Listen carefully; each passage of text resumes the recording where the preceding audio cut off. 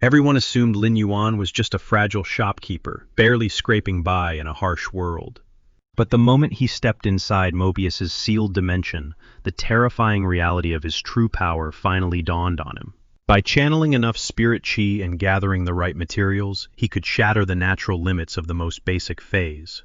Take the spirit-absorbing goldfish. While veteran creation masters would sweat bullets trying to breed one, he skyrocketed it from normal to elite grade in a mere 60 minutes. But rather than celebrating, Lin Yuan instantly zeroed in on the brutal catch. The fish devoured significantly more chi than a basic green radish, cementing a harsh reality. Explosive growth demanded a massive toll. To fuel this hunger, he packed Mobius's domain with raw energy ores, cranking the spirit chi density until the atmosphere itself practically choked on the power. Next, he pushed his sealed dimension to the absolute limit by amplifying a batch of web-spraying spiders, rocketing them to epic quality at a blinding speed.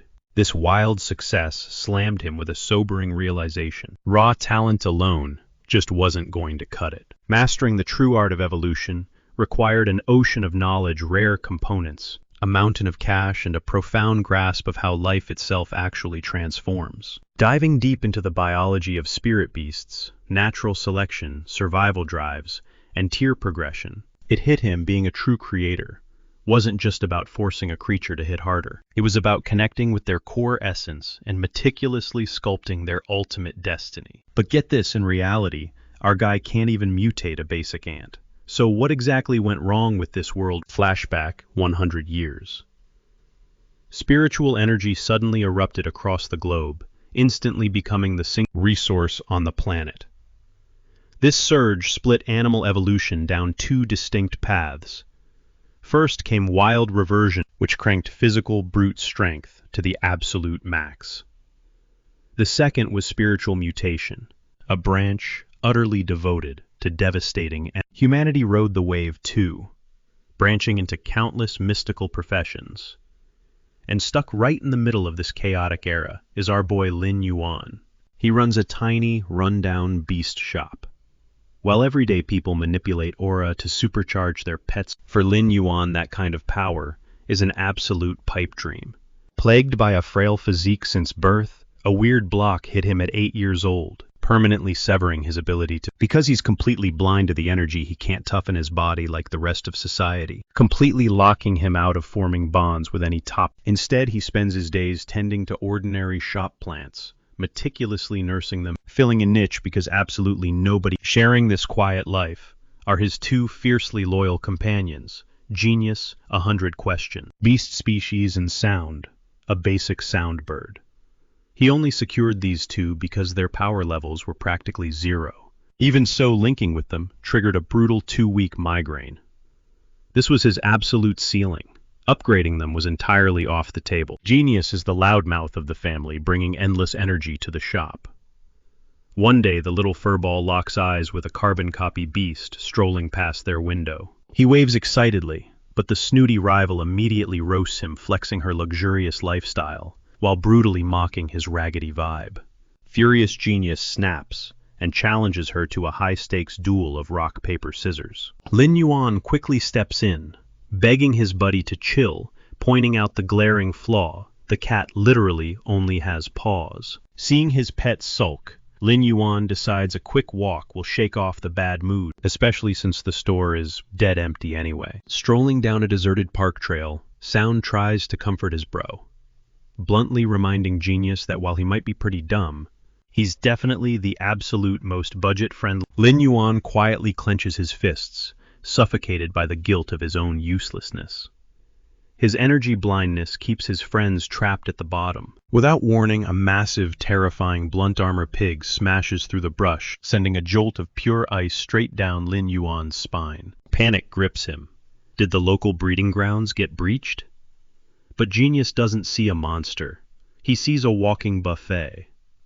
The tiny beast launches himself at the towering pig, but Lin Yuan desperately snatches him midair, dodging a lethal trampling, just as the beast unleashes a deafening roar. Lin Yuan immediately notices the creature's raging fury. Usually, blunt armor pigs are incredibly docile spirit beasts, so there is absolutely no way Genius's harmless antics could have triggered this sudden. Snatching up his furry companion, Lin Yuan sprints away from the charging behemoth. But disaster strikes, his foot twists, causing him to slam face first into the brutal dirt. Without a single second of hesitation, Sound and Genius jump directly into the line of fire. As Lin Yuan's vision blurs and his consciousness slips, a mysterious, echoing voice suddenly whispers his name. His mind races as he traces the sound. It is coming from the old copper band he lost back when he was 8 years old, the very same ring that vanished the second it absorbed his blood. Out of nowhere, a blinding, majestic golden pillar of light engulfs his entire body, and the missing copper band slowly materializes right back onto his wrist. A massive, electrifying surge of vitality rushes through Lin Yuan's veins. The dormant spiritual energy that vanished a decade ago is finally flooding back into his core. Meanwhile, realizing they are hopelessly outmatched, Sound and Genius frantically scramble back to his side. The two terrified pets desperately plead with him to stop the rampaging beast. Pushing through the pain, Lin Yuan stands tall, and to his absolute shock, a glowing interface of the beast's stats projects right before his eyes. He instantly spots the terrifying truth. This monster is at level, which explains exactly why his level 1 pets are getting completely crushed. But wait, he can perfectly predict the beast's attack pattern, barking out rapid-fire commands. He instructs Genius on exactly where to step. Following his master's voice, the little creature sidesteps just in the nick of time, barely dodging a lethal swipe. But Lin Yuan knows playing defensively is a death sentence. The sheer power gap between them is way too massive. Clenching his fist, he begs the mysterious ring for strength, and in that exact second, a faint pulsing aura erupts directly from the copper band. Miraculously, that exact same glow starts wrapping around Sound. A wild realization instantly hits him. His beloved spirits are on the verge of evolving, fueled entirely by the mysterious artifact on his wrist. Still, an evolution alone won't bridge the colossal gap between a level 1 and a furious level 3 beast. Desperately scanning the monster for any fatal blind spots, he starts screaming out tactical commands. He commands Sound to belt out a piercing melody to bait the monster. The tune doesn't matter. It just needs to be incredibly loud, trusting him completely. Sound unleashes a deafening screech, instantly snapping the beast's furious gaze right onto her. Abandoning its original target, the colossal pig charges straight at the tiny singer. Sound shrieks in pure panic, realizing she just drew the monster's lethal attention entirely away from Genius. Lin Yuan frantically orders her to whip around and target the beast's eyes.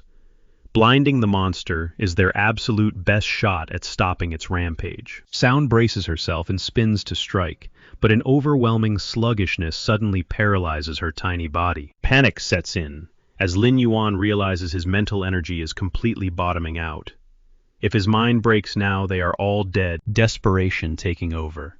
He mentally screams to whatever entity lives inside the ring, begging it to help him hold out just a little bit longer. Boom! A massive shockwave of power surges into Sound, propelling her forward to violently slash the... Lin Yuan instantly whips his head toward Genius, screaming for him to strike. But before he can even pinpoint the target, Genius aggressively launches forward, clamping down hard on the pig's sensitive snout. The frantic beast wildly spins around, slamming its heavy, sending the little guy reeling dizzily. Completely overwhelmed by the relentless combo, the battered beast squeals and bolts away, eventually running into two adults. It is Mr. Li, a man bound to a wheelchair, and Miss Zhang. Zhang's sharp eyes immediately lock onto the distinct feathers stuck to the fleeing monster, and she instantly connects the dots. Those feathers absolutely belong to Li. Barking a quick order, Zhang leaves the wounded beast to Li, sprinting off to rescue the young boy. Nodding firmly, Li summons his own powerful spirit creature to finish off the armor pig. Meanwhile, Lin Yuan's consciousness is suddenly yanked into the bizarre dimension. He stares in absolute awe at the sprawling, infinite void around him. His jaw drops, completely stunned, because this is his very first time stepping foot inside a phase interspatial realm. Trembling with excitement, He asks the glowing, and a mystic voice responds, revealing the ancient entity's true name. Mobius. It is a standard Grade 1 Fae, armed with incredibly rare spatial and mystery abilities. His new passive ability is an absolute game changer. It strips down invisible, mind-bending information right into crystal-clear data. The second passive, Calm Mind, acts as a mental anchor, perfectly stabilizing his sanity while shrugging off nasty negative status effects when he cracked open that pig's hidden stats. Still, a creeping thought hits him. Did Calm Mind actually awaken from all those grueling vocal sessions, alongside Sound Suddenly? His eyes lock onto something impossible, a glowing, exclusive trait. This kind of raw power never drops before the bronze tier, making it an absolute mind-blower to possess at a basic normal grade. A chill runs down his spine, whether Mobius is actually some mythical divine relic or a straight-up fantasy species. Speaking of this mysterious entity, Mobius operates as a sealed spirit boasting a pocket dimension designed to nurture Faes. The catch? It flat-out refuses to nurture anything ranked above its own level. Reality strikes Lin Yuan hard. Right now, he is painfully restricted to contracting basic Grade 1 Faes.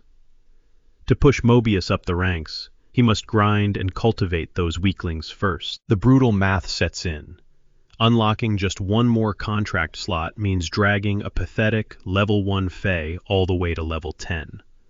This is a total nightmare because pouring resources into low-tier creatures bleeds him dry. Even if his pockets were loaded, this insane grind would bankrupt him in a heartbeat. And honestly, his wallet is already gathering dust. Despite the crushing cost, Lin Yuan flashes a grateful grin. Having this spark of power easily beats remaining entirely powerless. Finally, the invisible currents of mental energy ripple through his senses, fueling his hunger for a future breakthrough. Suddenly, the frantic voice of Auntie Zhang slices through his thoughts, scolding him about being completely blacked out for half a freaking day. Snapping to attention, Lin Yuan realized he needs to ditch the Mobius dimension and crash back into the real world. His heavy eyelids flutter open, revealing the glaring white walls of a hospital room where his two intensely loyal Faes are practically glued to his chest, demanding yet another full-body physical. Lin Yuan weakly waves them off, insisting he feels totally fine. Auntie Zhang instantly fires back furiously, asking if he wants a tiny hiccup to mutate into a death sentence after flatlining for 10 solid hours. Outgunned by her fierce maternal wrath, Lin Yuan reluctantly surrenders and honestly, Uncle Li and Auntie Zhang are godsend neighbors, single-handedly keeping him and his little sister Chu-Chu alive over the years, weighing the risks. Lin Yuan silently vows to bury the Mobius contract deep in the shadows. Keeping Auntie Zhang in, a seasoned doctor soon sweeps in, deploying a high-tier recovery spiritual beast that cascades healing energy over Lin Yuan's bruised body. Packing up his gear, the doc steps out, warmly guaranteeing Auntie Zhang that the boy is 100% in the clear. Uncle Li drops off a mouth-watering feast delivered straight by his personal terror rabbit. The heavy scent of rich braised pork hits the air, and since that is absolutely Genius's ultimate, watching the delivery run, Lin Yuan squints at Uncle Li's terror rabbit. That creature has always felt bizarrely cryptic, lacking that signature psychotic hyperactivity you would expect from its bloodthirsty, triggering his true data to peek at its hidden stats. His vision is violently spammed with a wall of red question marks. Lin Yuan's jaw basically unhinges. Not only is this beast rocking dual exclusive traits, but the most earth-shattering twist that thing is several days post-discharge. Lin Yuan locks into a brutal new routine, relentlessly pounding the pavement for a full 60 minutes every single morning. Yet pushing through just 1 hour feels like summiting a mountain, leaving him gasping for air in a puddle of his own sweat. Cursed with a pathetic lack of bodily spiritual energy since childhood, his physical foundation is practically paper thin. Fighting for breath, a dark thought creeps in. Should he just completely ditch the brutal path of a combat and quietly settle down as a simple lifestyle worker? When Uncle Li and Auntie Zhang catch him practically dying on the sidewalk, playfully roasting his terrible stamina, Lin Yuan forces out a strained, nervous chuckle, gasping out an excuse about needing to build up his core strength. A terrifying truth is exposed. Uncle Lee is actually severely crippled by a nightmare parasite, known as the bone-rot threadworm, a monstrous fae sitting comfortably at the platinum tier or even higher. This horrific pest is actively pumping a lethal cocktail of biological venom and a rotting mental curse straight into his veins. Lin Yuan realizes with pure shock that Uncle Lee's actual spiritual profession rank is a godlike king tier at the very least. A massive wave of respect washes over Lin Yuan. How on earth has Uncle Lee managed to quarantine this apocalyptic poison for all these agonizing years? Just for context, achieving the legendary king rank practically places you at the undisputed peak of humanity. The puzzle pieces finally click. That fake terror rabbit is exactly like Uncle Lee, a devastatingly injured powerhouse, forced into a pathetic disguise just to survive and heal. Before strolling away, Uncle Lee shoots Lin Yuan a warm look, heavily insisting that the kid better holler immediately if he ever stumbles into any real danger. The older man insists on covering Chu Chi's tuition whenever needed, but Lin Yuan gently waves off his concern, assuring the elder he has it handled. Staring at the man's lingering wounds, Lin Yuan desperately searches his mind for a cure, hoping to finally repay him for a lifetime of selfless kindness. Stepping back into his dim storefront, his eyes lock onto a display shelf. Resting right there sits a green radish fae, pulsing with the unmistakable aura of a grade 3. His jaw hits the floor. Just 24 hours ago, that exact same plant was completely ordinary. A wild theory crosses his mind. Could his own spiritual aura be leaking into these creatures, fueling their rapid evolution? Eager to test this crazy hypothesis, he ramps up the challenge for a second experiment. After all, a green radish is practically weed status, good for nothing but cheap livestock feed. Yet, against all odds, he effortlessly pushes a frail lily fae straight into the elite tier, unlocking a natural ability to mend physical wounds. By casually bumping that pathetic radish up to elite status, its market price just skyrocketed tenfold. Mind blown, he immediately summons his two trusty companions, Sound and Genius. Genius, his sharp-witted spiritual beast, possesses a photographic memory capable of locking away even the most microscopic details. Basking in their master's overflowing energy, both pets have undergone massive transformations of their own. Sound flutters around happily, chirping about how her vocal melodies have grown incredibly. A massive grin spreads across Lin Yuan's face as he whispers to his furry friends that he just unlocked the ultimate cheat code to unimaginable. But his smile quickly vanishes as a chilling realization hits him. This goes way beyond. Advancing a fae's bloodline is notoriously brutal. Minus a tiny handful of creatures that mutate in the wild, almost all evolutions force legendary creation masters to burn through mountains of priceless artifacts and rare elixirs, just to give those maxed-out beasts a slim gamble at surviving the breakthrough. Yet here he sits, shattering every known law of nature by evolving them barehanded. Panic settles in the pit of his stomach. A miraculous gift like this would put a massive target on his back. Without a shred of combat strength to defend himself, one wrong move would instantly turn him into a captive for ruthless power players. Cold sweat drenches his shirt as terrifying scenarios of what might happen to him flash behind his eyes. He locks down his racing heart. To wield this godlike potential without getting murdered, Lin Yuan knows he must officially earn the title of a creation master. That prestigious badge will be his perfect camouflage, shielding his unnatural. The tense silence is broken when Genius nudges him, pointing to his buzzing phone. The screen flashes with his sister's name. Snapping out of his dark thoughts, he cheerfully answers. Chusa's worried voice immediately demands an update on his fragile. He warmly reassures her that he feels stronger than ever, casually mentioning his plans to clear out the messy yard. Gasping in disbelief, she instantly scolds her brother. She fiercely reminds him that he lacks any energy enhancement, meaning there is absolutely no way his frail frame could withstand that kind of grueling physical labor. She demands he drop the broom and wait until she returns to tackle the heavy lifting herself. Laughing softly, he begs her to relax, promising it is merely a light sweeping job. Shifting the focus, He brings up their sacred pact, pushing her to crush her exams and maximize her brilliant potential. Determination fills her voice as she swears she will never let him down. Meanwhile, across the city at the academy, an instructor stands before Chu Chi's class, dropping a massive announcement. Every student will bind their very first fae. The teacher's grave tone highlights the immense weight of this upcoming milestone. She explains that while a beast's innate rank dictates its raw power, the actual contractor's spiritual depth determines how much of that deadly force can actually be unleashed in a real fight. Furthermore, she breaks down the complex compatibility web dividing various combat classes. Forcing a bond with an incompatible element is a massive gamble. The rejection rate skyrockets, often leaving the careless student with permanent mental trauma.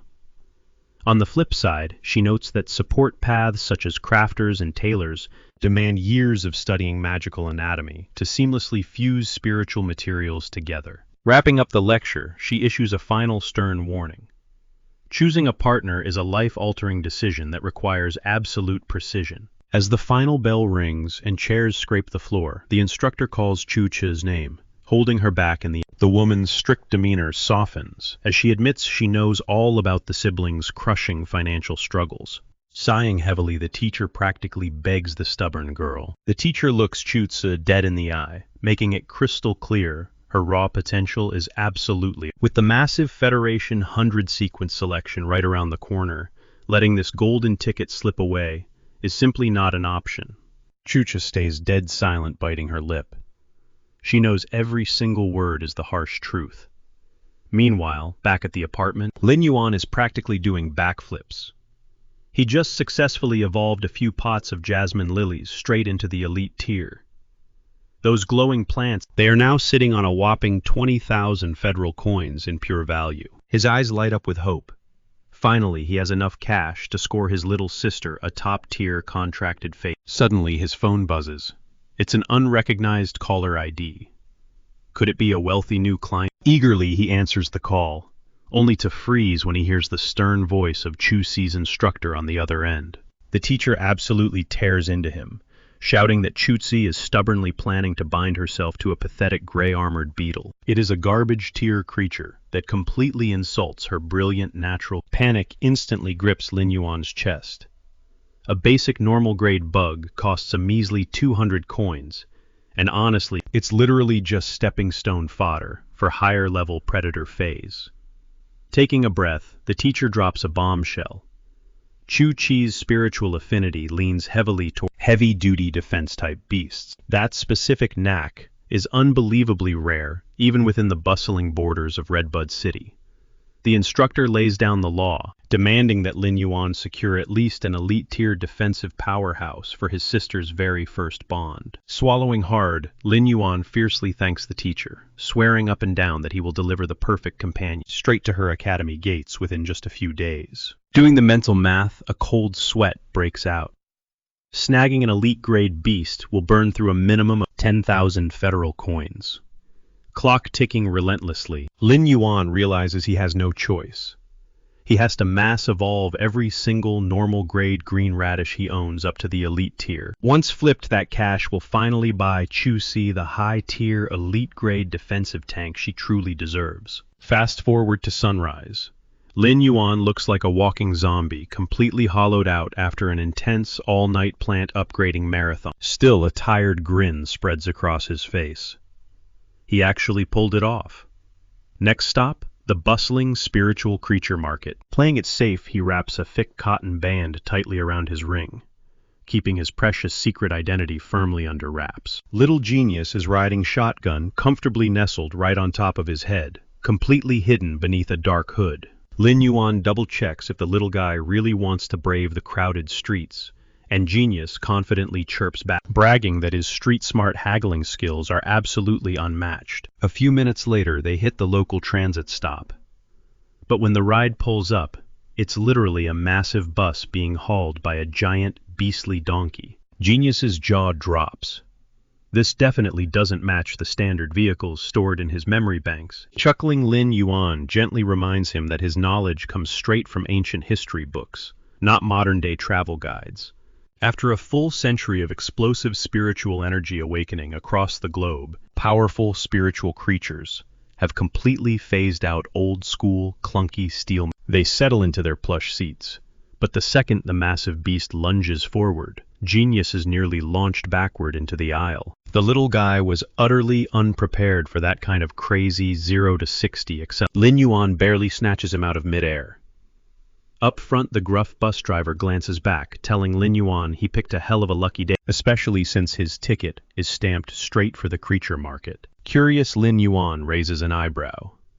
Did a massive, fresh batch of beasts just hit the auction block? The driver shakes his head, dropping some heavy news from a few days back. Apparently, a violent dimensional rift tore open 30 miles past the suburban line. The elite Redbud guards spent 48 grueling hours slaughtering a massive insect swarm that flooded out of the tear. Luckily, right at this very moment, the bloody chaos has finally been locked down. Still, they aren't taking any chances, keeping 3 heavily armed squads standing watch around the perimeter. The real tragedy. That rift ripped open right next to a massive breeding farm. A ton of stock got butchered, leaving the survivors badly mangled. Now the traumatized workers who barely made it out alive are running pop-up stalls, desperately liquidating their wounded beasts at fire sale prices. Hearing this, Genius suddenly pieces the puzzle together. That's exactly how that wild blunt armor pig broke loose. Nodding grimly, the driver confirms it.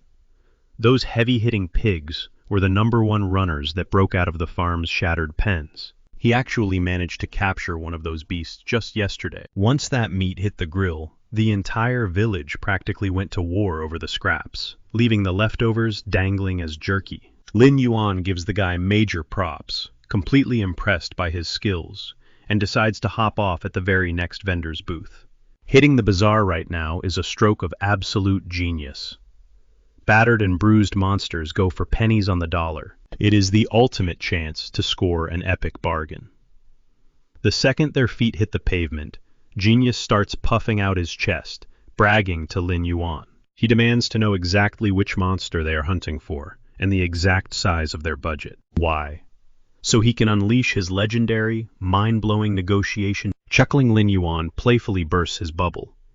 He reveals they are hunting for a massive, elite-tier defensive tank. The price tag, a staggering 100,000 federal coins minimum.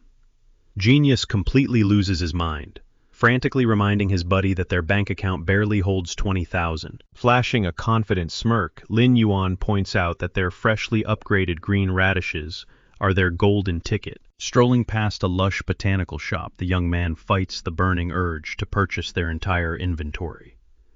His senses are hyper-tuned. He can literally feel a primal magnetic pull towards certain. Meanwhile, other creatures completely repel him. The brighter their aura shines, the more comforting and welcoming their energy radiates. Lin Yuan is utterly speechless at the insane range of his spiritual connection. He ponders if he is simply born to master healing and support classes. His little sister, on the other hand, perfectly syncs with heavy-duty shield beasts. Suddenly, Genius darts straight toward a bustling storefront. He attempts to fiercely haggle for a spiritual pet facing a steep asking price of 80,000. Unfazed, the tiny negotiator looks the merchant dead in the eye. He aggressively counters with a measly 20,000, instantly provoking the furious owner into kicking him right to the curb. Lin Yuan snatches his reckless companion, desperately shouting apologies to the merchant. But Genius, he is still stubbornly convinced he could have scored an absolute steal if given just 5 more minutes to argue. Sighing, Lin Yuan lectures him on shopping smart. They need to scout the entire market, not stubbornly latch onto a single booth. Soon, they spot a massive tortoise. It fits the defensive profile, but sadly, its stats are painfully average, earning a quick rejection. They stumble upon an armadillo next, yet it fails to spark any excitement. Hours melt away in the crowded bazaar. Growing impatient, Genius whines, begging to retreat and snatch up that armored rabbit from earlier, the very same one he brutally lowballed. But Lin Yuan firmly shakes his head, determined to push forward. Exhausting almost every option, the duo is finally dragging their feet toward the absolute last vendor in the alleyway. Bingo! Lin Yuan locks eyes on a majestic sheep an elite level 7 beast, wielding massive, unbreakable horns as a natural fortress. This is the ultimate jackpot, the exact Fae he has been dreaming of. It even rocks a devastating crowd control ability. The legendary Shockhorn, panting with excitement, he sprints to the merchant, practically begging to purchase one of these horned tanks. He throws down a fat offer of 100,000, but the vendor hesitates, needing to ring up his wife for the final green light. Leaning in close, Genius frantically whispers that he scoured the web yesterday. Ramhorn sheep typically sell for anywhere between 50,000 and 90,000. Even the rarest ones peak at 90,000. Which means his human partner is about to get brutally ripped off. With a calm, knowing smirk, Lin Yuan explains that tossing out a high starting bid proves his absolute sincerity. He lightly pats the furry creature, teasing that the little guy's... The vendor snaps his phone shut, delivering the crushing verdict. The sheep will cost him a staggering 120,000. Federal coins, that is. And the price strictly off-limits for negotiation. Lin Yuan's shoulders slump heavily, his heart sinking as the outrageous price tag shatters his hopes. Despair creeping into his voice, he tells Genius they have completely run out of defensive options in this market. Ever the loyal companion, Genius assures him that bleeding their wallets dry for the sheep is simply their absolute worst case. At the end of the day, any sacrifice is worth it for Chu-Tzi's safety. Suddenly, a chaotic mob catches his eye. A massive crowd fighting over fresh cuts at a butcher's stand. Boss Yang, the rugged butcher, loudly announces he is completely sold out. The angry mob immediately points to the bloody half-dead monsters caged in the back. They demand he slaughter one of those rejects right now. Hearing the magic words, "injured beasts," a brilliant spark ignites in Lin Yuan's eyes. His luck has finally turned. Yang firmly stands his ground, fiercely declaring that those battered animals are strictly off the chopping block. Instead, he challenges the grumbling mob, offering to sell any of the 3 surviving broken creatures as pets. Disgusted, the customers storm off in a raging huff. They violently curse at him, screaming that absolutely nobody has the insane budget required to hire a creation master. Fixing those mangled monsters would cost The moment the path clears, Lin Yuan lunges forward like a predator. Assuming he is just another hungry patron, Yang barks that the meat is completely gone. However, Lin Yuan waves off the offer of meat, making it crystal clear that he's actually here to inspect the wounded beasts stashed inside. Catching the frantic, unstable glint in Yang's eyes, Lin Yuan realizes he needs to tread lightly, knowing one wrong push could wreck the entire negotiation. To keep things grounded, Lin Yuan instantly triggers his calm mind skill, letting a wave of absolute tranquility wash over him. So, breathing a heavy sigh, Yang gestures him toward the back of the shop, revealing the battered, Sitting right there are 2 web-spraying spiders, and at a passing glance they actually look pretty solid. But stepping closer reveals a grim reality: their abdomens are brutally ripped open, leaving them with barely 48 hours left to breathe. Wasting zero time, Lin Yuan activates his scanning ability, instantly pulling up their hidden. The first crawler sits firmly at elite level 10, packing a nasty poison typing that lets it blast out a highly toxic forward-facing web. Analyzing the data, Lin Yuan quickly pieces together that these critters would have never sniffed the copper tier if that chaotic dimensional rift hadn't. In a normal market, a perfectly healthy spider like this would easily fetch a staggering 300,000 coins. Yang bitterly points out their rare poison typing, claiming they would have scored a way heftier price tag back in their prime. But in their current wrecked state, he admits both of them bundled together won't even break 150. Locking eyes with the vendor, Lin Yuan boldly claims he wants both spiders, but straight up admits his wallet is running a little light right now. Instead of backing down, he pitches a counteroffer, asking if Yang would be down for a pure... Rubbing his chin, Yang reveals he's actually plotting to kickstart his own farm once he ditches this spirit market, meaning a barter might be exactly what he needs. The moment Lin Yuan drops the bomb that he's packing elite green radishes, Yang's eyes widen in absolute shock. Skeptical Yang immediately questions their grade, but Lin Yuan doesn't flinch, swearing on his life that the quality is absolutely top tier. He invites the vendor to inspect the goods for himself, heavily piquing Yang's interest. After all, Yang knows damn well that green radishes are shifting gears. Yang points a finger toward the very last beast huddled in the shop. A massive rhino, Rocky Bull, hailing straight from the legendary horned cattle lineage. Amazingly, it is a pure defensive juggernaut, completely loaded down with an insane arsenal of protective abilities. We are talking absolute loyalty, like physically throwing its body into the line of fire to absorb lethal blows meant for a wounded master. The second Lin Yuan processes those stats, his brain practically short-circuits, and he desperately demands Yang's asking price for the rocky beast. Hovering right on the razor's edge of the copper tier, this tank-like monster is flawlessly tailored to be the ultimate guardian for Chutzi. Yang raises an eyebrow, asking if the kid is seriously sure about this, considering the bull is knocking on death's door right now. Bypassing any haggling, Lin Yuan slaps down a massive offer of 200,000 coins without a second thought.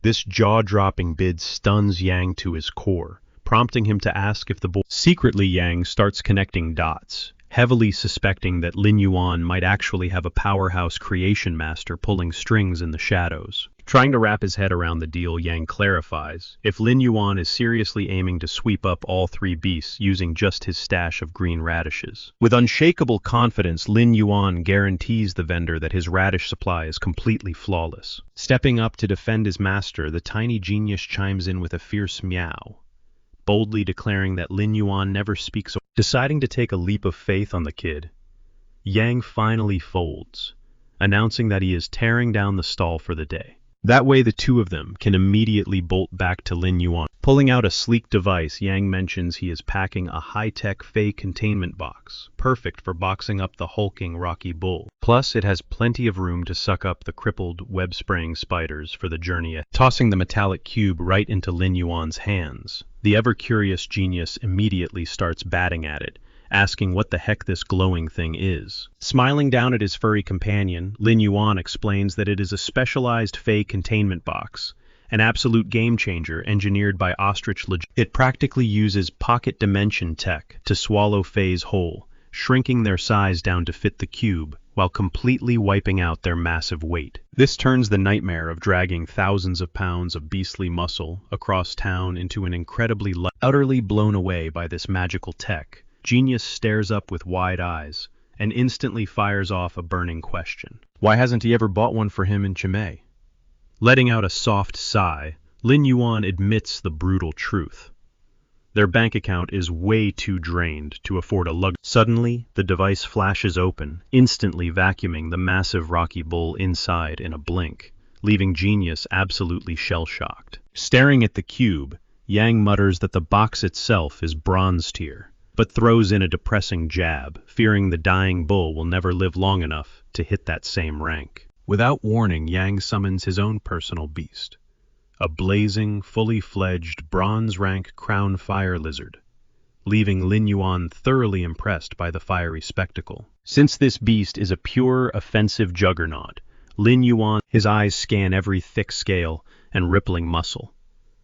After all, he has never stood face-to-face with a genuine bronze-tier monster. Watching from the sidelines, Yang is absolutely stunned by. In the merchant's mind, a boy this fearless must either be a natural-born prodigy or have a heavyweight master pulling the strings in the shadows. Lin Yuan hops onto the beast's back, but the second it launches forward, the sheer G-force nearly snaps his neck.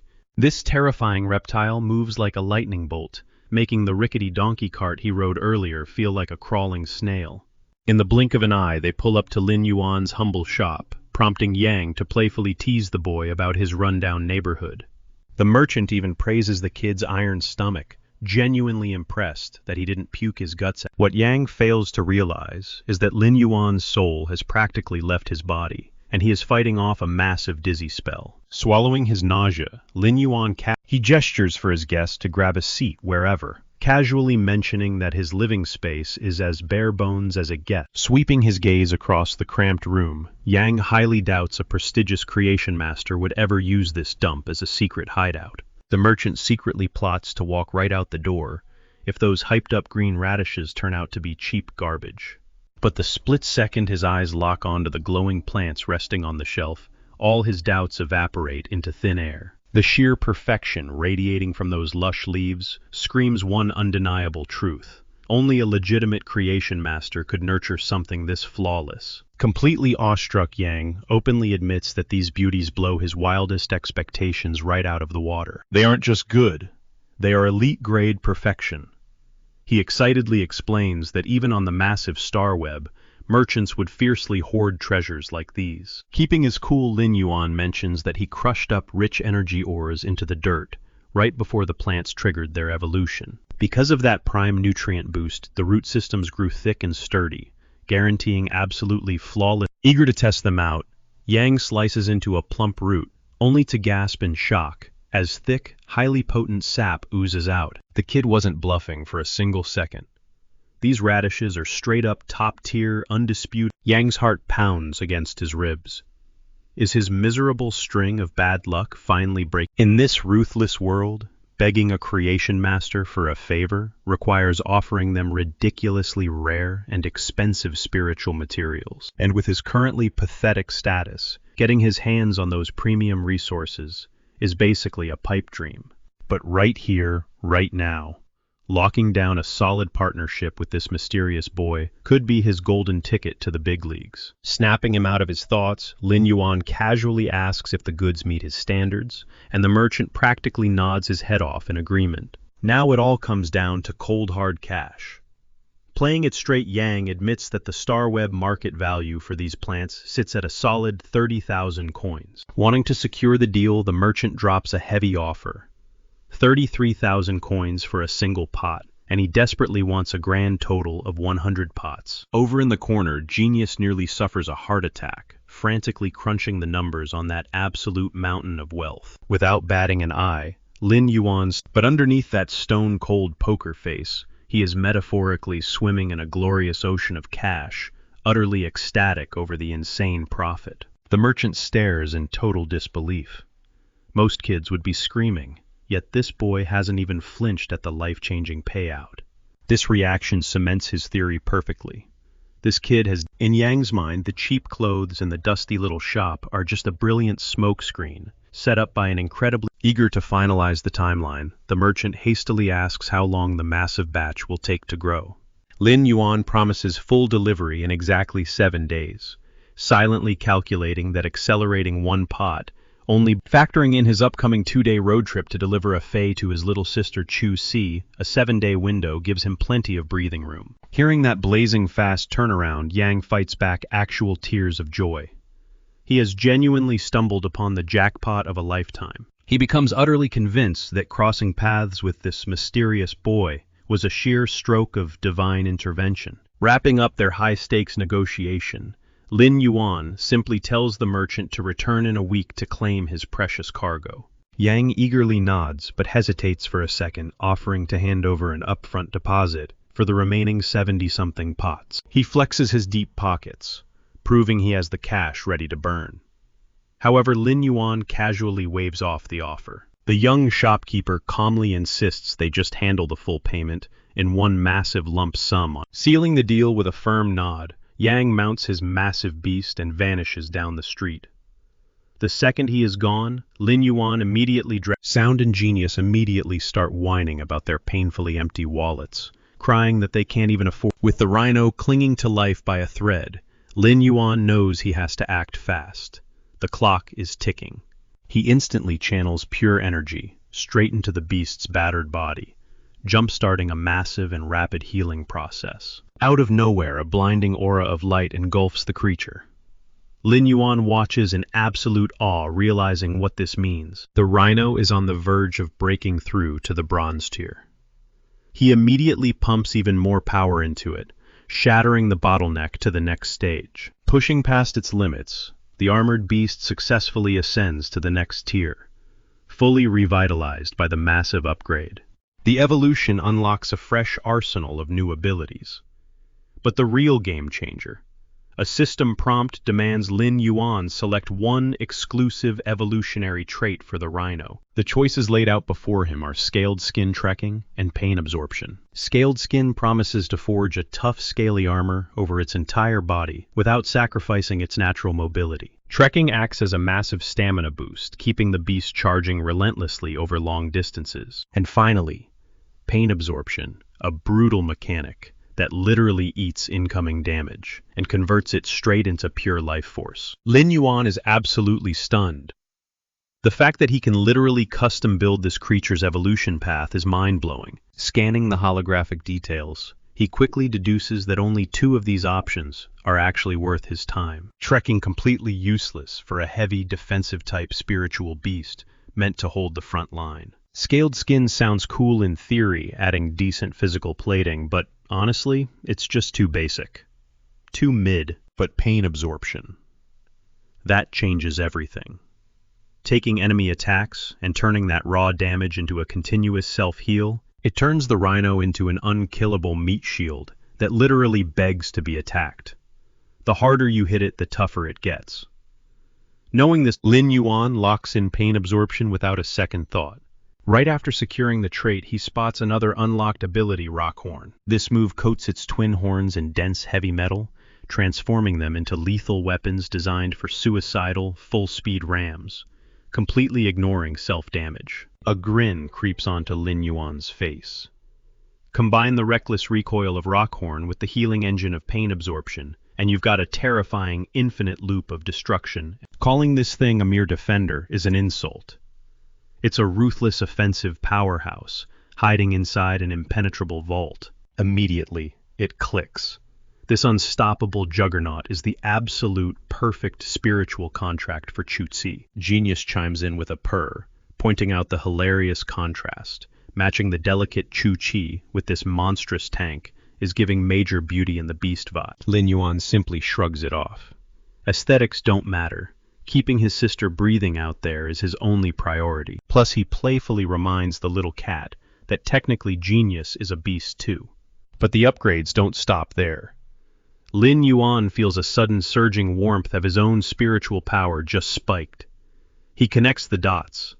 The higher a Fey evolves, the stronger the spiritual feedback blasting straight back into his own body. Still, he collapses back, exhausted.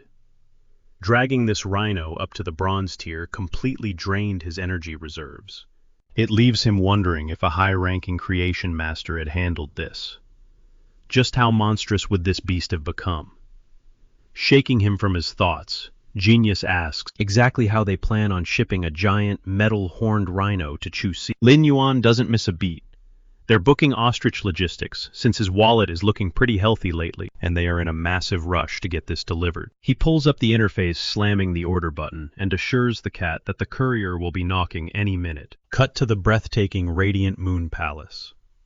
The city lord of Redbud City, Ling Xiao, is carefully blending highly potent ingredients. He's not alone.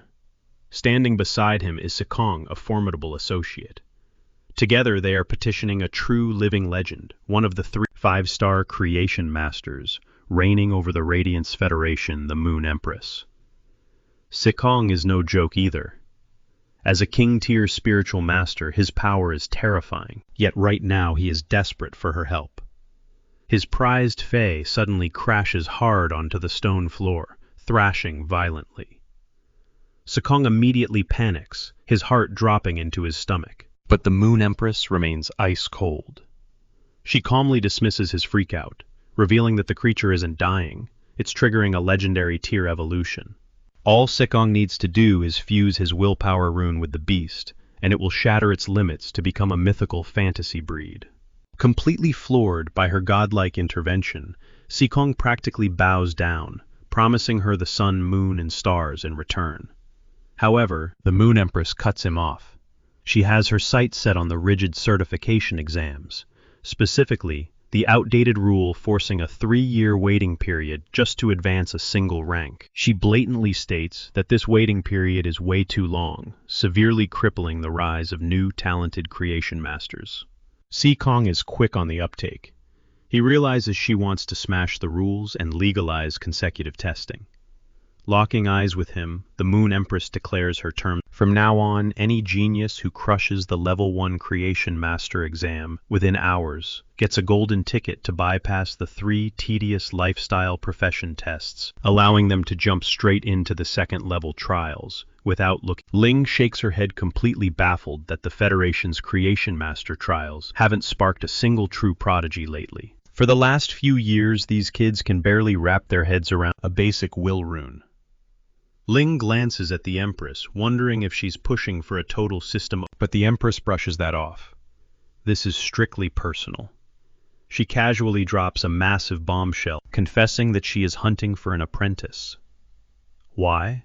Because every single one of her rivals already snatched one up, and there's no way she's eating their... On top of that, a terrifying dimensional tide is looming over them. And this exact city is a massive hotspot for insect-type rifts. She stares Ling down, reminding her that as the city lord, it is her absolute sworn duty to shield these lands and her people from the swarm. Lock down the perimeters, she commands, demanding. Ling immediately bows deep, swearing on her life that the city will remain an impenetrable fortress. Fast forward a bit. The ostrich logistics crew touches down, scooping Lin Yuan up onto the back of a massive feathered beast. Barely a few minutes into the sky, Lin Yuan turns completely green, fighting down nausea, but the pilot just chuckles, promising the turbulence will smooth out once they punch through the cloud layer. The guy mentions how much he loved hanging out with Genius, wishing he could have smuggled the little guy aboard if they weren't maxed out on weight. Honestly, Genius had been wailing his eyes out at the departure gate, and Lin Yuan only managed to slip away by bribing him with promises of epic snacks upon his return. Suddenly, the pilot snaps Lin Yuan back to reality, shouting over the wind that they just hit the ultimate drop zone for a breathtaking view. Below them, a sprawling tapestry of lush peaks and winding rivers unfolds. Looking like a literal cinematic map, Lin Yuan stares down, completely mesmerized, when suddenly, a bizarre, heavy sensation knots in his chest. His eyes widen as the truth hits him like a freight train. It's an awakening. A blazing golden will rune violently materializes right in his palm, pulsing with the raw, ancient energy of those very mountains and rivers. He's entirely lost in the glowing symbol when the pilot glances back, checking if he's holding down his lunch. Lin Yuan quickly snaps his hand shut, brushing it off. Changing the subject, he gestures out at the endless rocky terrain rolling past them, asking for a solid ETA on their arrival at Redbud City. Should hit the gates by sunrise, the pilot yells back. But Lin Yuan frowns, banking on a pre-dawn touchdown. The rider defends his cruising speed, pointing out that rookies usually puke their guts out going any faster. But Lin Yuan isn't having it. Forget my stomach, he urges. Punch it to the absolute limit. Cut to the next morning at Chu Chi's academy. The entire freshman class gets herded out onto the dusty training grounds. The twist, they are being thrown straight into a brutal live combat gauntlet, literally minutes after contracting their very first phase. The instructors are dialing up the cruelty this year, entirely fueled by spicy rumors that the academy is aggressively headhunting for the legendary top 1. A stern-looking examiner steps up, barking out the reality this is actually a junior-level sparring session, pulling double duty as a horrifying trial by fire for the rookies. He breaks down the brutal setup bond with your beast, draw a random ticket, and immediately face off against a battle-hardened third year to test drive your new abilities. He waves a hand, trying to cool their panic by promising it's just light sparring, but the tension in the air says otherwise. Beside Chutza, a classmate is visibly shaking, terrified of getting crushed by a veteran. She turns to Chutza, whispering in disbelief, asking if she's seriously going to risk her life, linking up with a trash-tier gray-armored beetle. Chutza's eyes darken. Like I have another option, she mutters bitterly, popping open a cramped container to reveal the trembling bug inside. The whistle blows and absolute chaos erupts. Match 1 is a complete slaughter. A senior casually bullies a freshman beast straight out of the ring in seconds, screaming about how incredibly rigged this system is. They just met their monsters 5 seconds ago, and now they are thrown into a cage match against seasoned brawler. Believing the whole setup is a sick joke, the terrified girl grabs Chusi's arm, begging their class valedictorian to step up and wipe that since she is easily the fiercest fighter in their grade. But fate has a twisted sense of humor. The tournament bracket updates, and Chu Chi's blood runs ice cold. She just drew Feng Li Chang. Worse yet, word on the street is his family pulls major strings over at the Creation Master Union, giving him an insanely unfair advantage. Convinced he is destined for greatness among the elite prodigies, he figures he just needs to rack up a few more combat victories. Secretly, Feng is absolutely thrilled to be matched against Chu Tzu, viewing her as nothing more than a pathetic stepping stone. His ultimate goal? Snagging a spot as the Moon Empress's disciple, a golden ticket to absolute power and fame. He smirks, knowing Chu Tzu doesn't stand a ghost of a chance. In his eyes, her wasted potential is simply the tragic result of being born dirt. But Chu Si isn't the type to just roll over and surrender, even if her only weapon is a flimsy basic beetle. Moments before the clash kicks off, her teacher sprints onto the scene, dragging a fierce, yellow-spotted dog behind her. Panting, she urges the young girl to forge a contract with the hound immediately, revealing it's already an elite-grade beast.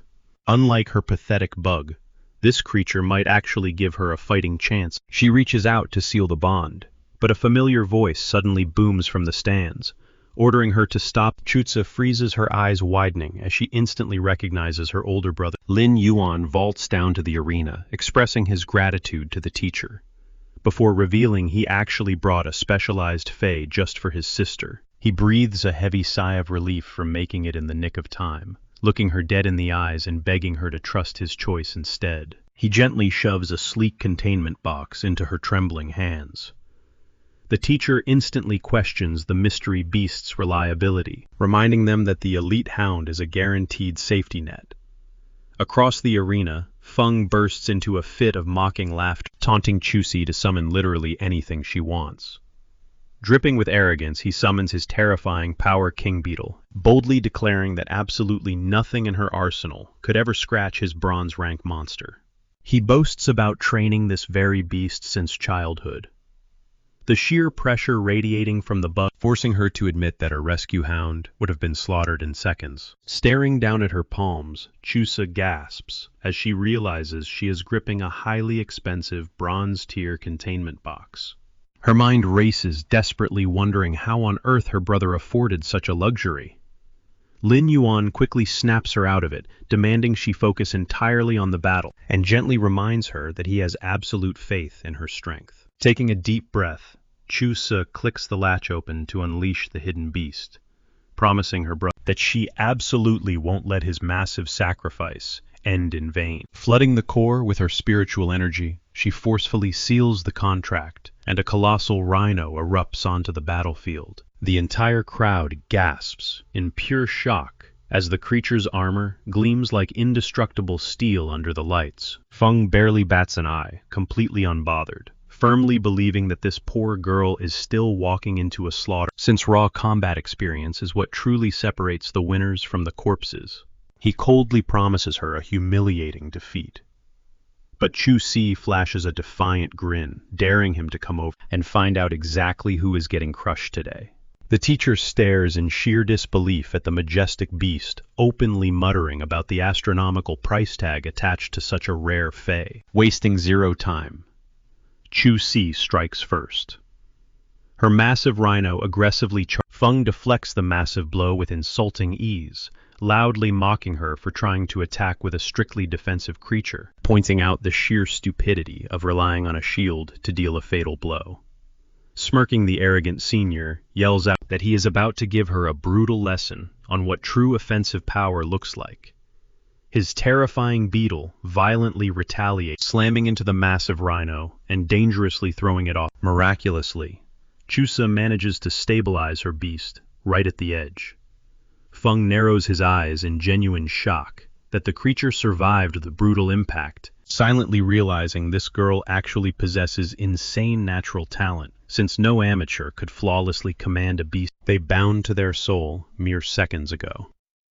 The teacher exhales a shaky breath, thankful the heavy beast wasn't hurled out of the arena, but she still trembles with anxiety over the rookie's dangerously reckless tactics. She assumes Chu-Chi is just lacking battlefield smarts.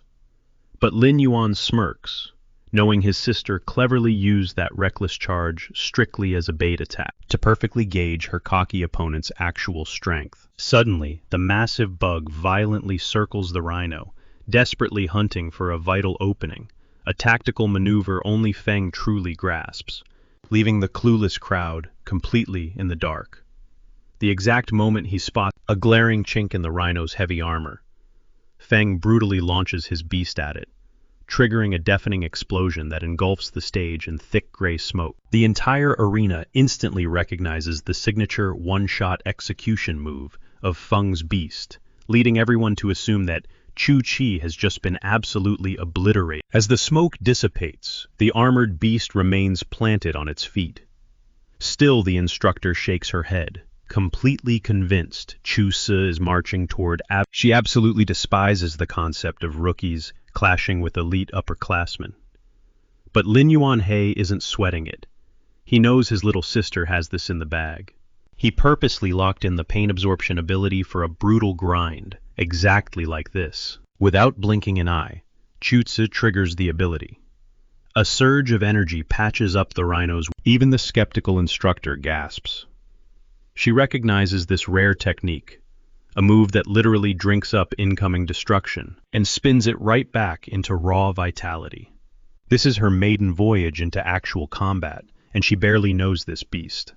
Yet she commands the battlefield like a seasoned pro, flawlessly pivoting to survive the onslaught. Across the arena, Feng scoffs. He refuses to believe this battered tank poses any genuine threat.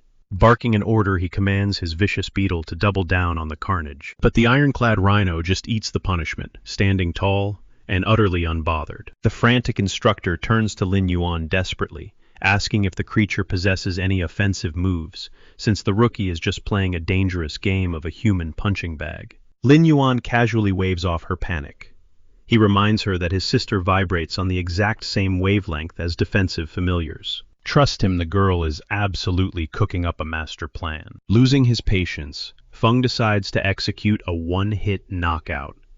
He screams at his insect to execute a suicidal high-speed nosedive straight at their target. Sensing the climax, Chu-Si tightens her grip and braces her beast for impact.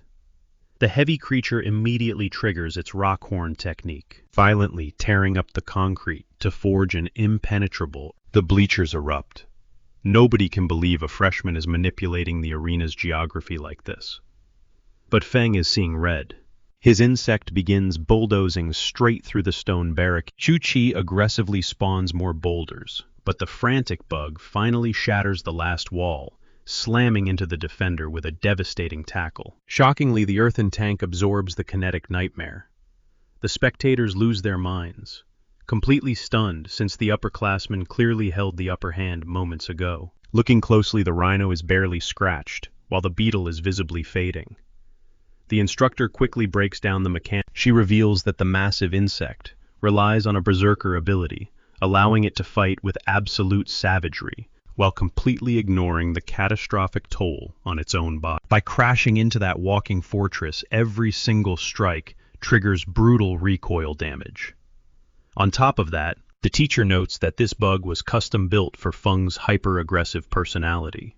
He dumped all his stats into lethal firepower and pinpoint accuracy, completely ignoring the nightmare scenario of actually colliding with a brick wall of the exact same weight. The whole point of this glass cannon build is to utterly overwhelm the enemy from the jump and secure a lightning-fast execution.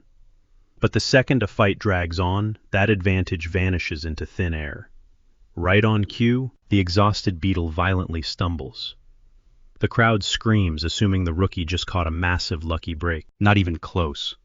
The instructor immediately shuts down that theory, explaining that while both monsters possess immense power, an oversized insect fundamentally lacks the biomechanical stability of a four-legged tank in a grueling marathon. Furthermore, a master's crumbling psyche directly poisons their familiar's stamina. She sternly reminds the wide-eyed teenagers that this exact scenario is literally Chapter 1 of their combat manual. Down in the dirt, Feng is rapidly unraveling.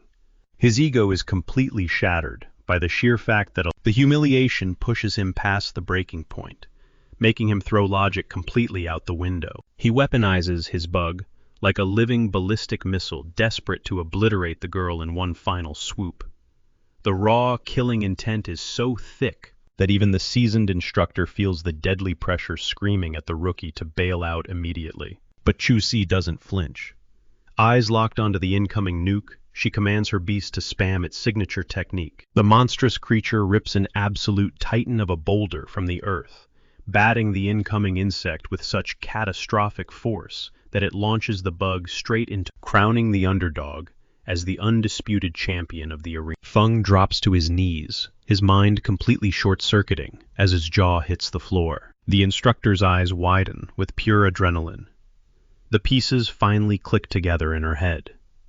Chu-Si wasn't just spamming defense, she was systematically stockpiling shrapnel across the entire battlefield, baiting him into the perfect, devastating grand finale. That raw force could effortlessly topple the Power King Beetle. Thrilled, she slaps Lin Yuan on the back, striking him so hard she nearly punches a hole straight through his spine. Tears streaming down her cheeks, Chu-Si launches herself into her brother's embrace, while Lin Yuan warmly praises her epic victory. Wiping her eyes, she immediately interrogates him about the sudden influx of cash, frantically demanding to know if he auctioned off their beloved shop. She fiercely reminds him that without those funds, treating his... With a gentle smile, Lin Yuan promises her that the business is actually thriving, and more importantly, his illness is completely cured. Their heartfelt reunion is gently interrupted by the instructor, who steps in to praise Chu-Chi's extraordinary potential. Recognizing her raw skill, the mentor plans to bypass the usual process and directly nominate her for the highly competitive Red Bud. This crucial regional tournament serves as the ultimate stepping stone,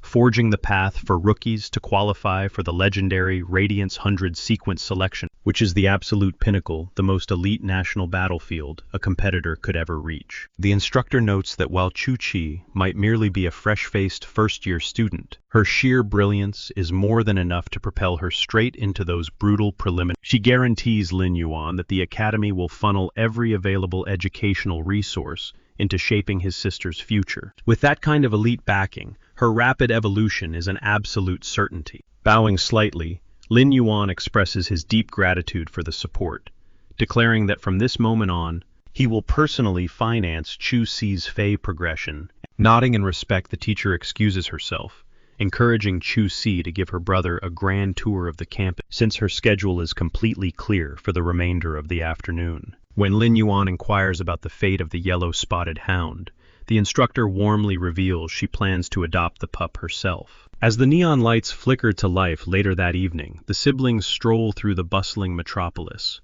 where Lin Yuan drops a massive bombshell. He can finally sense spiritual energy. However, he completely struggles to find a way to prove this miracle, entirely met by his sister's stubborn skepticism. Chu-Si flat-out refuses to relax, until she sees hard evidence, firmly convinced that acquiring the rhino must have cost an absolute fortune. Left with no other option, Lin Yuan whips out his device and flashes his bank balance, letting the massive string of zeros speak for itself. Her jaw practically hits the pavement, utterly shell-shocked that her brother is actually telling the truth and swimming in legitimate wealth. Lin Yuan proudly explains that once his spiritual core awakened, he successfully evolved into a certified creation master. Leveraging this rare profession, he crushed a high-paying commission that flooded their account. Gripping her shoulders, he urges Chu-Si to focus entirely on her academics, crush the upcoming tournament, and dominate the leaderboards. He firmly insists she ditch her grueling part-time jobs, as financial struggles are now a thing of the past. To top it off, he announces his own ambitious goal. Overjoyed by this tidal wave of good news, Chu-Si beams brightly, prompting Lin Yuan to declare a massive celebratory feast. She humbly suggests a simple meal, but he immediately shuts that down, demanding she order the most extravagant dishes on the menu. With their bellies full and spirits soaring, Lin Yuan eventually boards his transport to embark on the journey back home. Staring out the window, he acknowledges the brutal grind ahead. backing his sister's dreams and passing. He quickly calculates that he needs to devour massive volumes of foundational texts for both Fey research and spiritual material analysis, which is an intimidating mountain of knowledge to digest. However, he confidently trusts that genius will help him speed reflecting on the arena, he realizes Chu Xi's rock-solid spiritual reserves were the ultimate key to her flawless victory. In stark contrast, Lin Yuan's own spiritual tank is currently so pathetic, he cannot even legitimately label himself a professional. On top of that leveling up, Mobius remains a massive headache, as its exclusive evolutionary trait demands absurdly rare materials. Suddenly, Lin Yuan notices the aerial mount is tearing through the sky significantly faster than before, prompting the pilot to admit he is terribly behind schedule. The frantic pilot vows to push the Falcon to its absolute top speed, desperately hoping to avoid a dreaded 1-star rating. As Lin Yuan mutters about needing to grab more supplies, the pilot quickly advises him to simply hunt for gear on the star webs because Ostrich Logistics offers a lightning-fast, same-day delivery service that drops items right at your doorstep. By the time they crash land at Lin Yuan's territory, the magnificent Falcon is gasping for air, though the pilot swears the beast will recover shortly. Panting heavily, the pilot practically begs for an excellent review, insisting the chaotic flight was still a soaring success. Chuckling, Lin Yuan promises top marks, and almost instantly his massive online order materializes at his front door. Staring at the packages, a brilliant realization strikes him.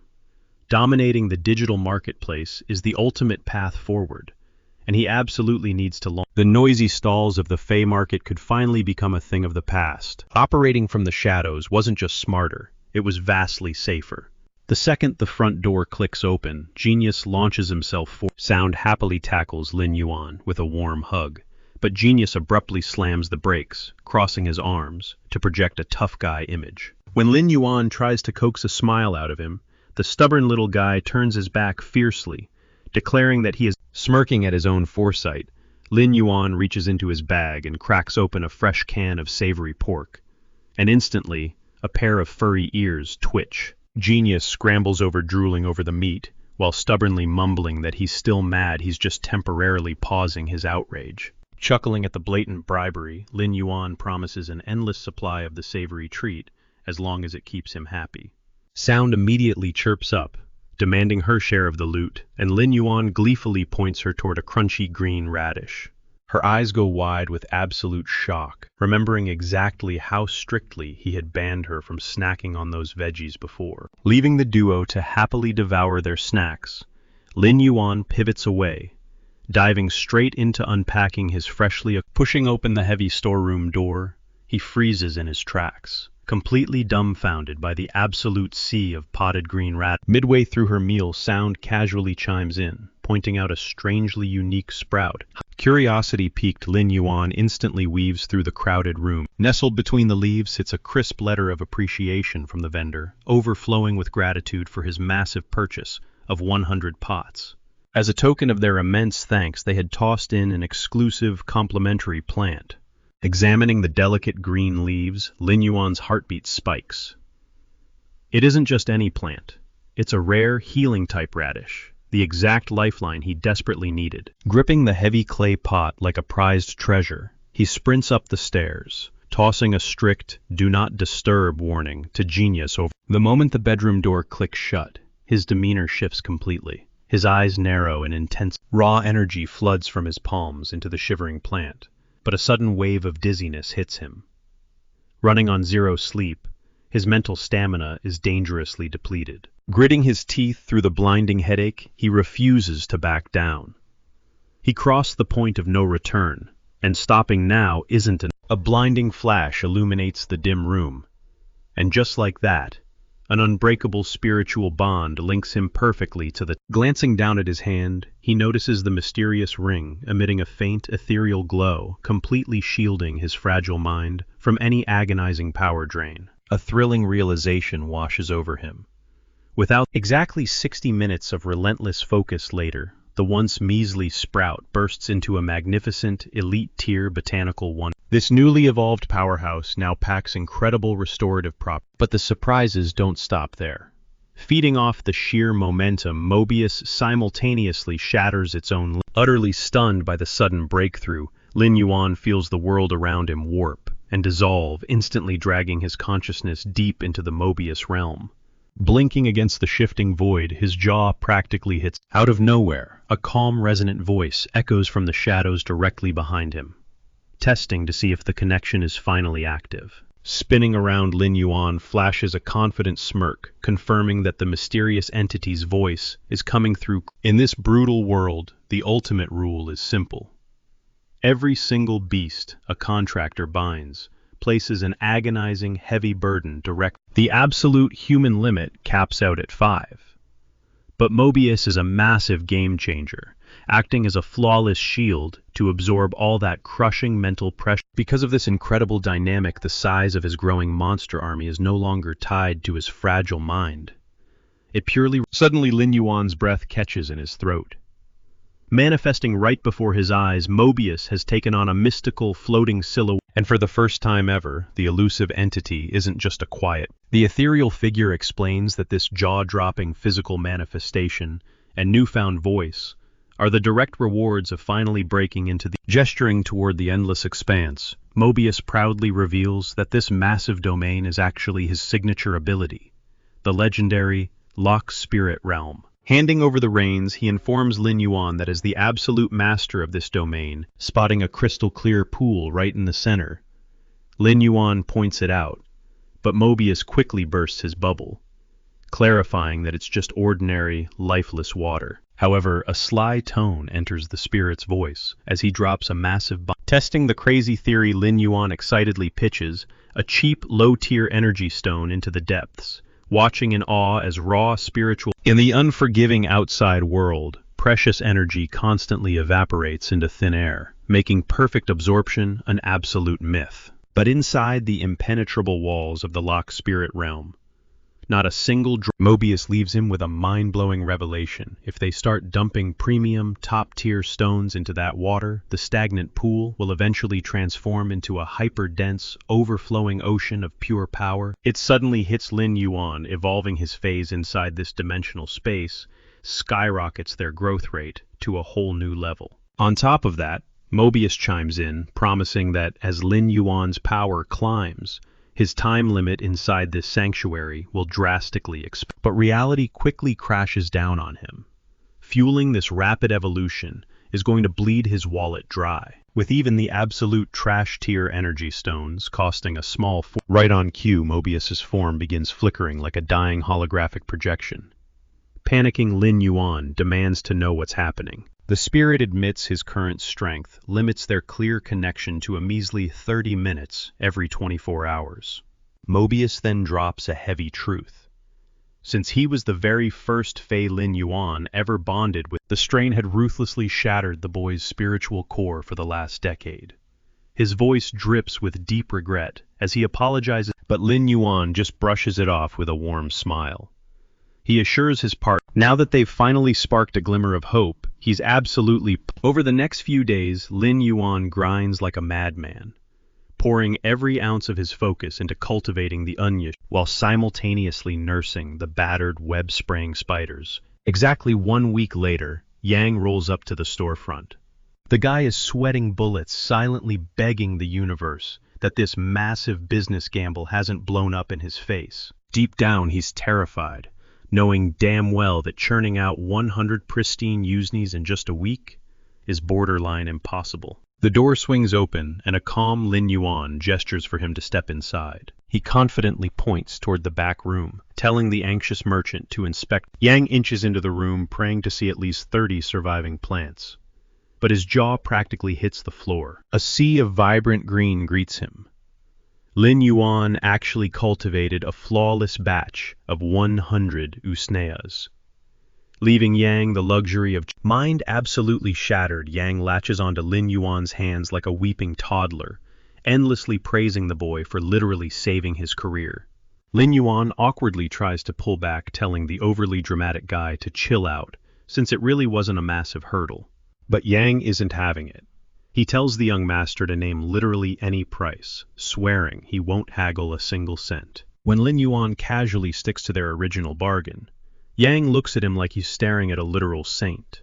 The dude is so overwhelmed with gratitude he looks ready to slice his palm and swear a blood oath of brotherhood right there on the shop floor. Wasting absolutely zero time, Yang aggressively declares he's buying every single pot in the room at full market value. Lin Yuan just blanks, wondering if the merchant popped a gasket, because the guy is vibrating with way too much energy. With the hefty transaction wrapped up, Yang excitedly drops the news about launching his brand new breeding farm, begging Lin Yuan to drop by for a VIP tour once it's built. He winks, promising to stash away all the top-tier premium merchandise exclusively for him. Lin Yuan gladly accepts the invitation, and the two men exchange warm goodbyes. Watching the ecstatic merchant practically skip away, it clicks in Lin Yuan's head.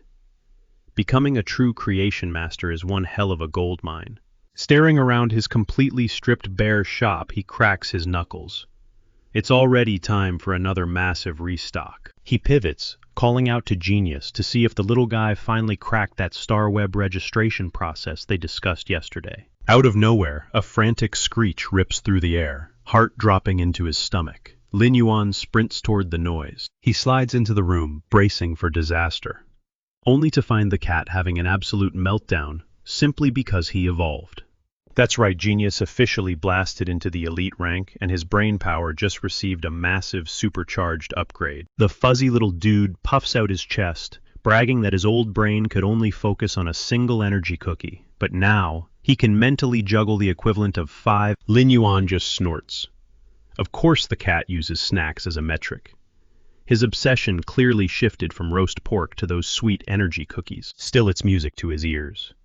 With a mountain of tasks piling up, having a brilliant feline assistant is exactly what he needs. Genius gives a sharp salute, fiercely meowing that he's ready to tackle whatever his master throws. Right on cue, Chimey flutters in, aggressively chirping about feeling suddenly heavy. But the truth is, the tiny bird just shot straight up to elite level 2. She unlocked a lethal new combo, Sound Spike and Turbulence. Yep, they are both pure, heavy-hitting attack skills. Dumbfounded Lin Yuan questions why a bird with the voice of an actual angel didn't get a single musical buff. Before he can dwell on it, Genius sheepishly interrupts, admitting the two pets had a secret sparring session while he was busy. The cat drags out a thick wooden plank that Chimey completely obliterated with her sound spike. The thing is riddled with smoking, pitch-black eyes gleaming with mischief.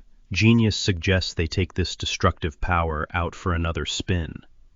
Fully intrigued, the trio heads straight for the backyard. Genius hoists the wooden plank high into the air, setting up the ultimate target for Sound to blast. Lin Yuan frantically flags that he's standing way too close to the firing line, but the cat just brushes it off. He swears Sound's accuracy is dead on. The second the energy blast actually smashes into the wood, though, Genius is squealing in pure panic, screaming that they're going to shaking off the chaos. Lin Yuan pivots.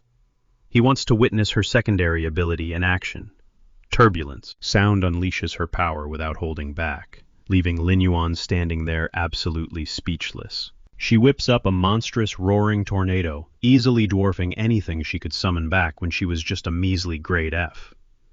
Right in the middle of the dust clearing, a courier rolls up to the scene. He hollers over that the massive cargo drop is sitting on the porch waiting for a quick signature to clear the delivery. Genius is buzzing with adrenaline, begging to keep pushing Sound's limits.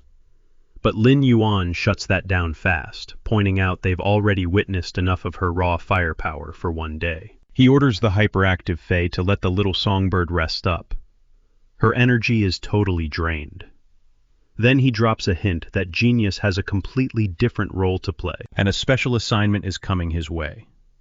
Genius perks right up his tail flicking with pride as he vows he's ready to tackle any mission thrown at him. The grand mission feeding the creepy crawly spiders.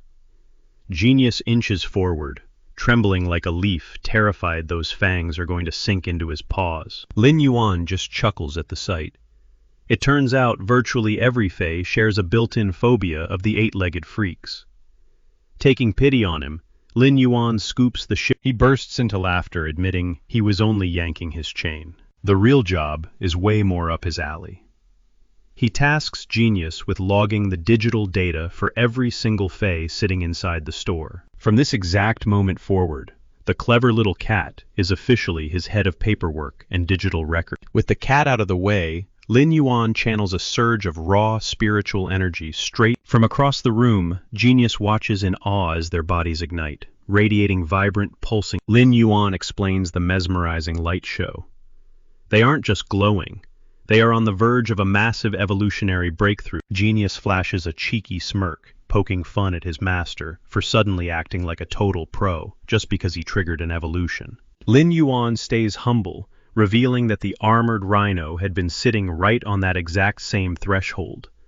They were all primed to rank up until that disastrous dimensional rift tore through the city and left them back. Once their core energy was fully restored, stepping into the next stage was just a natural. 2 grueling hours tick by before the intense transformation finally wraps. To his absolute shock, the twin arachnids mutated into 2 entirely unique species. Lin Yuan's eyes go wide with pure admiration. He has to hand it to Yang.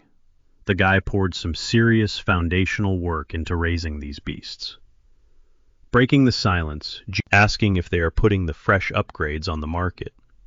After all, the little genius already went ahead and launched their... Lin Yuan beams at the proactive hustle. He immediately suggests they dive into the virtual network to inspect, but there is a tiny catch. The storefront is blank. Genius proudly declares he saved the honor of naming the business exclusively for his master. Lin Yuan strokes his chin, pondering for a second before confidently slapping on the title, the "You Will Not Lose Out Fei Shop." And for his personal handle, he types in the painfully generic tag, Deep Mountain Forest. Genius deadpans at the screen.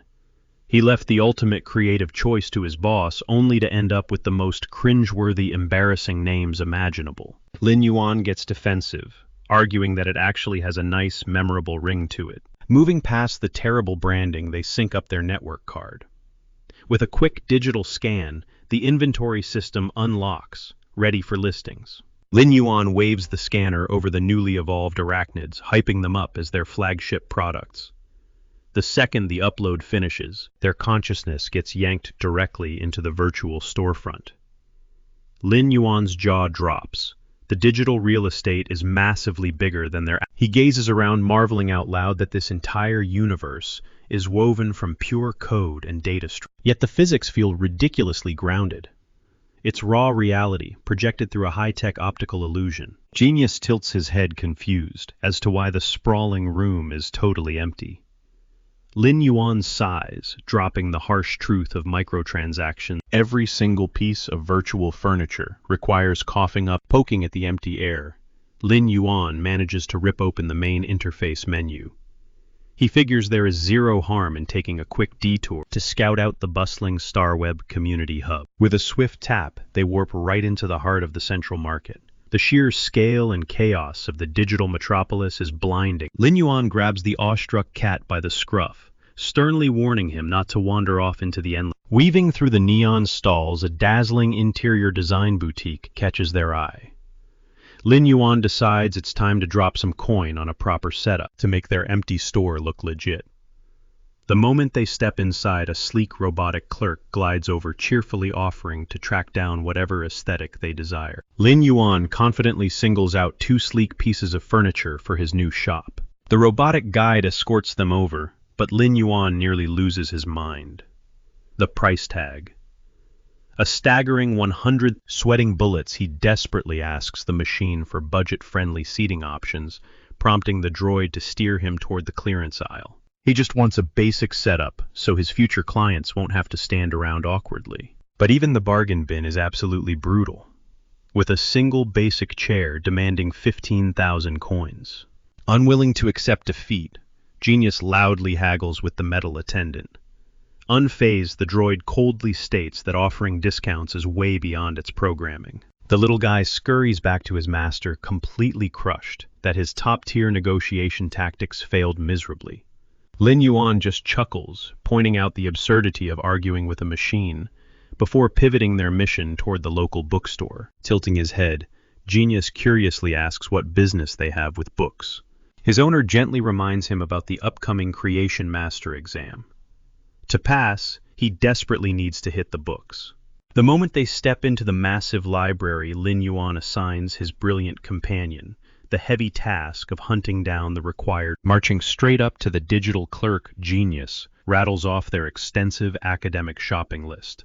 The automated cashier calculates the total, revealing a staggering stockpile of over 300 dense volumes. Lin Yuan settles the massive bill, requesting the entire library be compressed into a single knowledge chip and shipped directly to his storefront. Before processing the order, the digital clerk forces him to sign a strict non-disclosure agreement. He must swear under oath that this highly classified information stays strictly within his immediate family. Break that rule, and the terrifying creation master associate. With their academic errands officially checked off, Lin Yuan signals that it is finally time to head home. Glancing back at the efficient droids, he quietly admits that hiring a robotic guard for his own storefront might actually be a solid investment. In a flash of light, they teleport back to their business, only to find a peculiar girl in an oversized goofy hat pacing angrily by the entrance. She immediately tears into him, bitterly complaining about being left waiting outside and abandoned business for way too long. Flustered, he offers a quick apology, explaining that it is literally his grand opening and he hasn't snagged an automated assistant yet. Scanning her features, he realizes she is barely Chuse's age, making her incredibly bossy attitude feel completely out of place. Cutting the small talk, the girl gets straight to business. Calling him Mr., she demands to know his asking price for the arachnids. She gestures impatiently toward the display, sizing up his 2 captive spiders. Pushing her luck, she aggressively warns him not to rip her off, sarcastically bringing up his store's supposedly welcoming name. Hearing his young master get treated like a crusty old uncle sends Genius rolling across the floor in a fit of hysterical laughter. Ignoring his snickering pet, Lin Yuan maintains his professional composure. He points to the smaller, spindly-legged web sprayer, highlighting its incredibly rare, exclusive sticky web trait. The snobby customer just scoffs, thoroughly unimpressed, since the creature lacks any lethal venom. Unbothered, Lin Yuan shifts her attention to the massive crawler in the back, casually dropping that it packs a devastating, fierce poison ability. Right on cue, the giant beast aggressively lunges against the glass, terrifying the bratty girl so badly she tumbles. The heavy impact knocks her ridiculous hat completely off, exposing a glaringly smooth, perfectly. Lin Yuan freezes in total shock, silently comparing her shiny dome to a freshly peeled, boiled egg. While customer service prevents him from making a joke, Genius lacks a mental filter and literally screams out the boiled egg comparison. Mortified, the girl frantically covers her shiny head. Lin Yuan hastily bows, begging forgiveness for his spiritual creature's brutal lack of manners. Snatching up the little troublemaker, he forces him to grovel, and Genius obediently meows out a reluctant apology. Swallowing her pride, she accepts their peace offering and awkwardly attempts to explain her unfortunate lack of hair. Flushing red, she insists she was not born this way, blaming the hair loss on a brutal medical procedure. It turns out she recently survived a near-fatal sting from an elusive, terrifying ghost shadow bristle spider. Desperately defending her dignity, she vows her hair will return in a few months, strictly forbidding anyone from calling her an egg ever again. Raising an eyebrow, Lin Yuan genuinely asks if she actually enjoys hanging around venomous arachnids. She aggressively shoots down that idea, visibly shuddering at the thought of those massive, creepy, multi-legged bugs. Utterly confused, Lin Yuan questions why she is shopping for spiders right now. Especially after almost dropping her tough facade, the girl looks down with a heartbreaking sigh. Her spiritual affinity forces her to bond. Lin Yuan suddenly connects the dots. This girl suffers from the infamous mismatched affinity curse. It is a cruel twist of fate where contractors absolutely despise creepy crawlies, yet spider-type fays are the only beasts they can actually. But honestly, looking at the bigger picture, arachnids dominate a massive category of beasts, meaning her potential growth paths are practically endless. Plus the fact that she received such highly effective medical treatment after handling that ghost shadow bristle spider that screams one thing loud and clear. This girl rolls in. She spins on her heels, ready to walk out empty-handed, but Lin Yuan's sharp voice cuts through the silence, stopping her dead in her tracks. He points out the incredibly rare, exclusive traits his stock possesses. But she just scoffs, brushing them off as totally useless for her grand strategy. She demands absolute perfection, a terrifying spider-type fae armed with absolute field-dominating crowd control. Lin Yuan stares at her in sheer disbelief. Did she really just call his premium inventory weak? It is not about raw power, she snaps, making it clear she is hunting for a very specific jackpot. A web-spraying spider, boasting the ultra-rare transparent web trait. Right. Her insanely deep pockets give her the ultimate privilege, being ruthlessly picky. Yet Lin Yuan knows the harsh truth of the beast market. You can throw millions at breeders, but scoring that exact mutation still requires lightning strike luck. But wait. A spark of brilliance flashes in his eyes. He could absolutely forge. Leaning in, he makes an impossible pitch. If she wants custom-built, epic-grade web-spraying spiders, he has a secret method to make it happen. How many do you need? He asks smoothly. But she looks him up and down, her gaze dripping. In her eyes, he is just another desperate street hustler trying to scam a wealthy heiress. Lin Yuan clenches his fists, his knuckles turning white from sheer frustration.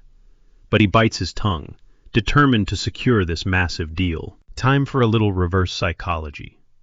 Shrugging coldly, he tells her she is completely free to walk away. He sarcastically suggests she go exhaust herself digging through 100. Come on, genius, it is time to head out, he mutters, turning his back. Panic instantly hits her. She quickly blurts out, begging to know if he actually possesses the skills to pull this off. Lin Yuan does not even break his stride. If you do not trust me, there is nothing I can do, he throws over his shoulder. Completely caving, she scrambles to propose they swap contact info and become friends on the StarWeb network. She promises that the second he successfully breeds those perfect spiders, all he has to do is drop her a message, and she will buy them on the spot. Lin Yuan breathes a sigh of relief, thanking his lucky stars he played hard to get. Honestly, walking away is the ultimate tactic for handling painfully stubborn buyers. He keeps up the act, coolly mentioning that there is zero need to exchange contacts. If she ever needs more merchandise, she can just drop by the shop. Panicking slightly, the girl pleads with him not to be upset. She admits she was just terrified of getting scammed, especially since his storefront looks totally deserted. Flashing a cheeky wink to win him over, she finally breaks his defenses. Lin Yuan caves and they officially swap contact info. But the second they connect, she immediately roasts his username, laughing at how ridiculously lame it sounds. Lin Yuan fires right back, pointing out that her handle, Cloudstream, isn't exactly a masterpiece either. Instantly, the two launch into a hilarious bickering match over who lacks basic etiquette. Right in the middle of their squabble, Lin Yuan's device chimes. A jaw-dropping deposit of 10 Radiance coins just hit his account. To put that insane wealth into perspective, just a single Radiance coin Cloudstream smirks, telling him that since the cash is transferred, she will be eagerly waiting for some top-tier results. Lin Yuan's eyes nearly pop out of his skull as he stares at the massive fortune sitting right there on his screen, proving beyond a shadow of a doubt that Cloudstream is absolutely loaded. Even Genius is left utterly speechless, rambling excitedly about how they will never have to scrape the bottom of the barrel ever again. The little guy eagerly points out that Sound has been dreaming of getting her paws on the absolute latest record player and audio system. It would be a sweet surprise to finally treat her. But Lin Yuan quickly bursts that bubble, sighing as he explains that they honestly do not have a Why? Because Cloudstream's deposit has to cover her entire massive order. Luckily, they still have a decent chunk of change left over from that young man's previous payment. But mere moments later, Lin Yuan's worst financial nightmares become reality. He watches his funds instantly evaporate after purchasing just 5 measly spiders. Especially if they are forced to acquire everything through the standard, overpriced. Suddenly, it all clicks into place. No wonder Cloudstream casually dropped 10 Radiance coins without batting a single eyelash. Hearing this harsh reality, Genius visibly slumps, he whines miserably, crying that they are destined to stay broke forever if their business expenses keep devouring their profits. Trying to cheer him up, Lin Yuan reminds his buddy that since they invested in a smart robot to run the front counter, they are finally free from the grueling day-to-day grind. Still, he firmly declares they must hoard every cent. Expanding their empire down the road is going to cost an absolute fortune. Later that day, the duo heads back to their physical storefront, only to be greeted by absolute crickets. Genius instantly jumps at the chance to viciously mock the useless, clunky robot Lin Yuan wasted money on. But Lin Yuan calmly brushes off the complaints. He promises that once they flawlessly deliver Cloudstream's massive order, they will secure serious financial backing. Slipping into a meditative state, Lin Yuan dives into Mobius's inner dimension for a serious chat. Mobius sternly warns him that while stacking cash is great, he desperately needs to focus on leveling up his own raw power. After all, a higher power level is the ultimate key to raking in astronomical. Taking that deep wisdom to heart, Lin Yuan agrees without hesitation. He then brings up a crucial topic, revealing he has been carefully agonizing over which specific. Wanting his partner's expert insight, he asks for guidance. Intrigued, Mobius questions exactly which creature has caught his eye. Lin Yuan drops the bomb, declaring he wants to bind the spirit-absorbing goldfish. Hearing this ambitious choice, Mobius nods in approval, stating he has absolutely zero objections. However, he issues a dark warning. That specific goldfish drains 10 times the amount of resources compared to any normal fate. Undeterred, Lin Yuan flashes a confident smile. He knows the brutal cost, and he is fully prepared to pay it. His expression softening, Lin Yuan admits he can feel his own mental energy lacking. He knows Mobius actively crushed his own power just to safely protect Lin Yuan's fragile mind. Because of that massive sacrifice, Lin Yuan vows that it is his absolute duty to grind out a solution and recover their strength as fast as humanly possible. Fired up from their talk, Lin Yuan logs straight into the Star Web. Instead of aimlessly wandering the virtual streets, he smartly boots up the advanced. To his absolute shock, the moment he hits enter, dozens of holographic storefronts peddling goldfish instantly surround him. There is a catch, though. Almost all of them only stock garbage normal-tier breeds. And our ambitious protagonist flat out refuses to settle for anything less than a premium, elite-grade specimen.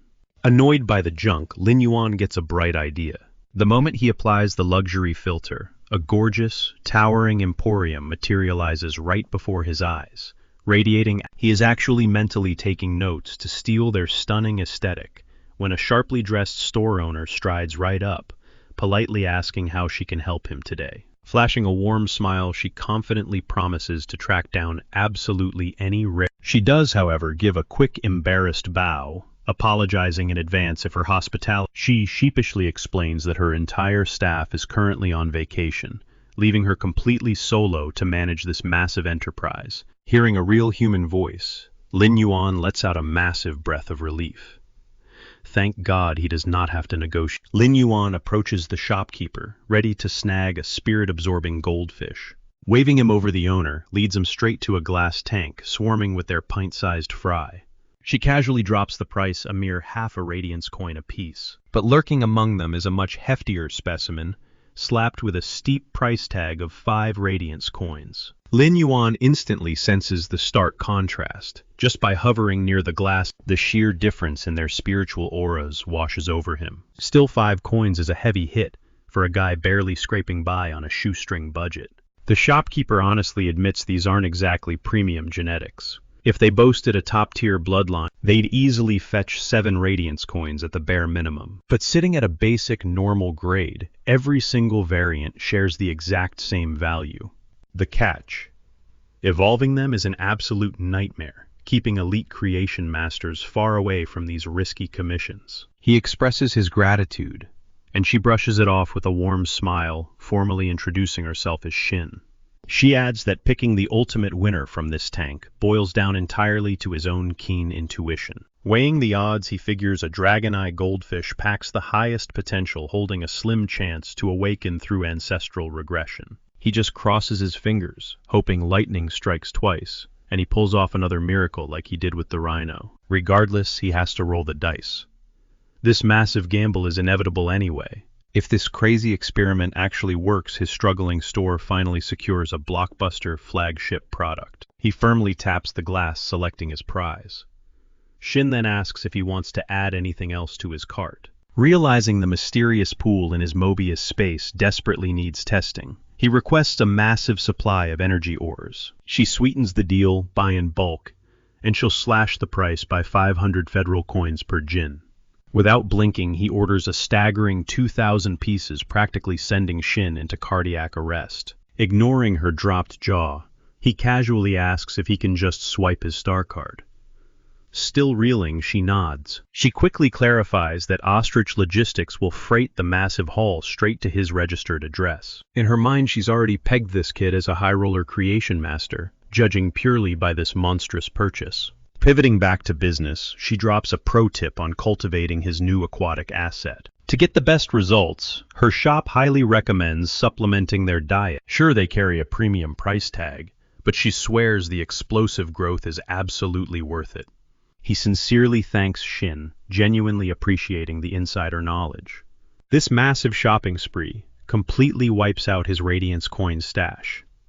Still, he estimates this mountain of fees will comfortably sustain his new pet for a solid 3 to 5. Sensing a lucrative partnership, Shin eagerly proposes swapping contacts on the star web. She promises to be his personal supplier. As long as he flashes the cat, she can hunt down literally anything. Lin Yuan offers a respectful nod, honored to build the connection. Internally, he's thrilled.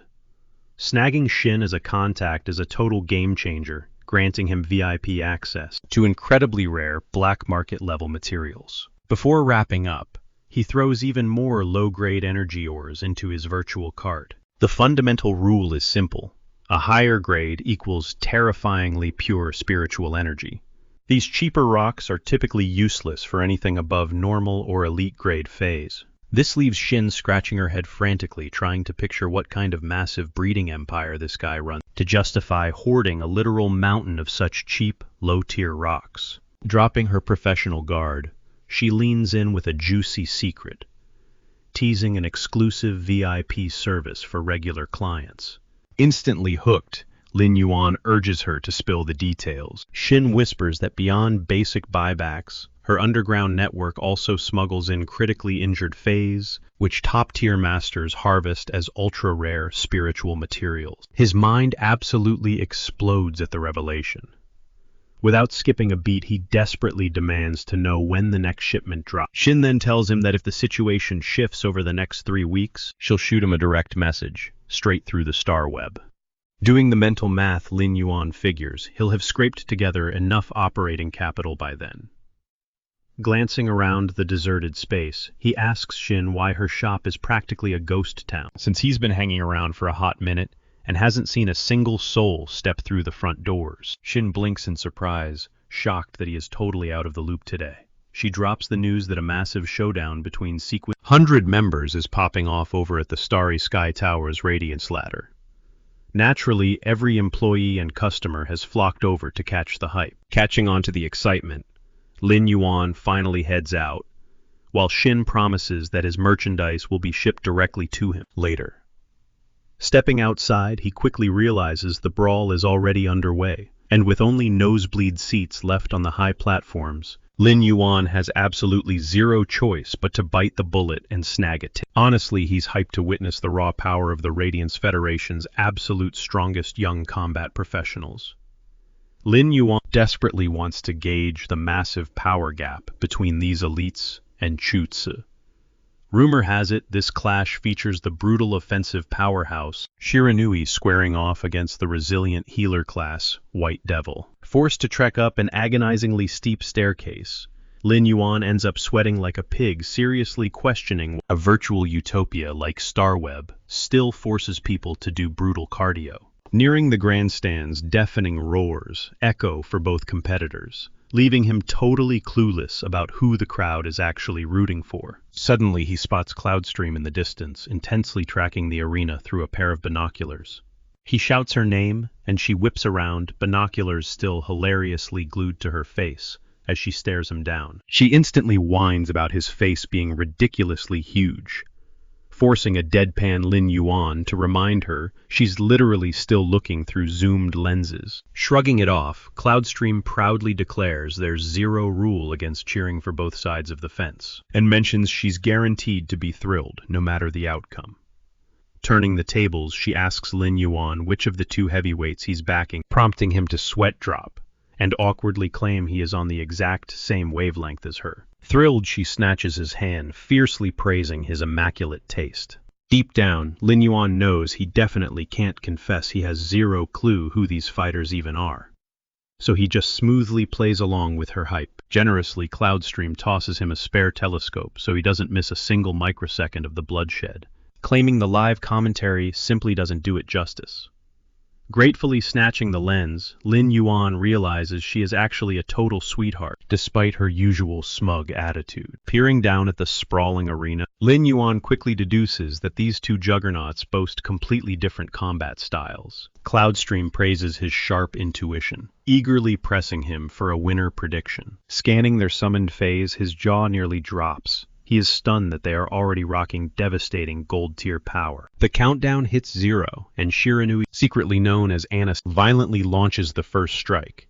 But White Devil Daisy effortlessly nullifies the kinetic impact, using her specialized. The deathmatch rapidly escalates as Shiranui unleashes a savage barrage of bear assaults to crush the White Devil. Yet the White Devil coolly brushes off the devastating onslaught once more. Panting slightly, Anna gives Daisy a smirk, genuinely impressed she hasn't been pulverized yet. But she quickly flashes a dark grin, warning the healer that the real massacre hasn't even started. A grueling 15 minutes bleed away, with no clear victor. Though Anna remains dead certain she holds the winning hand. She's banking on Daisy collapsing any second, fully convinced the healer's spiritual aura is running on fumes. Watching the clash intently, Lin Yuan is completely caught off guard to see a healer pushed to such a brutal disadvantage against an offensive fighter. Suddenly, the rank 18 Daisy shoots an icy glare at the rank 47 Anna, bluntly stating that the monumental gap between their tiers isn't just a fancy decoration. In a flash, Daisy triggers her devastating snow chill skill, instantly flash freezing Anna's rampaging bear. Anna gasps in pure shock, completely floored that Daisy can still drop such a massive area of effect attack after such an exhausting brawl.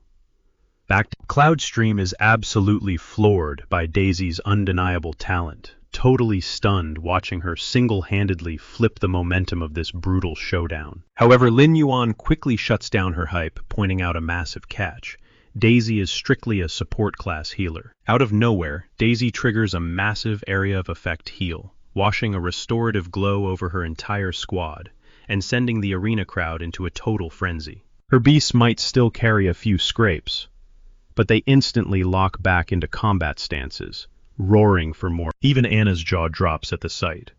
It is a terrifying display of just how dominant Daisy's battlefield control really is. Shaking off the shock, Anna smirks boldly, declaring that parlor tricks won't save Daisy from total defeat. She flexes her absolute trump card, a monstrous platinum-tier bear, confident that its sheer brute force guarantees her victory. Daisy offers a cool nod of respect for Anna's growth, yet her eyes remain ice-cold. With absolute certainty, Daisy warns her rival. No matter what desperate attack Anna cooks up, it will shatter hopelessly against her flow flame. Critical strike. It is a flawless fusion of crushing offense, was forged specifically to crush her. Sensing her opponent is completely cornered, Daisy mercilessly drops the hammer, securing a brutal knockout victory. Defeated, Anna collapses to the stadium floor.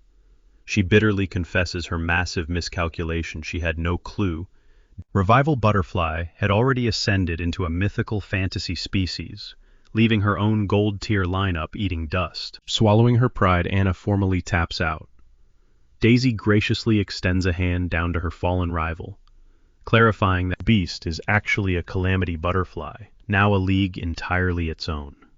Pulling Anna to her feet, in a brilliant show of true sportsmanship, the entire Coliseum erupts, chanting both girls' names. In a buzzing with pure adrenaline, Cloudstream violently shakes Lin Yuan's arm, geeking out over how insanely epic those combatants just were. This high-stakes brawl is a massive reality check for Lin Yuan. Compared to this Chuxi's Academy scuffles look like abs. For the first time, he is witnessing the true, terrifying potential of the Radiance Federation's elite youth in raw, As the dust settles, Cloudstream quickly reminds him to hustle on her web-spraying spiders. He flashes a thumbs up, promising he's got it locked down. Internally, though, his mind is still racing from the arena clash. The sheer, terrifying dominance of that fantasy species has him totally mesmerized. It basically proved the impossible. A gold-tier support beast straight up obliterated a platinum-tier. A sudden realization hits him like a freight train. That mysterious rune resting in his possession is the golden ticket to triggering these legendary, and it practically screams compatibility with healing-type creatures. There is just one catch. The only medical beast in his arsenal right now is the fragile Jasmine Lily. Pushing those thoughts aside, he finally gets home. Opening the sanctuary door, he catches his pets doing something insanely sketchy on the monitor. They slam the screen shut the second he walks in. Shrugging off their weird behavior, he nudges Genius out of the gaming chair, needing to run some quick digital searches. Both Genius and Sound silently exhale a massive breath.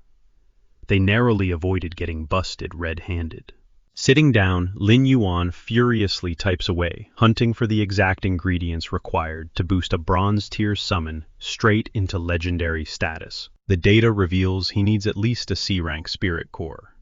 He immediately debates tossing those two web-spraying spiders onto the digital auction block, knowing they would score some serious cash. Suddenly, a loud knock interrupts his plotting.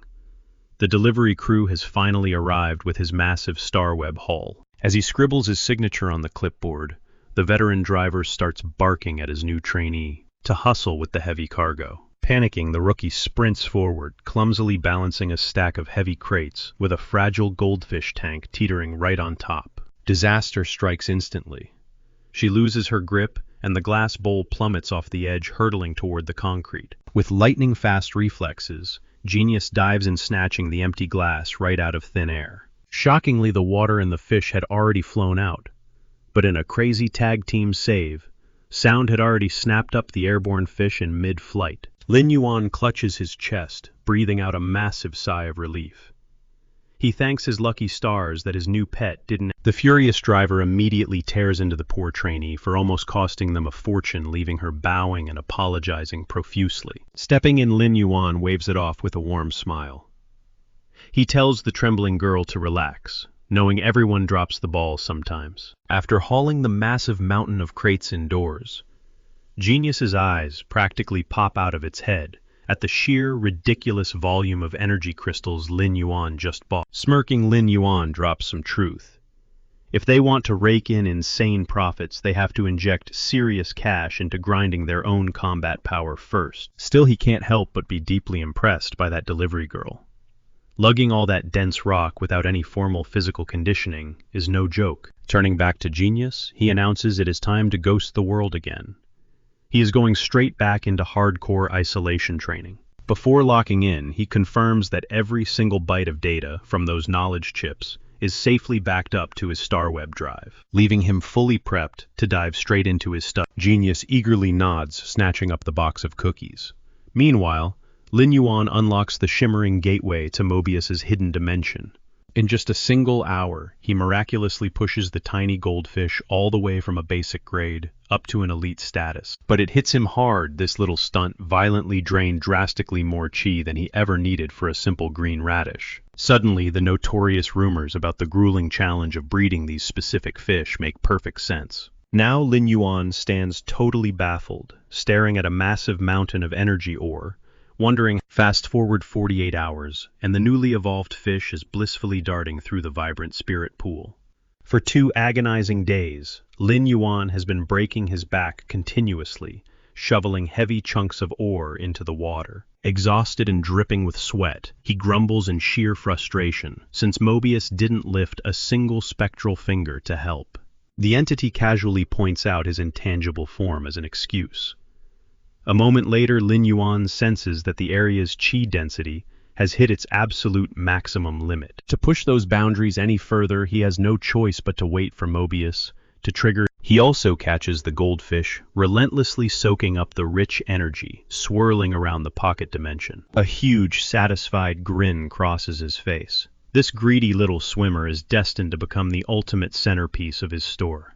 Deep down, though, he desperately craves for the creature to awaken its legendary dragon bloodline. Mobius quickly bursts his bubble, reminding him that securing authentic dragon. Lin Yuan completely agrees, bitterly admitting that their severely empty wallets are the main roadblock right now.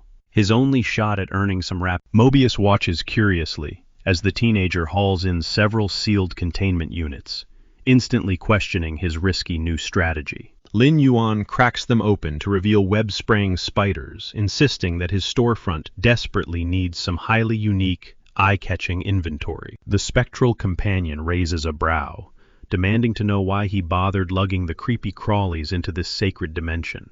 With a sly smirk, Lin Yuan explains that energy conversion in here operates at a blistering 5 times the normal rate. Before long, he successfully mutates the ordinary spiders, right up to a stunning epic tier. He stands utterly speechless. The entire transformation took a measly 2 hours. Out in the real world, pulling off a stunt like that would have easily chewed up half the... Suddenly, his phone buzzes frantically with auction alerts. Eager buyers are already tossing massive bids at his newly listed spiders. But right alongside the bids, like a lightning bolt, it violently strikes him. He knows exactly who is pulling the strings behind this unexpected windfall. He sprints down the hallway and bursts straight into the computer room, only to catch sound actively broadcasting her mesmerizing angelic voice to the internet. She has already crowned herself the heavenly streamer, and she is the actual magnet pulling in all those juicy donations. Jaw hitting the floor, Lin Yuan gasps, admitting he never would have caught her launching a secret side hustle if their digital banking accounts weren't securely linked together. The little bird proudly flaunts her flashy internet persona, prompting a bewildered Lin Yuan to ask how she manages a faceless broadcast. Sound gleefully breaks down the clever little loophole she and Genius secretly engineered behind closed doors. Lin Yuan slowly shoots a glare at the cat, his heart practically leaping straight out of his throat in pure panic. Genius innocently shrugs, explaining that he always had plenty of free time after wrapping up his daily studies, so he dedicated his extra hours to sound, giving her the perfect technical setup to shine online. Considering the channel has only been live for a few days with barely any traction, Lin Yuan sighs and gives them the green light to keep playing around. But he is completely clueless that this tiny bird is destined to evolve into an absolute mythic icon. Hearing his approval, the two pets instantly erupt into a wild, joyous celebration. However, Lin Yuan lays down the law: absolutely no shady donations, strictly capping their max tips at 500 Federation coins. He also firmly orders them to swap out their background audio track. The duo eagerly nods to every rule and scurries off like a pair of hyperactive toddlers. Stepping back into the isolated dimension, Mobius immediately throws a sarcastic jab his way, chuckling about how wildly entered. But Lin Yuan waves him off, dead set on uncovering a brand new method to forcibly trigger the spirit's next evolution. He grumbles about the spirit energy density in the locked dimension, hitting an absolute wall. Even then, it barely puts a dent in the massive drain required to raise his spirit creatures. You see, the catch to upgrading Mobius is a brutal one. He first has to evolve his other creatures to match that exact tier. Sure, he can speed things up by transmuting raw spirit energy, but his personal spirit chi rank acts like a massive ball and chain. The whole grind is frustratingly capped. To accelerate the process, Mobius needs a level up. It's a maddening, endless loop of bottlenecking. Mobius chimes in, casually suggesting he drop the obsession with top-tier quality, especially since it's bleeding his wallet dry. Lin Yuan immediately shoots that idea down. Without pushing a creature's quality to the absolute limit, they simply won't He breaks down the harsh reality. Forcing the spirit-gathering goldfish to evolve demands a minimum of 3 drops of pure dragon beast blood, and pushing the lily toward that coveted legendary grade. That requires a batch of revival soil, 2 ancient redwood cores, and an entire liter of sacred flora spring water. Brushing off the stress, Lin Yuan dials Xin to check the market rates. Xin practically chokes on her words when she hears he's hunting for dragon blood. That stuff costs an absolute fortune, yet a sly grin spreads across her face. Securing him as a client was the best move she ever made. Average buyers don't even dream of requesting the insanely rare material. After skimming the listings, Xin drops the bomb. A single drop from a gold rank dragon beast goes for 80 radiance coins. Platinum rank a staggering 2,000 radiance coins a pop. Sensing his hesitation, she quickly tosses in a lifeline, offering a bulk order discount. Suddenly dead silence on the other end of the line. Lin Yuan is basically weeping on the inside. He is nowhere near wealthy enough to afford those astronomical prices. Forcing his composure, Lin Yuan clears his throat awkwardly, claiming he was just testing the market waters. Pivoting quickly, he places a humbler order. 4,000 jin of low-tier energy stones, along with 3 spirit-gathering goldfish, all standard grade. Hanging up Shin's business instincts flare. With his aggressive pacing, he'll be begging for that dragon blood soon enough, so she needs to hustle. Barely 2 hours later, the delivery arrives, leaving Mobius stunned by her ridiculous efficiency. Pushing forward, Lin Yuan evolves the spiders straight into epic quality, completely nuking his bank account in the process. Tossing feed into the massive pool, he freezes. The fish are violently clashing in the water, tearing at each other. Baffled by the sudden turf war, he listens as Mobius calls out his sheer naivete. He completely overlooked the primal law of nature. Only the strongest survive. Mobius philosophizes a bit, explaining that evolution is nature's most ruthless masterpiece. No creature alive willingly surrenders its lifeblood and spirit energy to a rival, even if they used to be partners. A grim realization hits Lin Yuan. This is exactly why the elites skyrocket in power, while the weak stay stuck in the mud. Mobius praises his newly found wisdom. Still, there's a delicate balance.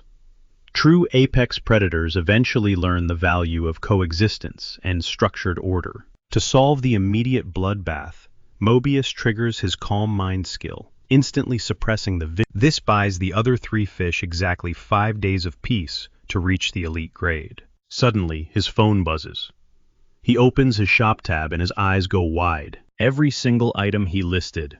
Rushing to his virtual storefront, he stumbles right into a heated showdown between a monk and a fiery redhead. Turns out the lady had politely stepped aside out of respect for his robes, and the greedy monk exploited it to snipe the entire inventory. The monk smirks, spewing some Buddhist proverbs to justify his sniping, which only pours gasoline on the redhead's fury. She snaps, demanding a real-world meetup, just so she can beat the holy hell out of him. Having had enough, Lin Yuan flashes his new stock, loudly shutting down their petty brawl in the middle of his store. The pair's jaws practically hit the floor the moment they spot the web-spraying spiders Lin Yuan just unveiled. After all, mutating creatures like that is a feat typically reserved for a seasoned. Watching them drool over the arachnids, Lin Yuan quickly warns them to step back, explaining that this is a private commission. These bad boys are definitely off the market, but the desperate duo instantly begs to know how they can score a custom request of their own. Lin Yuan casually crushes their hopes, revealing that his commission slots are completely booked for the current month. If they want anything tailored, they're going to have to hold their horses until the next month. Scrambling for scraps, the two ask if he has any elite-grade green radishes left in stock. But he shoots that down too, firmly stating that elite radishes are officially discontinued from his inventory.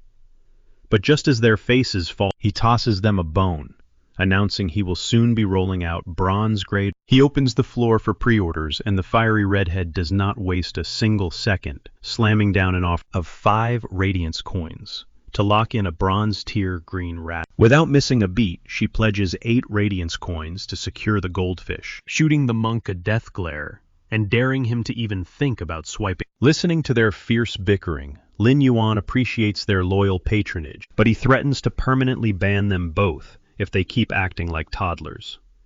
Instantly, the two fake a truce, shaking hands like childhood best friends. Lin Yuan rubs his temples in sheer exhaustion, realizing he desperately needs to draft some strict store policies and slap them up on the front wall where no one can miss them. Once the chaos settles, the monk takes off, but the redhead prompting Lin Yuan to ask what else is on her mind. Dropping her fierce attitude, she admits she has a fae, desperately clinging to life. Its core essence is completely shattered.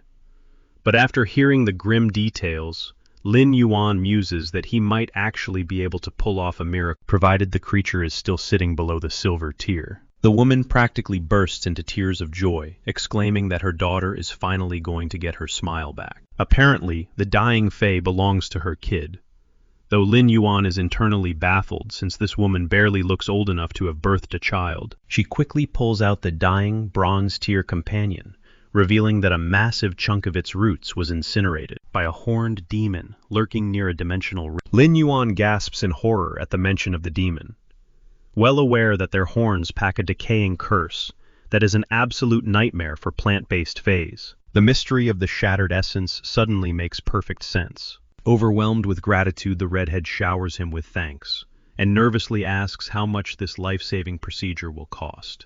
She promises to scrape the funds together by next month, but Lin Yuan casually waves off her panic, telling her there is zero rush. He clarifies that his schedule is completely packed right now anyway, so she should just bring the patient in the following month. As for his fee, he drops a bombshell, telling her to keep her cash and instead hunt down some revival soil, specifically the ultra-rare Elysian soil. The redhead firmly agrees, swearing on her life that she will track down the legendary dirt for him. Lin Yuan is thrilled to hear this, though he gently adds that if she fails to find it, they can always negotiate a standard cash price later. Behind his calm mask, Lin Yuan is utterly floored that she even agreed to this quest, considering a powerhouse like Xin could not even find the soil.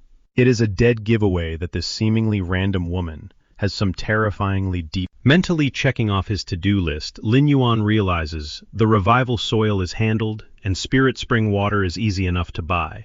With enough cash flowing around, he can definitely secure the remaining ingredients. He quickly concludes that his best shot is hitting up the high-stakes auctions over at the Rarities Pavilion. For now, though, he shoves that problem to the back of his mind and shoots Cloudstream a quick text, letting her know her web-spraying spiders are ready to go. Miles away, Cloudstream stares at her glowing screen in absolute disbelief the moment she gets the notification. Her first thought is that Lin Yuan has to be pulling an elaborate prank or running some kind of scam. It completely shatters her reality that someone could forge 5 elite-quality fays in a mere matter of days. Meanwhile, Lin Yuan is genuinely dumbfounded to learn that his casual crafting speed is actually. Cloudstream rushes over to claim her prized spiders, practically bowing in respect as she praises his insane efficiency. Once she finishes inspecting the flawless quality, Lin Yuan politely asks if he should just pack them up and ship the batch directly to her address. She agrees without hesitation. Still, Lin Yuan quickly warns her to watch her back. One of those creepy crawlers packs a lethal, venomous bite. He cautiously brings up her thinning hair as a weak spot, but that strikes a massive nerve. She snaps, screaming right in his face that her luscious locks are already making a comeback. Before storming off, she abruptly wires the cash straight to his account, leaving Lin Yuan completely stunned. Clearly, Cloudstream still rocks that ridiculously short fuse. Regardless, Lin Yuan is absolutely thrilled. He finally holds enough capital to massively expand his operations, and he dives straight into the hustle without wasting a single second. He aggressively buys low upgrades his stock and flips them for top dollar. In the blink of an eye, his humble little store is raking in some serious heavy profit. Shortly after this massive boom in business, he catches Genius looking totally wiped out and gently asks what is bothering his furry friend. Genius quickly brushes off the exhaustion, explaining that he isn't sleepy at all. He asks Lin Yuan to break down the sheer complexity of Fey evolution. In response, Lin Yuan urges him to pinpoint exactly where he hit a mental brick wall. Genius points straight to a baffling textbook rule, the idea that a creature's evolution is not solely focused on boosting combat power or merely staying alive. In his analytical mind, if creatures don't evolve to survive, that evolutionary path should crash and burn, dragging the entire species. Lin Yuan totally gets it. That kind of high-level academic theory is a massive headache to digest. Realizing words alone won't cut it. He knows he needs a rock-solid visual aid. So he guides his little buddy over to a simple, unassuming green radish. He poses a brilliant hypothetical. If Genius had to evolve this fragile plant, Genius enthusiastically lays out his master plan, which basically involves turning the harmless veggie into a heavily armored, highly toxic cactus. Lin Yuan chuckles and drops a bombshell that survival-first mindset is completely undeniably wrong. But Genius pushes back hard, fiercely arguing that his entire... To prove his point, Lin Yuan pulls up the holographic image of a fully evolved bronze-tier radish. Genius's jaw practically drops. Instead of a tough spike, utterly baffled, Genius asks if this crazy plant actually wants to be devoured. Lin Yuan snaps his fingers. Bingo. He hit the nail right on the head. He breaks down the mind-blowing strategy. The green radish's evolution is basically a massive neon sign screaming to stronger beasts that it produces top-tier mouth-watering food. By turning itself into an irresistible snack, it essentially... That is the Genius loophole. It literally hacks the brutal Fey food chain to secure ultimate protection. Still scratching his head, Genius mutters that his version would taste like absolute garbage, banking on the idea that the nastier it tastes. Laughing, Lin Yuan warns the little guy that overanalyzing nature's weird tricks will only leave his brain completely fried. Instead of stressing over biology, hearing the plan, Sound eagerly chimes in, begging to tag along for the little adventure. Strolling down the bustling avenues, the crew suddenly realizes they have been massive shut-ins. They have relied exclusively on door-to... Suddenly, massive digital billboards like... She drops a massive public announcement. The prestigious Radiance Federation Creators Guild is rolling out a radical game-changing reform to their official certification exams. According to the new rules, any candidate who utterly crushes the one-star creator test in under 2 hours will automatically bypass the grueling 3 life profession exams. Even better, those prodigies earn an exclusive fast pass straight into the hardcore 2-star creator trials. The second those words hit Lin Yuan's ears, his eyes light up. A golden ticket just literally dropped out of the sky, and he is fully prepared to snatch it. But the broadcast instantly takes a dark turn. Breaking reports reveal that chaotic dimensional rift activity is predicted to violently spike in exactly 6 months. In plain English, a devastating, catastrophic beast tide is marching. Facing impending doom, the entire Federation is slamming the panic button, shifting into high alert, wartime readiness, while desperately urging the public to avoid mass hysteria. Citizens are commanded to stockpile and brace for impact. The emergency broadcast further details that once the dimensional rifts tear open, the legendary Bureau will mobilize their... Imposing footage of heavily armored Bureau agents flashes across the giant screens. Catching a glimpse of their distinct uniforms, Lin Yuan is instantly slammed by a... He vividly recalls that heartbreaking final night. They kissed him goodbye, promising it was just a routine mission, and they would be back home by sunrise. But the morning sun brought nothing but shattering, horrific news. His heroes were gone, slaughtered in the line of duty. Since that tragic, world-shattering day, a young boy was forced to grow up instantly carrying... The only fragments they left behind were a pair of cold, heavy official badges. Reliving that raw, agonizing trauma, his suppressed rage flares up, causing his chaotic spiritual aura to violently... Taking a deep, shuddering breath, he forces down the surging energy, quietly whispering to his panicked companions that he is fine and it is time to head back. Yet as he turns away, a grim realization finally clicks. Those were Bureau agents, easily identifiable by the official badges they... Later that evening, Lin Yuan settles in front of his screen, determined to dig up the buried truth about his... The records reveal a chilling event. A decade ago, a massive dimensional rift tore open right in the county's outskirts, and the only force that stepped up to crush that nightmare, the spirit... Scouring the old news reports, he uncovers a brutal, hours-long bloodbath. Right in the middle of the chaos, a bone-rot silkworm launched a devastating assault. It wasn't just a regular strike. It was a desperate suicidal blast, unleashed by a cornered monster facing absolute defeat. A twisted kamikaze move designed to wipe out every single thing in its blast radius. The pieces suddenly fall into place. Uncle Lee wasn't just a regular guy. He was an active operative for the Bureau during that slaughter. With trembling hands, he pulls out his parents' old keepsake box.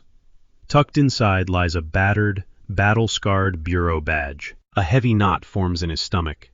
His parents had secretly spent their lives dancing on the edge of death, and the sheer weight... Why did they keep him in the dark?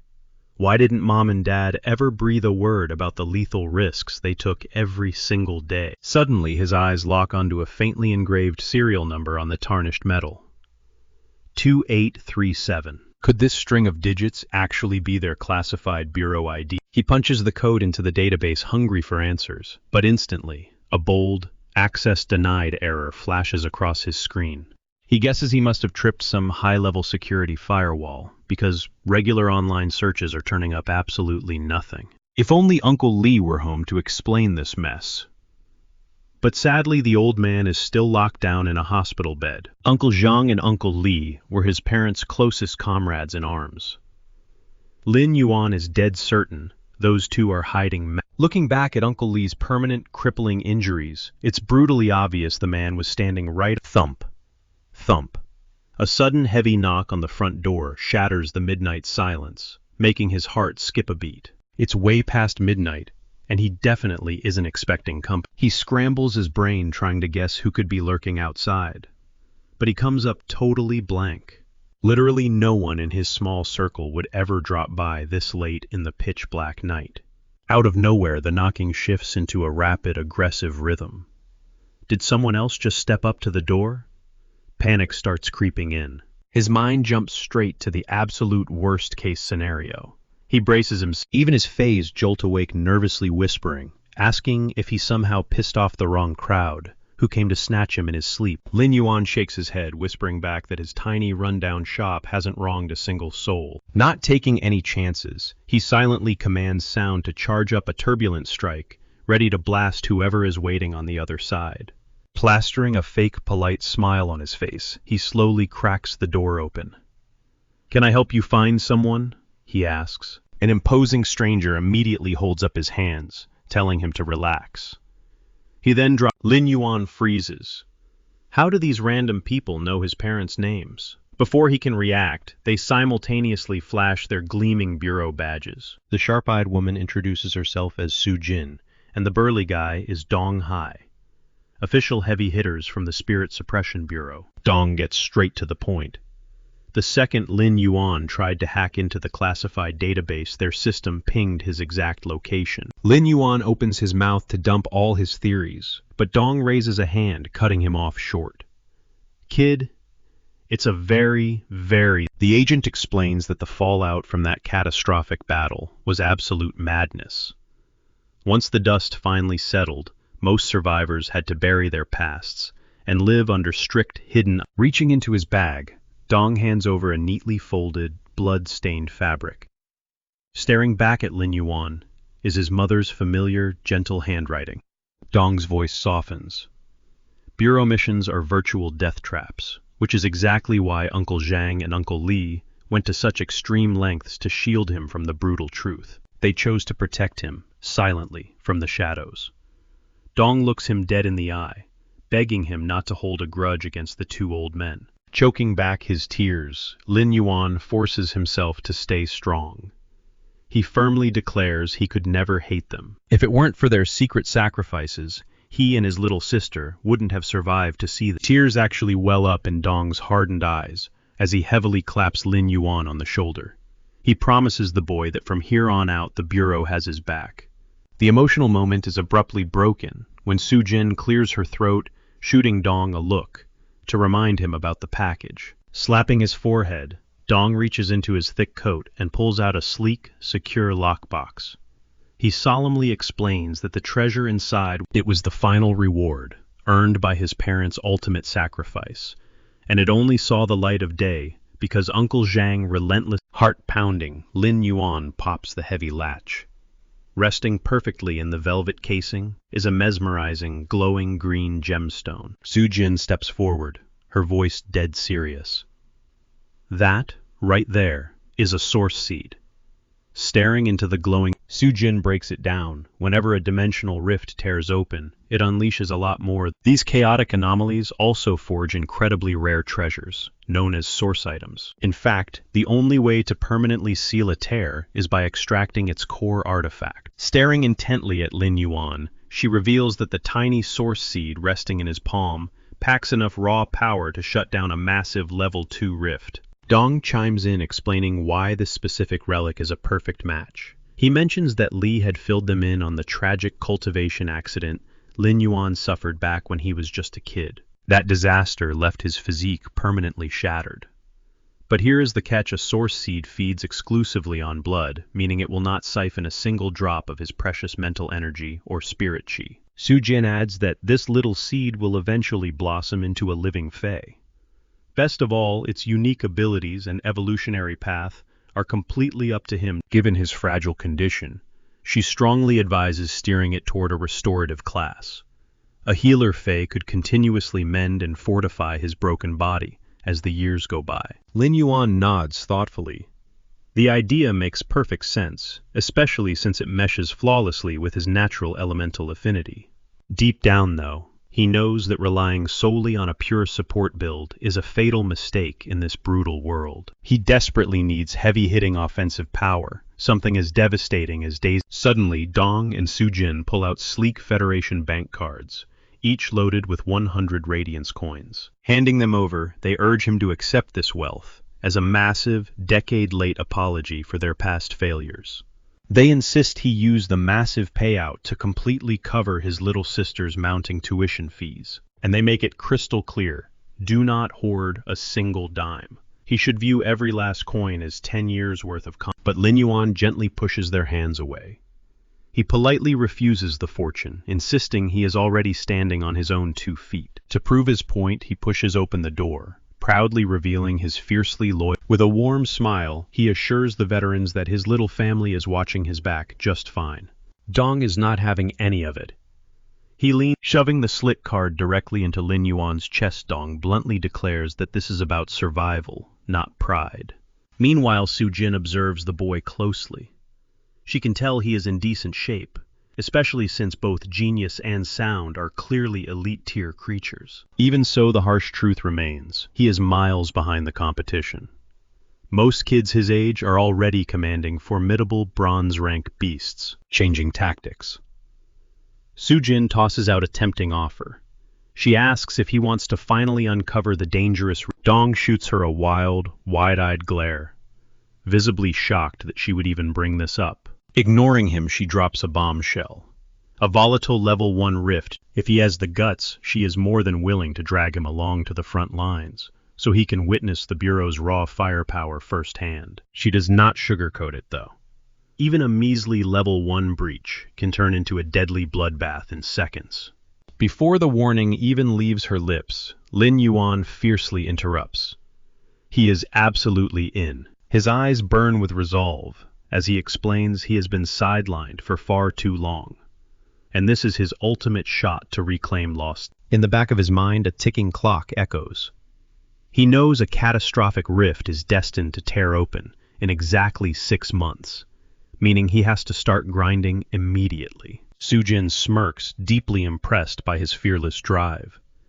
It is obvious his legendary parents raised a genuine warrior. Dong frantically tries to veto this reckless field trip, but Su Jin she completely shuts down his protests, ordering him to act as the ultimate meat shield for the kid, while she wipes out the incoming. With a sharp flick of her wrist, Su Jin summons her ace. A majestic platinum-grade spiritual bird erupts into the sky in a blaze of glory. Lin Yuan watches in absolute awe, floored by the terrifying ease with which she called upon such a godlike entity. It is a brutal wake-up call to the insane power ceiling within the Bureau.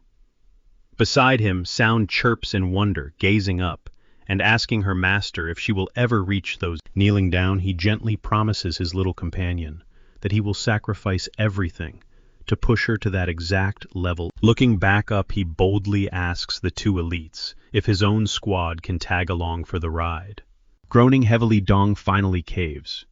He agrees to play the reluctant bodyguard for the entire group. Within seconds, the crew launches into the sky, leaving the quiet house far behind. Riding the wind. Genius and sound are Before long, the massive swirling vortex of the dimensional breach looms ominously on the horizon. A heavily armed blockade of military grunts instantly flags down the giant bird, barking that this is a strictly classified red zone. Dong casually hops down, flashing his high-ranking bureau badge to confirm they are heading into the breach for a full extermination sweep. Recognizing the elite insignia, instantly the soldiers snap a crisp salute, wishing the veteran hunter a flawless operation. The squad plunges straight into the rift. Dong tosses out a quick warning to keep their heads on a swivel, since massive bugs have a nasty habit of raining down from the shadows. They barely step foot inside but Dong doesn't even flinch. He absolutely obliterates the creature using nothing but his bare fists. Watching this brutal display, Lin Yuan finally grasps the terrifying raw power of the Suppression Bureau. Sujin tells the rookie to relax. She casually mentions that this buzzing horde is mostly made up of elite-tier grunts, with just a handful of bronze-tier threats mixed in. Lin Yuan just swallows hard. He absolutely cannot admit that even those so-called grunts would completely... Deciding it is time to truly flex, Dong summons his imposing Shadow Wolf onto the battlefield. In a flash of dark fur and fangs, the beast effortlessly shreds through the suffocating ring of monsters. Suddenly, Lin Yuan catches sound acting extremely on edge. He crouches down, asking her what has got her so spooked. Her voice drops to a tense whisper. Something deeply sinister is stalking them. Her instincts are dead on. High above a bizarre twisted crow is silently tracking their every single move. Ignorant of the creeping danger, Lin Yuan flashes his companions a warm smile, whispering that this mission has been a total breeze so far. Out of nowhere sound screeches a warning. They are under attack. She rockets forward, launching herself straight at the unseen enemy. Lin Yuan shouts for her to fall back, but the words die in his throat. The atmosphere suddenly feels suffocatingly wrong. He spins around in a panic. Dong Sujin.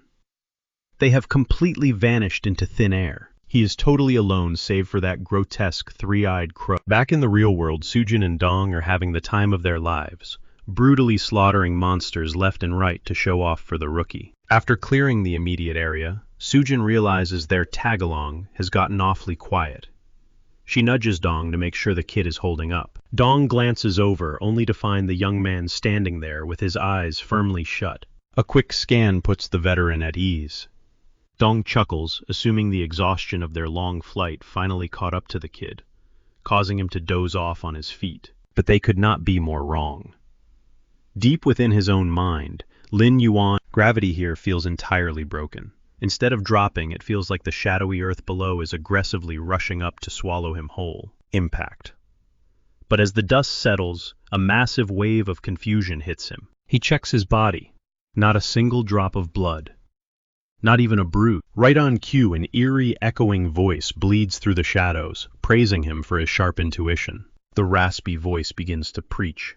It spits venom at humans raging about how privileged outsiders get to bask in endless wealth and comfort. Meanwhile, the wretched inhabitants of the... Stepping out of the fog, the mastermind reveals itself. It is that hideous mutated crow. Flapping its wings, it offers the boy... The stakes are horrifyingly simple.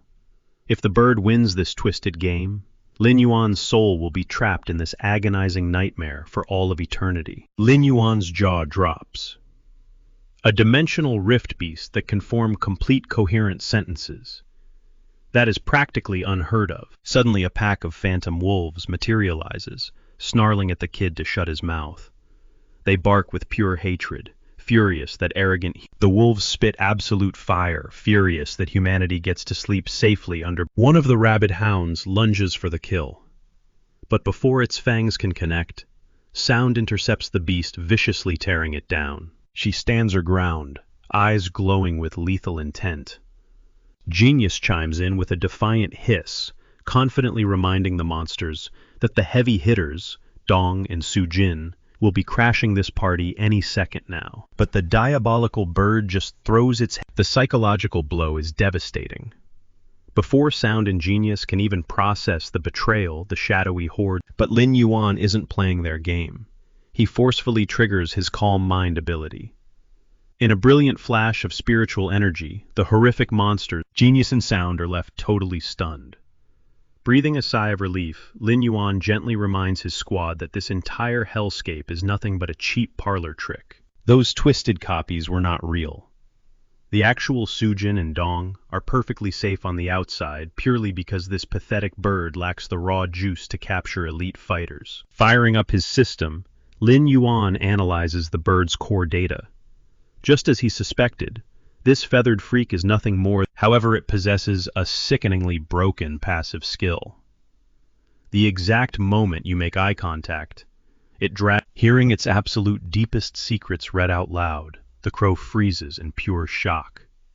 This mere human just cracked its entire combat formula like a cheap, absolute panic sets in. Realizing its cover is completely blown, the murderous bird screeches. Deciding, the crow commands its monstrous wolf pack to slaughter Lin Yuan and his crew. Sound frantically asks if this nightmare is actually real, and Lin Yuan grimly confirms the worst. Every single thing inside this avian beast's domain is absolute reality. Essentially, the crow is hijacking its terrifying powers to perfectly copy. Wasting no time, Lin Yuan barks an order for Sound to smash the earth right beneath the monster's paws, unleashing a violent shockwave. He then instructs Genius to blindfold the beasts the exact second they stumble. Sound executes the command flawlessly, slamming the ground with such crushing momentum that the entire terrain literally craters. But the brilliant strategy completely falls apart. The savage wolves simply brush off the devastating impact without a single scratch. Despite the setback, Lin Yuan's confidence in his own companions never wavers. He boldly taunts the crow, calling the battle completely pointless, a move that violently triggers the avian monster. The twisted creature completely snaps. Unleashing a terrifying, blood-curdling aura, it vows that Lin Yuan will never leave this nightmarish dimension breathing. Lin Yuan watches in pure, unadulterated shock as the foul beast rapidly evolves right before his very eyes. Before he can even react, the rabid wolves crash into him, pinning him. Spitting venomous resentment, the crow screams about how privileged humans bask in the light, while horrific beasts like itself are left to rot away inside. Suddenly, a vicious wolf sinks its razor-sharp fangs deep into Lin Yuan's arm. As warm crimson spills out, Genius and Sound are already collapsing under the relentless onslaught, with Sound bitterly cursing her own agonizing lack of power. But abruptly, the oppressive atmosphere shifts. The crow freezes as a blinding divine radiance erupts across the shadowy domain. Before the beast can even process the threat, Lin Yuan surges back to his feet like an absolute powerhouse, ruthlessly swatting away the crow stares in utter disbelief. That legendary source seed has fully awakened within Lin Yuan, and it is aggressively fighting for his survival. Smirking through the pain, Lin Yuan tells the mutated bird that he finally cracked its secret. Its sinister aura actually supercharges the surrounding phase. With burning defiance, Lin Yuan declares that he can play that exact same game. He desperately screams for Genius and Sound to lock onto the monster's fatal blind spot and end its miserable. Surging with newly awakened explosive energy, the duo rockets toward the demonic crow, obliterating it in one spectacular killing blow. As the creature's body dissolves into dust, it violently curses its cruel fate, lamenting its failure to achieve its. Catching his breath, Lin Yuan suddenly discovers a gruesome, blood-soaked chamber. Watching the last remnants of the crow vanish, it finally dawns on him the core instinct of these rift beasts is nothing but pure, unadulterated carnage. Just like that, the illusion shatters. Snapping back to reality, Lin Yuan flashes a reassuring grin, casually telling his friends that he is perfectly fine. Totally buying his confident act, Sujin nods and suggests they finally. Before they go, Lin Yuan turns to Donghai, casually asking for the absolute best training ground to massively boost his combat prowess. Without missing a beat, Donghai points him straight toward the legendary Starry Tower. The second they arrive back home, Lin Yuan's exhausted phase instantly collapse into a deep slumber, totally wiped out from their harrowing brush with death. Meanwhile, Lin Yuan stays wide awake, his mind racing. The mysterious seed only triggered the second it drank his own vital fluid. He intensely reflects on that terrifying vision inside the illusion, wondering if that monstrous silhouette was the artifact's true ultimate evolution. And more importantly, if the only way to forge a lasting bond with it is. Regardless of the massive danger, Lin Yuan is totally ready to gamble his life. He just needs an ironclad guarantee that this thing will transform into an unstoppable battle fae. Placing the dormant seed deep inside a bed of glowing energy ores, he takes a sharp blade, violently slices open his palm, and lets his crimson drops rain down on the... To his absolute horror, the artifact starts guzzling his life force at an insane, terrifying speed. As it violently sprouts, a monstrous voice echoes inside his skull. Left with literally zero options, Lin Yuan keeps pumping his essence into the ravenous plant. But within seconds, his skin turns a sickly, ghostly pale. Nearing the brink of passing out, he desperately commands one of his healing companions to stabilize his rapidly dropping vitals. After agonizing minutes of draining his veins dry, the tiny speck panting heavily, Lin Yuan is completely overwhelmed. He never in a million years expected this parasitic. Staring at its form, he silently hopes that this terrifying sprout develops massive, flesh-tearing jaws, exactly like the apex predators from his chaotic... As if answering his dark prayers, the plant violently splits open, revealing a terrifying, gaping maw. A massive, thrilled grin spreads across Lin Yuan's. Hoping to satisfy her endless hunger, he tosses a juicy green radish into her jaws, but she aggressively spits it right back out. He pushes his luck and shoves premium energy ores toward her, but every cold panic sets in. Lin Yuan realizes with absolute horror that his fragile human body Sunlight spills into the room as Genius blinks awake, catching Lin Yuan already hard at work. But what totally floors the little guy? A brand new Fae just joined their squad. Lin Yuan formally introduces Genius to Redthorn, and the little guy is absolutely buzzing, dying to find out exactly when this newcomer will unleash that massive... Lin Yuan chuckles, telling Genius to pump the brakes. He reminds his buddy that he is sitting at elite grade right now, and the second he shatters that bronze ceiling, he is destined for a totally mind-bending glow-up. Taking a breath, Lin Yuan calls a timeout for some much-needed rest and recovery. He plans to use this downtime to push both of his partners straight into the... Fast forward 1 week. Chimey is finally primed and ready to ascend to bronze. Lin Yuan channels a flawless, steady stream of spiritual energy directly into her core. His own mental fortitude. Boom. Just like that. Chimey shatters her limits, hitting bronze rank in a flash. Now Lin Yuan stares down 3 distinct evolutionary paths. Option 1. Oily feathers. It acts as a natural shock absorber against heavy physical blows.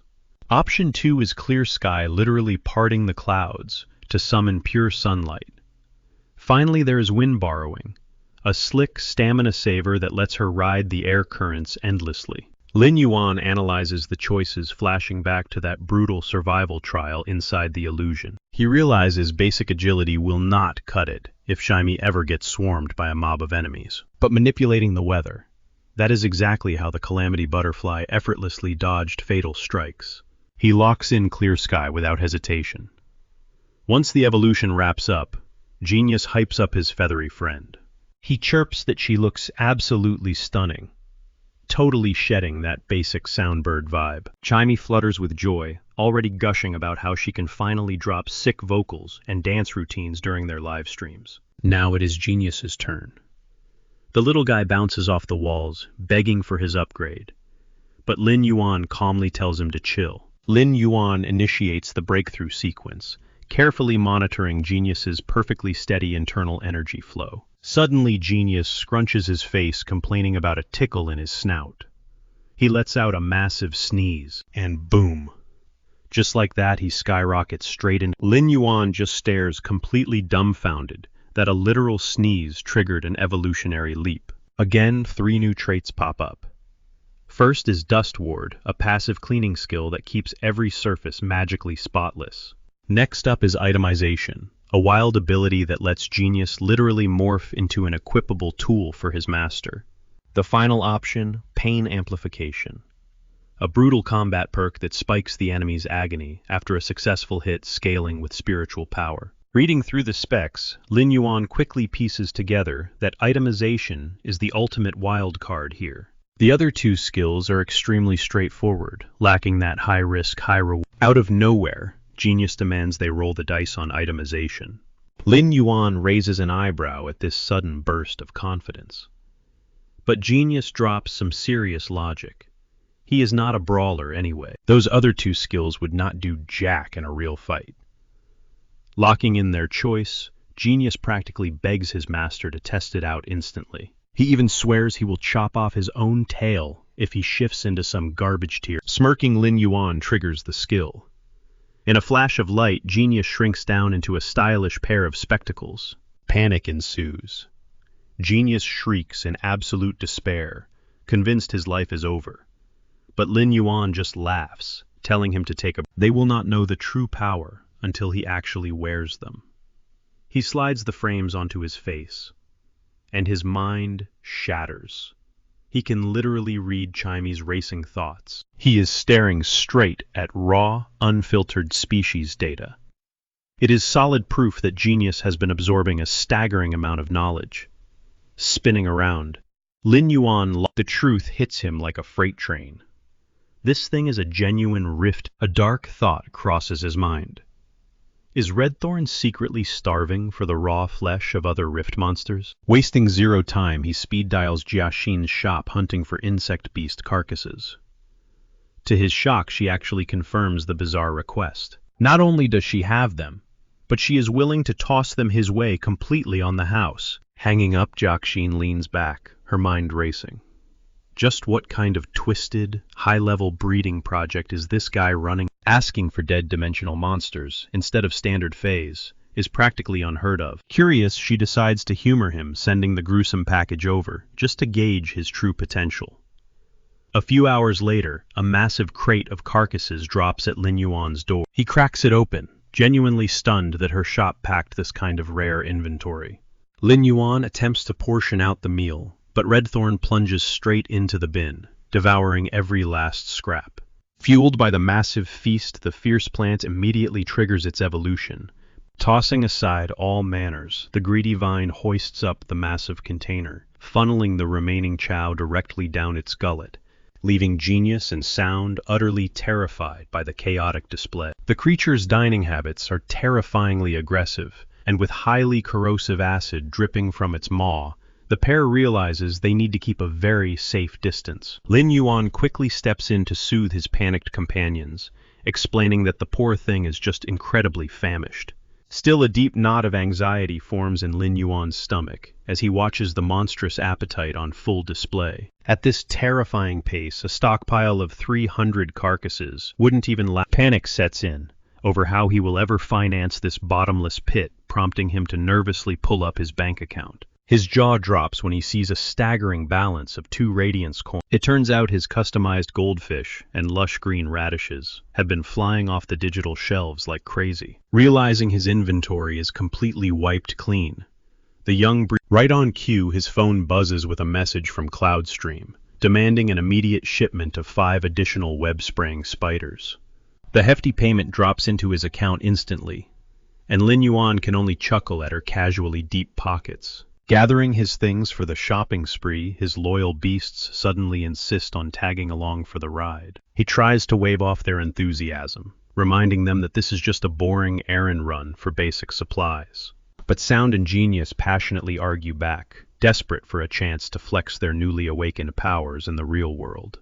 The trauma of their past encounters lingers, and they touched by their fierce loyalty, Lin Yuan flashes a teasing grin, joking that they just might become the saviors of the city during the next disaster. Genius's eyes light up with pure adoration, instantly launching into a passionate rant about a legendary operative from Bureau Number 39. He recounts how the heroic agent single-handedly held back a monstrous beast. Thoroughly impressed, Lin Yuan softly pats the intelligent kitten, praising his relentless dedication. He never expected the little guy. Puffing out his chest with pride, Genius casually mentions that diving into historical news archives is just his way of relaxing after. With their spirits high, the trio finally hits the bustling streets, making a beat. Meanwhile, over at Shin's high-end boutique, a heated argument erupts as her furious employees scold her for recklessly shipping valuable inventory to Lin Yuan on credit. The staff aggressively insists that the broke kid is a massive liability, completely unaware that the very boy in question has just strolled right through there, offering an awkward apology for crashing the tense debate. He watches as Shin quickly waves it off smoothly, lying that it was just a routine morning briefing. Skipping the small talk, Lin Yuan firmly lays out his massive order. A whopping 3,000 insect carcasses, 10,000 jin of low-tier energy ore, half a jin of butterfly shells, 40 standard spirit-absorbing goldfish, and a premium batch of 5 level 10 elite web-spraying spiders. Without batting an eye, he slaps his heavy debit card onto the glass counter, declaring that he is paying for the massive haul entirely in cash. The loudmouth employees instantly freeze their dripping with smug satisfaction. Shin shoots her stunned workers a lethal glare, barking at them to bow and treat their new VIP client like royalty. The humiliated clerks immediately fall in line, aggressively fawning over the young buyer with embarrassingly sweet smiles. A wave of amusement washes over Lin Yuan as he, leaning over the counter with a sly grin, Shin whispers that she has locked down a hidden gem just for him. A pregnant elite-tier, spirit-absorbing goldfish. As the seasoned merchant breaks down the insane genetic properties of the rare catch, Lin Yuan's mind is completely blown. A single spawning cycle can unleash over 1,000 fry, though the fragile eggs usually wither and die quickly, without an overwhelming surge of pure chi. But armed with the limitless spiritual energy inside Mobius's pocket dimension, that fatal flaw becomes absolute. Without a second of hesitation, he locks in the purchase, quickly following up to ask if she can secure any authentic dragon beast blood. Hearing that impossibly rare request, Shin's eyes widen, deeply convinced that a legendary master creator is after all, keeping a highly volatile, pregnant 5 blessings goldfish alive. With the massive transaction cleared and the goods secured, the wealthy young master sweeps out of the premium shop. Behind him, the previously snarky employees. Right after that, genius turns to Lin Yuan, itching to know their next destination. Lin Yuan shoots him a knowing look, reminding the little guy about his burning desire to test out their true power. So it is finally time to hit up the legendary Starry Tower that Dong wouldn't stop hyping up. This place isn't just a building. It is the absolute crown jewel of the Star Web. We are talking cutting-edge training dojos, hyper-realistic combat sims, a brutal ranked ladder, and literally any battle scenario you could ever dream up. Stepping up to the entrance, Genius practically snaps his neck, staring up at the colossal spire piercing the digital sky. The rules are dead simple. Snag a victory move up a floor. Challengers have to throw down at least once a month, and claw their way up to a massive promotion clash on floor 100. Crush that milestone and you finally join. Lin Yuan chuckles, telling Genius to pump the brakes. There is absolutely zero chance they are blasting all the way up to floor 100 on their very first run. Hitting the registration desk, they find the clerk completely buried in a massive textbook. Without even glancing up, the guy waves Lin Yuan off, telling him to handle his own paperwork and scan his own ID tag. He snaps that he is cramming for the grueling creators exam, and absolutely cannot deal with interruptions right now. Genius is instantly fuming at the blatant disrespect, but Lin Yuan gently pats him, urging him to brush it off. He points out that the entire hub is totally swamped, thanks to brutal exam season. With the paperwork finally logged, the irritable clerk gestures for Lin Yuan to step inside the diagnostic scanner. But the second the readouts hit the screen, the attendant practically chokes on a laugh, openly mocking the incredibly pathetic power levels of Lin Yuan's combat pets. Shaking off the insult, they finalize their profile. Immediately, sound starts vibrating with hype, asking how high they have to climb before they can start trading blows with the legendary. Lin Yuan just sighs, reminding the eager Fae that they really need to stop getting way ahead of themselves. Overhearing them, the snarky clerk chimes back in, bluntly stating they need to hit at least floor 100 to even smell that. However, he drops a crucial piece of intel. It is a special event week, meaning fresh meat like them could easily get thrown straight into the meat grinder against seasoned veterans. Hearing that warning, Lin Yuan's eyes narrow. The odds of crossing paths with a hardcore pro straight out of the gate just skyrocketed. Yet rather than cowering in fear, his summoned companions are practically vibrating with adrenaline, totally starved for a real brawl. Stepping into the sleek competitor's lounge, Lin Yuan is genuinely floored by the interface. The holographic menu actually lets fighters customize the exact terrain and weather conditions. He can't help but quietly praise the insane level of detail programmed into this arena. Suddenly, the matchmaking screen flashes red. His very first opponent locks in a veteran rocking a staggering 471 matches under his belt. Sound instantly starts panicking, but Lin Yuan just smirks. He spots that this old guy is somehow stuck on floor 3, proving the dude is basically a professional loser. In a blinding flash of light, they are instantly warped into the combat zone, dropping boots first into a sprawling, grassy plain. Lin Yuan dramatically orders Genius to launch an assault, but the little cat just sits there grooming itself completely unfazed, sassily meowing that his master has been watching way too much anime. Across the field, the old veteran points a finger confidently, roaring that he is going to utterly crush this fresh meat. In the very next breath, the geezer summons his champion. A massive, heavily plated gray armored beetle materializes with a head. Lin Yuan is still frantically trying to yell tactical commands when the aggressive beetle recklessly charges straight into Genius and instantly shatters itself, dropping dead on impact. The old-timer, who was just acting like the ultimate final boss, utterly collapses to his knees, sobbing hysterically. He shrieks, begging to know why his precious bug got one-tapped. The guy is totally devastated, terrified his partner is gone for good. However, Lin Yuan awkwardly waves his hands, gently reminding him that they are literally inside the digital star web. Nothing here takes any real-world permanent, though on the inside, Lin Yuan is sweating drops, absolutely dumbfounded by how hilariously fast that. Fast forward to his 10th showdown. Lin Yuan steps up against a guy rocking a bizarre pig and dog tag team. But it is an absolute landslide victory, with sounds piercing sonic blasts soloing the entire match. The defeated rival slumps into the dirt, bitterly whining about his terrible luck, drawing overpowered bronze tier B all the way down in these rookie trenches. The second they warp out, Genius starts angrily hissing at Lin Yuan for completely benching him, complaining that the flashy bird has been hogging every single ounce of the. Lin Yuan desperately tries to soothe the grumpy cat, promising that they are bound to run into an absolute monster who will push them to their absolute limit any second now. Glancing down at the matchmaking display, Lin Yuan studies their next target, Huang Chenglin.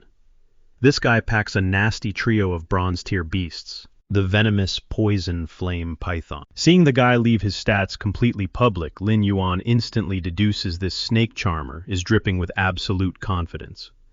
Beside him, Genius literally bounces off the walls in pure excitement, thrilled that they have finally crossed paths with a real threat worthy of unsheathing their claws. Warping into the pre-match lobby, Huang flashes a dangerous grin.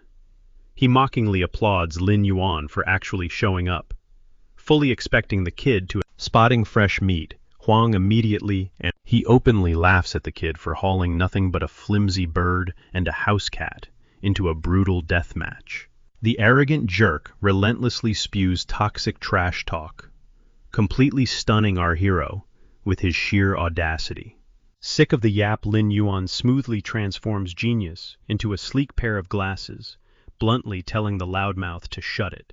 Huang just smirks, taunting the boy for sprinting so eagerly toward his own funeral. Cocky as ever, Huang figures 50% of his strength is more than enough to crush this bug in bounce. But Lin Yuan's sharp eyes catch a massive flaw. Huang's swollen ego has made his beasts dangerously sloppy and completely uncoordinated. Seizing the opening, Lin Yuan commands Sound to blast the 3 serpents right in their soft underbellies with a piercing sonic spike. The little bird dives in, but before the attack connects, Huang summons a thick, corrosive acid mist to swallow the blast. Chuckling, the villain brags that he might have actually broken a sweat if the cat joined the fray. But since Lin Yuan sidelined his pet into mere eyewear, it is basically an automatic. Unfazed, Lin Yuan flashes a cold glare, warning the bully not to celebrate just yet.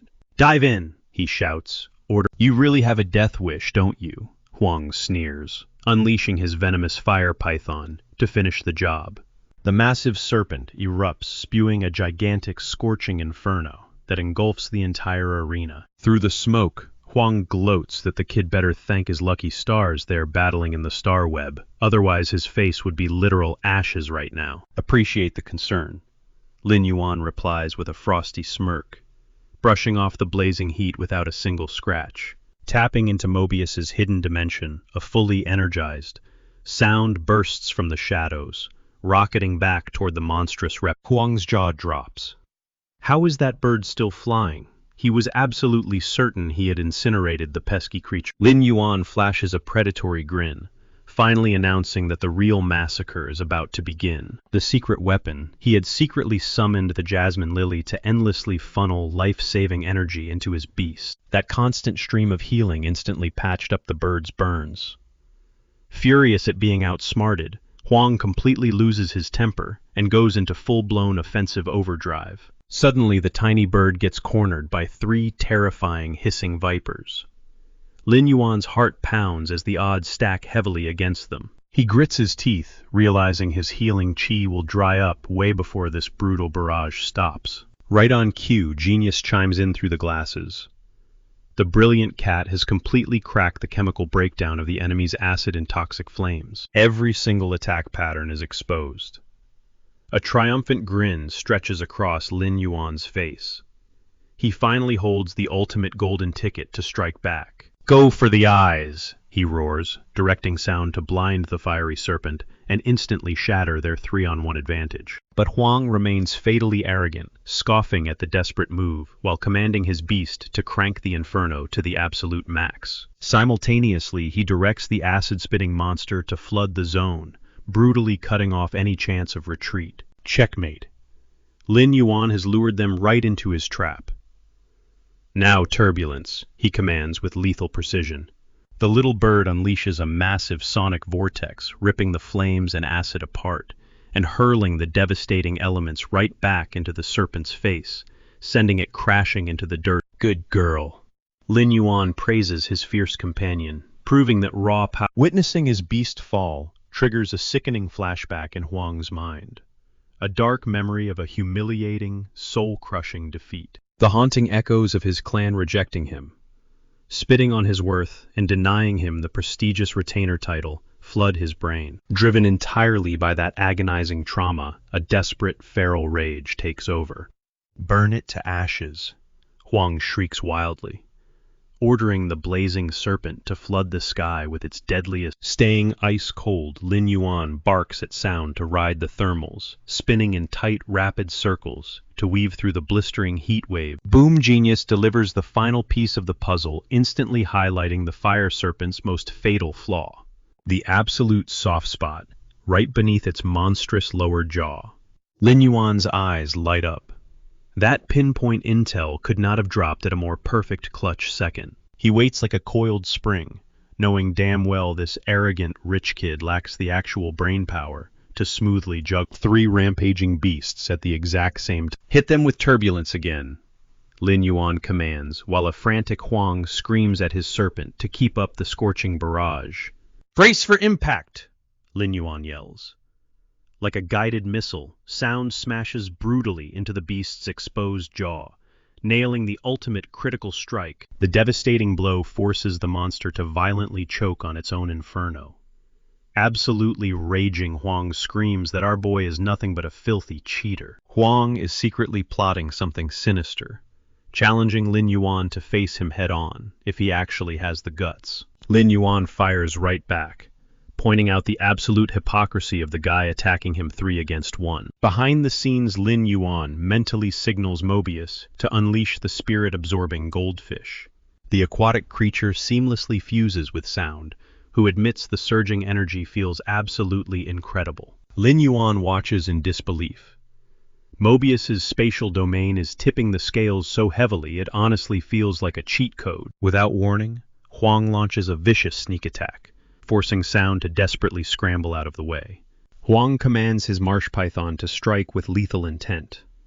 Seeing this, Lin Yuan realizes he has no choice but to lay all his cards on the table. Taking a massive risk, Lin Yuan screams at sound to activate the clear skies. She complies, erupting in a blinding flash of radiant energy that slams into the massive serpent, sending it crashing violently back to the dirt. Huang stares in utter shock, absolutely terrified that a complete amateur is wiping the floor with him. The humiliating scene forces his deepest traumas to bubble up, and he completely snaps. Gritting his teeth, he actually praises Lin Yuan's undeniable talent.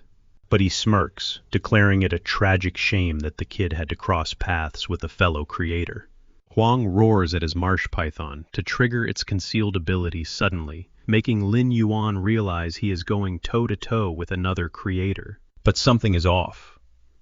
Lin Yuan narrows his eyes, wondering what kind of twisted command Huang gave, because his phase are visibly hesitating. Suddenly, Huang furiously screams for his phase to evolve. The three pythons lunge at one another, sinking their fangs into each other's flesh, to fuse into a single terrifying monstrosity. Huang is throwing his entire life on the line for this desperate move. And when Lin Yuan notices they are still stuck at the bronze tier, he instantly deduces that the pythons have undergone nothing more than a forced, artificial mutation. Tears of blood stream down Huang's face as he screams that his evolved fae is the legendary tri-aspect anaconda, a terror from the ancient era.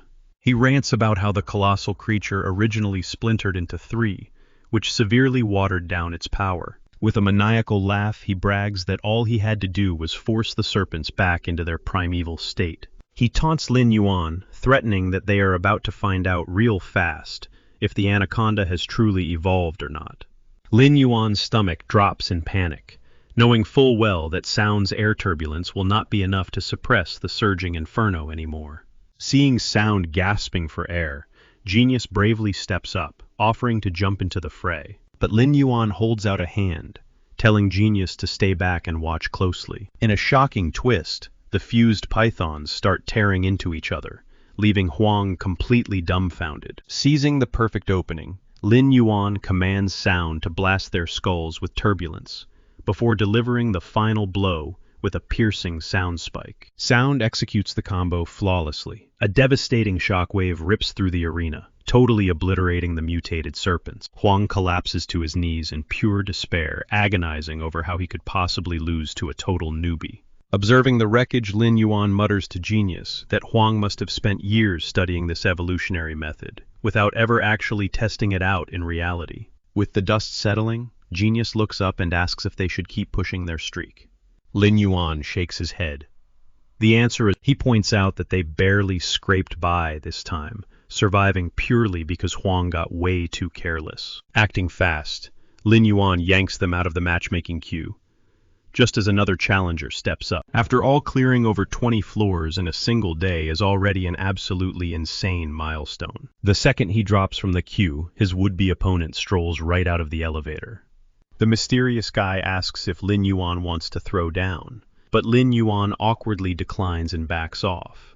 He notices the dude is wearing a strange facial accessory, which is clearly his contracted fae, much like how Genius transformed. Walking away, Lin Yuan realizes his next priority is fully leveling up Redthorn.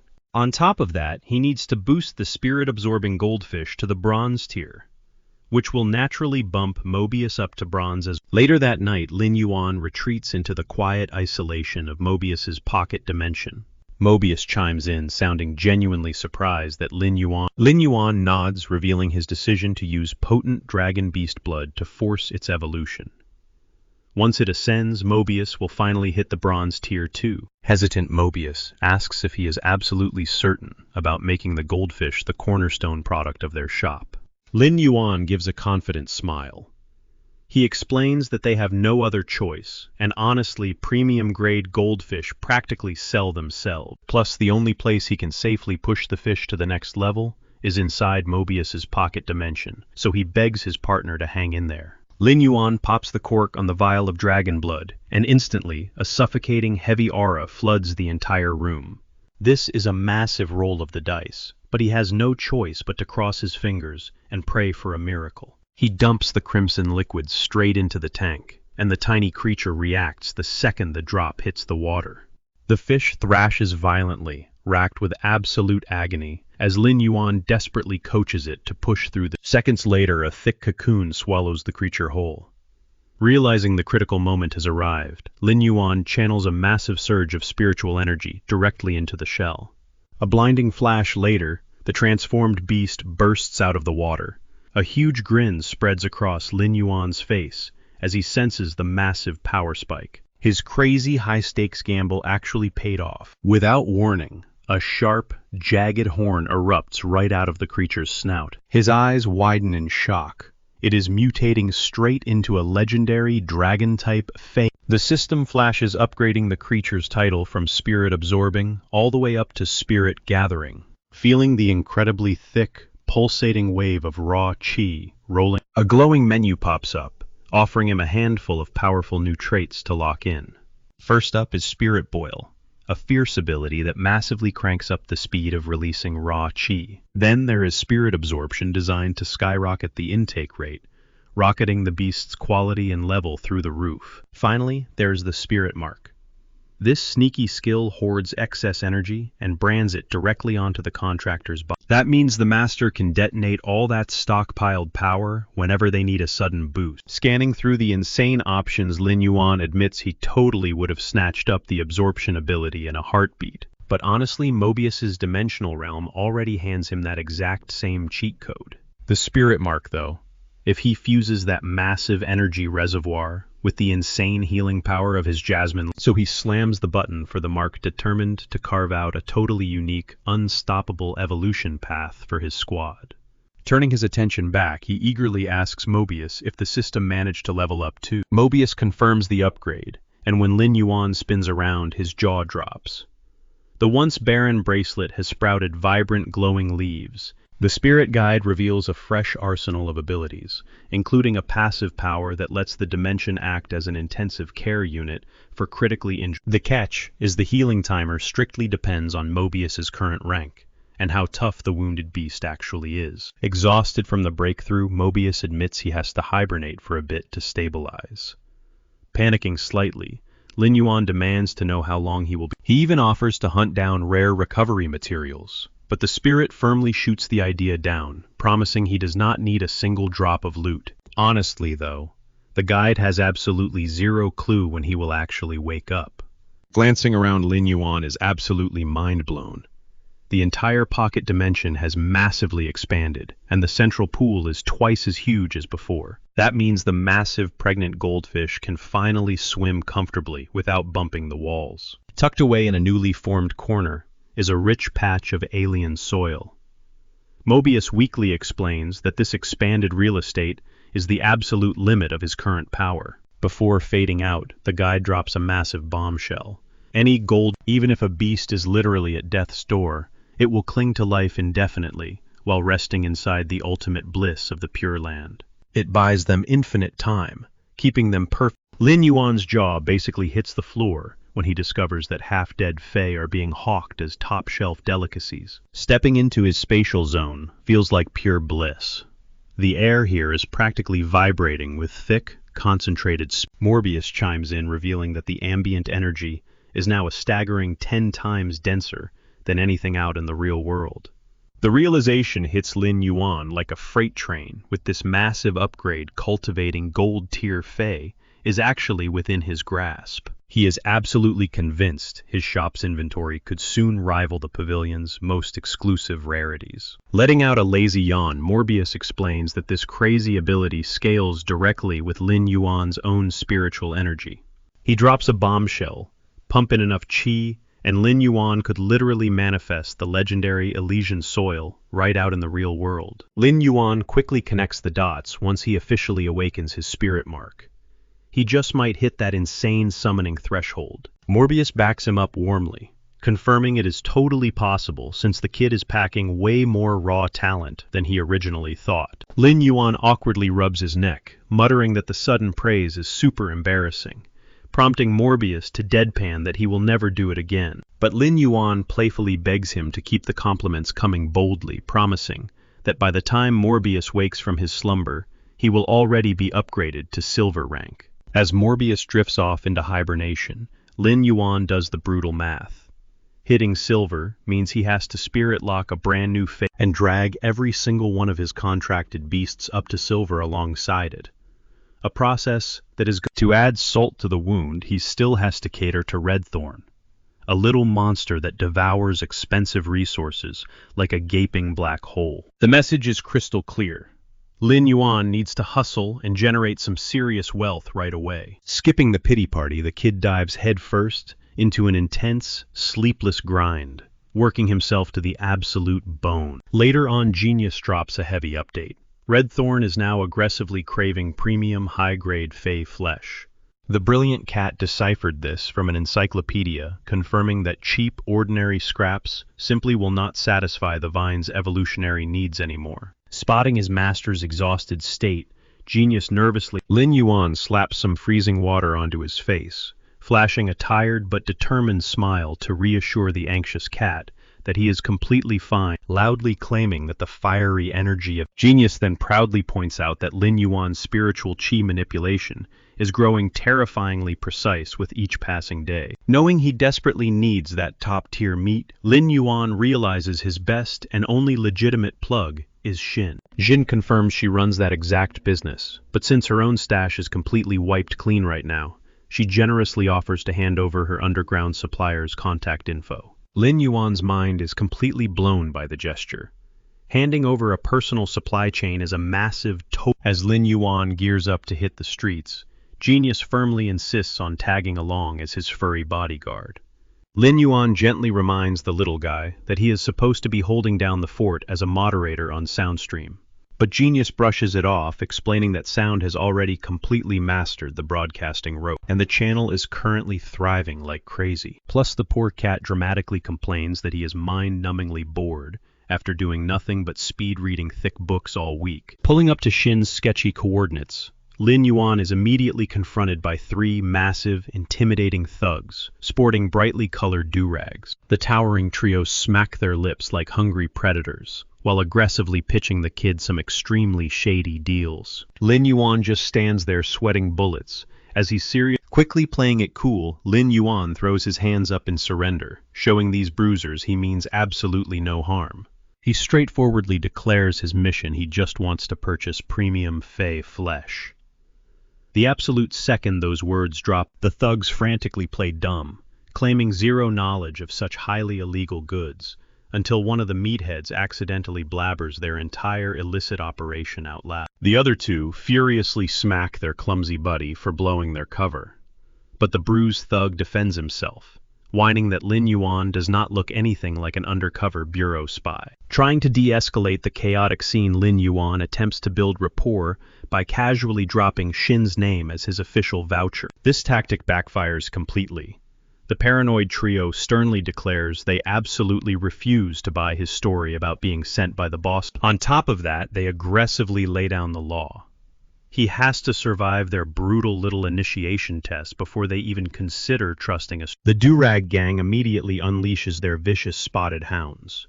But looking at them, Lin Yuan isn't even slightly fazed by the growling mutts. In fact, he coolly whispers to Genius to hold back his punches, noting Genius promises to play nice but still proceeds to absolutely mop the floor with the savage hounds without breaking a single sweat. Even after witnessing their prized pets get utterly humbled, the tough guy trio still stubbornly refuses to treat Lin Yuan with. Instead, they dramatically throw themselves at his legs, bawling their eyes out like he is their ultimate savior, leaving Lin Yuan dumbfounded that these hulking street gangsters are actually just massive weeping crybabies. Out of nowhere, their boss storms in. He furiously chews out the trio, blasting them for pulling a flashy stunt, when their only job was to stand guard quietly. The three goons instantly drop their heads, thoroughly humiliated. Meanwhile, the manager pivots and frantically apologizes to Lin Yuan, explaining that he just verified his identity with Xin. The boss grovels, swearing he would absolutely love to strike a deal, but Lin Yuan picked a terrible time. He admits their premium Fey meat only drops once a month, and the entire stash is completely wiped out. Lin Yuan barely bats an eye at this. He knows perfectly well that elite spirit professionals constantly hoard Fey meat for their carnivorous beasts. The manager spins back around, and snaps at the trio, exposing them as the exact idiots who completely botched the latest supply run. He specifically ordered them to secure top-tier fey meat. Instead, these fools dragged back a massive haul. Scrambling to defend themselves, the guards pathetically argue that the two names sounded practically identical. They even have the nerve to suggest ripping people off and playing dumb later, which only makes the boss explode. He screams that a starving dog wouldn't touch that garbage. It is ridiculously toxic, and burying it would literally poison the entire landscape. Right at that moment, Lin Yuan casually steps up and offers to buy the dimensional rift meat himself. The stunned manager immediately warns, making it crystal clear that all sales are final, and he holds zero liability for the deadly consequences. Unfazed Lin Yuan guarantees he fully grasps the danger, and the reluctant boss finally seals the deal. Genius nervously questions if this is really a smart move, but Lin Yuan smirks, revealing his grand plan to feed it all to Red Thorn. Since the vicious plant originally spawned straight out of a dimensional rift, he wagers it can handle the toxicity just fine. Without skipping a beat, Lin Yuan drops the cash for 1,500 kilos of the lethal flesh. The meat is insanely corrosive. Lin Yuan has to strap into full protective gear just to get near the stuff. Deep down, a knot of anxiety twists in his stomach. What if this actually poisons his precious fate? But before he can even scream a warning, Red Thorn violently snatches an entire bucket and devours the toxic sludge in seconds. Panic strikes Lin Yuan as he watches the horrific acid instantly melt away Red Thorn's mouth. But in a blink, the terrifying plant rapidly regenerates, furiously, multiplying. It hits him. Red Thorn is actively adapting to conquer the lethal corrosion, violently twisting its thorny vines into a bizarre, unnatural shape. Genius excitedly chirps that the beast is desperately hunting for a brand new evolutionary path. Suddenly, with a deafening crack, Red Thorn completely shatters its container. Massive, pulsating roots erupt outward, growing ridiculously thick as the creature. Lin Yuan stares in pure awe. But the adrenaline spikes sharply as Red Thorn suddenly slips into a deep slumber and slams heavily onto. Later, the incredibly confident Sound struts over casually, handing Lin Yuan her autograph. Genius playfully roasts her, asking who on earth would actually buy her merch. Sound just smirks proudly, declaring her top donor will definitely grab it. Genius ruthlessly claps back, casually dropping the bomb that her biggest sponsor is just some dude who tossed her a measly 500 coins once. Lin Yuan raises an eyebrow at the brutal truth, but he realizes that whoever this mystery guy is, he is definitely a fiercely loyal fanboy. Ignoring the roast, Sound insists Lin Yuan haul her goodies all the way to Redbud City and toss a couple over to Chu Si. She smugly brags that her fame is practically guaranteed to skyrocket, making her merchandise an absolute goldmine. Shifting gears, Lin Yuan seriously announces it is time to hit the road. The incredibly high-stakes creator exam they have been grinding for is finally here. Genius gasps, visibly shocked that the massive test is actually happening right now. He happily admits that his brutal study sessions are finally about to pay off big time. Cut to Redbud City, where the Grand Creators Guild is practically buzzing. An absolute ocean of anxious candidates floods the registration hall. While these hopefuls furiously scribble on their forms, Vice President Ning, an elite 4-star creator, completely locks down his office for an intense, closed-door meeting. Across his desk sit two major heavyweights. First is the incredibly powerful Dean of the Royal Capital's Creator Academy. Beside him sits the highly respected Vice President of the Royal Capital's very own guild. The tension is thick. Meng cuts right to the chase, demanding Ning forcefully dial back the brutal difficulty for this year's current batch of rookies. Ning narrows his eyes, fiercely demanding a good reason to compromise his test. Du steps in, explaining that Sikong's sudden aggressive reforms were far too shocking for everyone. Their master plan was to gently spoon-feed the changes this time around, before fully dropping the hammer and making it completely official the very next. Meng harshly points out that Redbud City basically turned into their twisted guinea pig experiment, all because Ning boldly greenlit the whole operation. But Ning refuses to back down. He firmly slaps his hand on the desk coldly, reminding the elders that as a prestigious 4-star creator, He reveals that this was actually the Moon Empress's personal directive, as she's actively hunting for a new protege. Meng attempts to sway Ning, arguing that someone as prestigious as the Moon Empress wouldn't waste her time on a standard exam cycle just to handpick a student. Ning scoffs outwardly, agreeing with them. But beneath the surface, he's merely playing along, eager to see what kind of endgame they are plotting. Shortly after Lin Yuan and Genius finally touch down in Redbud City, hopping off their high-speed ostrich transport, Genius eagerly pushes in to swing by and visit Chu Chi, but Lin Yuan firmly shuts the idea down. He refuses to see her until he officially crushes the creator exam and secures his pass. Genius puffs up, guaranteeing Lin Yuan that he's going to breeze through the test with flying colors as long as he is by his side. Smiling, Lin Yuan gives him a gentle pat on the head, admitting his little companion is incredibly reliable. Genius chatters away about the sheer massive scale of the metropolis, marveling at all the glitz and glamour. Lin Yuan chuckles, pointing out the obvious. Redbud City is leagues more dazzling than their quiet Xia County. By now, Genius is drooling over the local street food, forcing Lin Yuan to snap him back to reality and demand focus. After all, they are here to conquer the creator exam, not to embark on a culinary tour. Shifting his gaze, Genius points out something rather unsettling. Every single person around them looks practically ghost white. Lin Yuan explains that the sheer terror of exam nerves is draining their color, especially since the creator exam boasts a brutal, soul-crushing failure rate. If you bomb this test even once, you are completely locked out from retaking it for an entire year. The moment they step into the imposing administrative hall, Lin Yuan whispers for Genius to stop giving the stressed-out crowd such weird looks. Still, even Lin Yuan is taken aback by the incredibly long, winding line they now have to join. Whispering a quick command, Lin Yuan tells Genius to morph into his glasses, form, and stay sharp.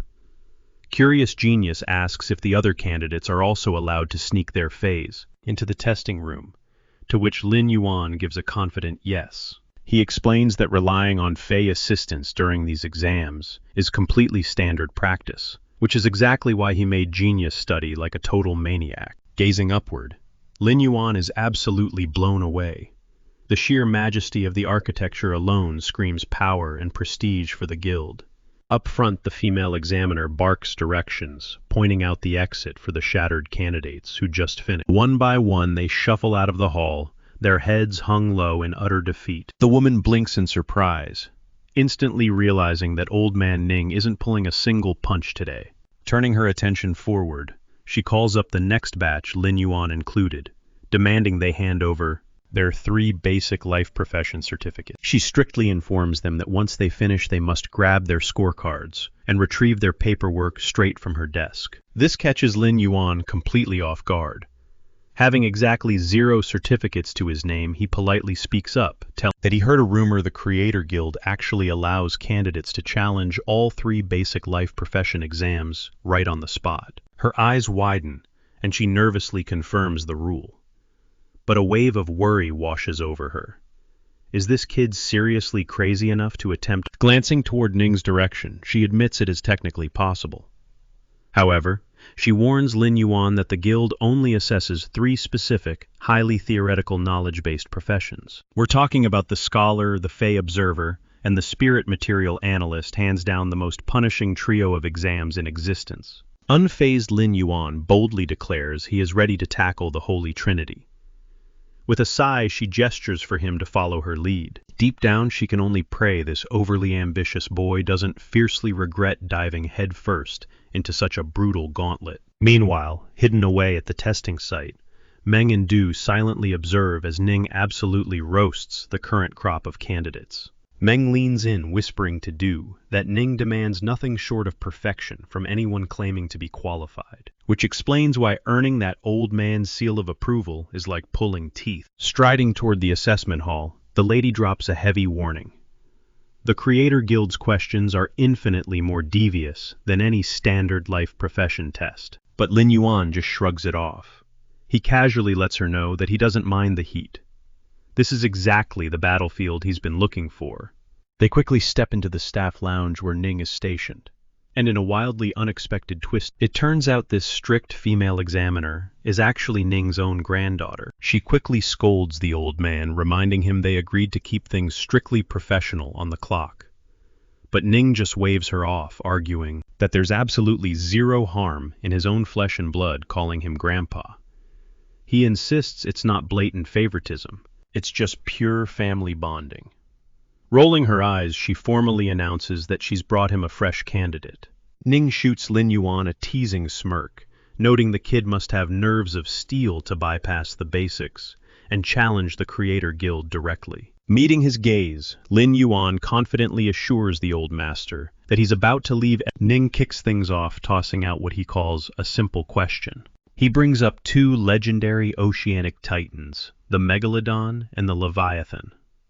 For millions of years, these apex predators tore each other apart. Leaning in, Ning locks eyes with Lin Yuan and demands to know which of these beasts was truly His granddaughter immediately panics. Her grandpa is basically throwing a massive curveball, dropping a highly debated topic that still sparks vicious arguments across the academy. Desperate to throw Lin Yuan a lifeline, she grabs her grandpa's hands, loudly dropping hints about his obsessive research into megalodons. The old man quickly shushes her. But Lin Yuan doesn't miss a beat, confidently declaring that the answer is glaringly obvious. They were both incredibly weak, Lin Yuan states bluntly. Taken aback, Ning challenges him to back up that wild claim. Lin Yuan doesn't flinch. He explains that both titans were completely crushed by evolution, wiped entirely off the map. Even if modern whales and sharks display regressive traits today, they'll never hold a candle to the true megalodons or leviathans of the past. The granddaughter braces for impact. Her grandpa should have erupted in anger the second someone called his beloved megalodon weak, yet he remains dead silent. Instead, Ning narrows his eyes and urges Lin Yuan to dig deeper into this. Lin Yuan elaborates, painting a picture of two tyrants that ruled the prehistoric seas for so long. They practically choked the evolution of the entire marine ecosystem. It wasn't until a catastrophic meteor strike rocked the planet 65 million years ago, triggering mass extinctions, that a fresh era of aquatic life finally broke through. Looking at it through the lens of a creator, sure, they were unstoppable back then. But the moment the environment shifted, both species utterly failed to adapt. Nature mercilessly eliminated them. In the grand scheme of evolution, that makes them absolute weaklings. Ning is utterly blown away. A massive grin spreads across his face as he bursts into genuine applause. The girl flashes Lin Yuan a sneaky thumbs up, while Ning turns to her, declaring that he will personally proctor this kid's exam. Over in the hall, Du and Meng watch in absolute shock. It's practically unheard of for a VIP like Ning to personally escort some random candidate. Striding through the corridor, with every single eye glued to him, Lin Yuan feels like an absolute boss. The moment they hit the testing room, Ning slides the exam page, but the second Lin Yuan's eyes scan the text, the answers effortlessly flood into his brain. It's all thanks to genius. The examiners deliberately buried some of these answers, deep within the obscure prefaces of massive textbooks. Chilling in the corner, Ning keeps a hawk-eye watch on the young prodigy. He can't help but marvel at the kid's ice-cold composure. Ning bets it'll take him at least 2 solid hours to grind through it. Yet a mere hour later, Lin Yuan drops his pen completely finished. Lin Yuan casually asks if he can roll straight into the creator exam. But as Ning aggressively scans the answer sheet, he shuts him down, stating flatly that the creator exam isn't happening today. Lin Yuan's heart drops. Did he just bomb the test completely? Hanging his head in total defeat, Lin Yuan anxiously asks if he flunked one of the 3 foundational life profession tests. But Ning quickly shakes his head, shutting down that dark thought. Far from failing, Lin Yuan absolutely annihilated the exams.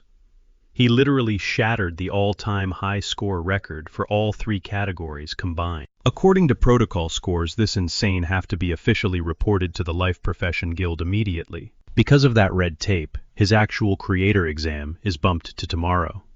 Hearing this, a massive wave of relief washes over Lin Yuan. Still, he casually mentions to Ning that he really wanted to knock out the 1-star creator exam within the next 2 hours.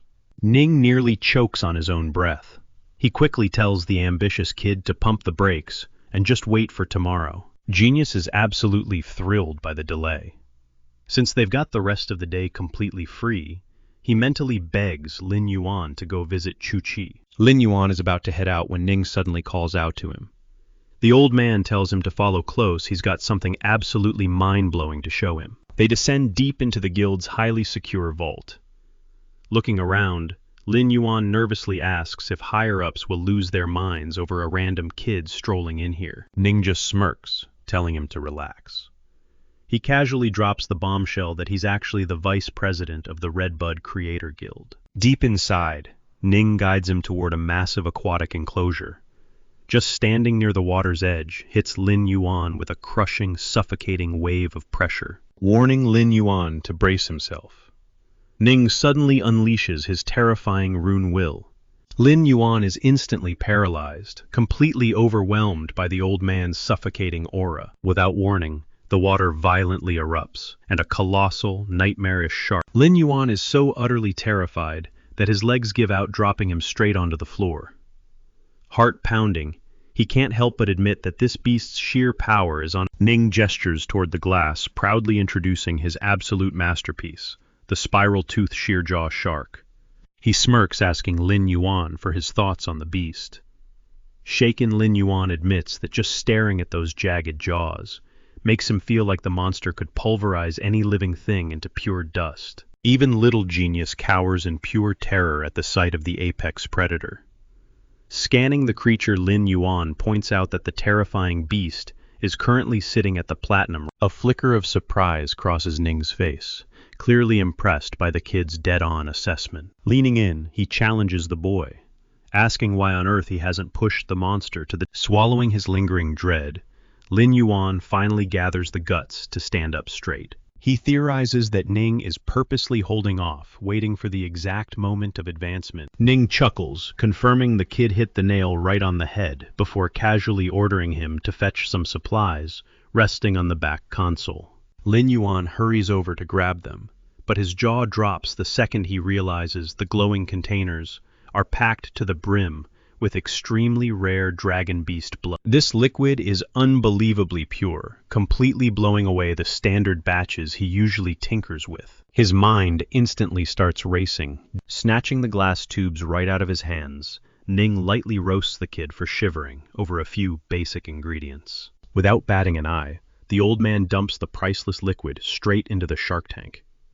Lin Yuan practically loses his mind, knowing a single drop costs north of 2,000 Radiance coins, meaning that casual little snack just burned through a staggering 2 million coins. But Ning doesn't flinch at all.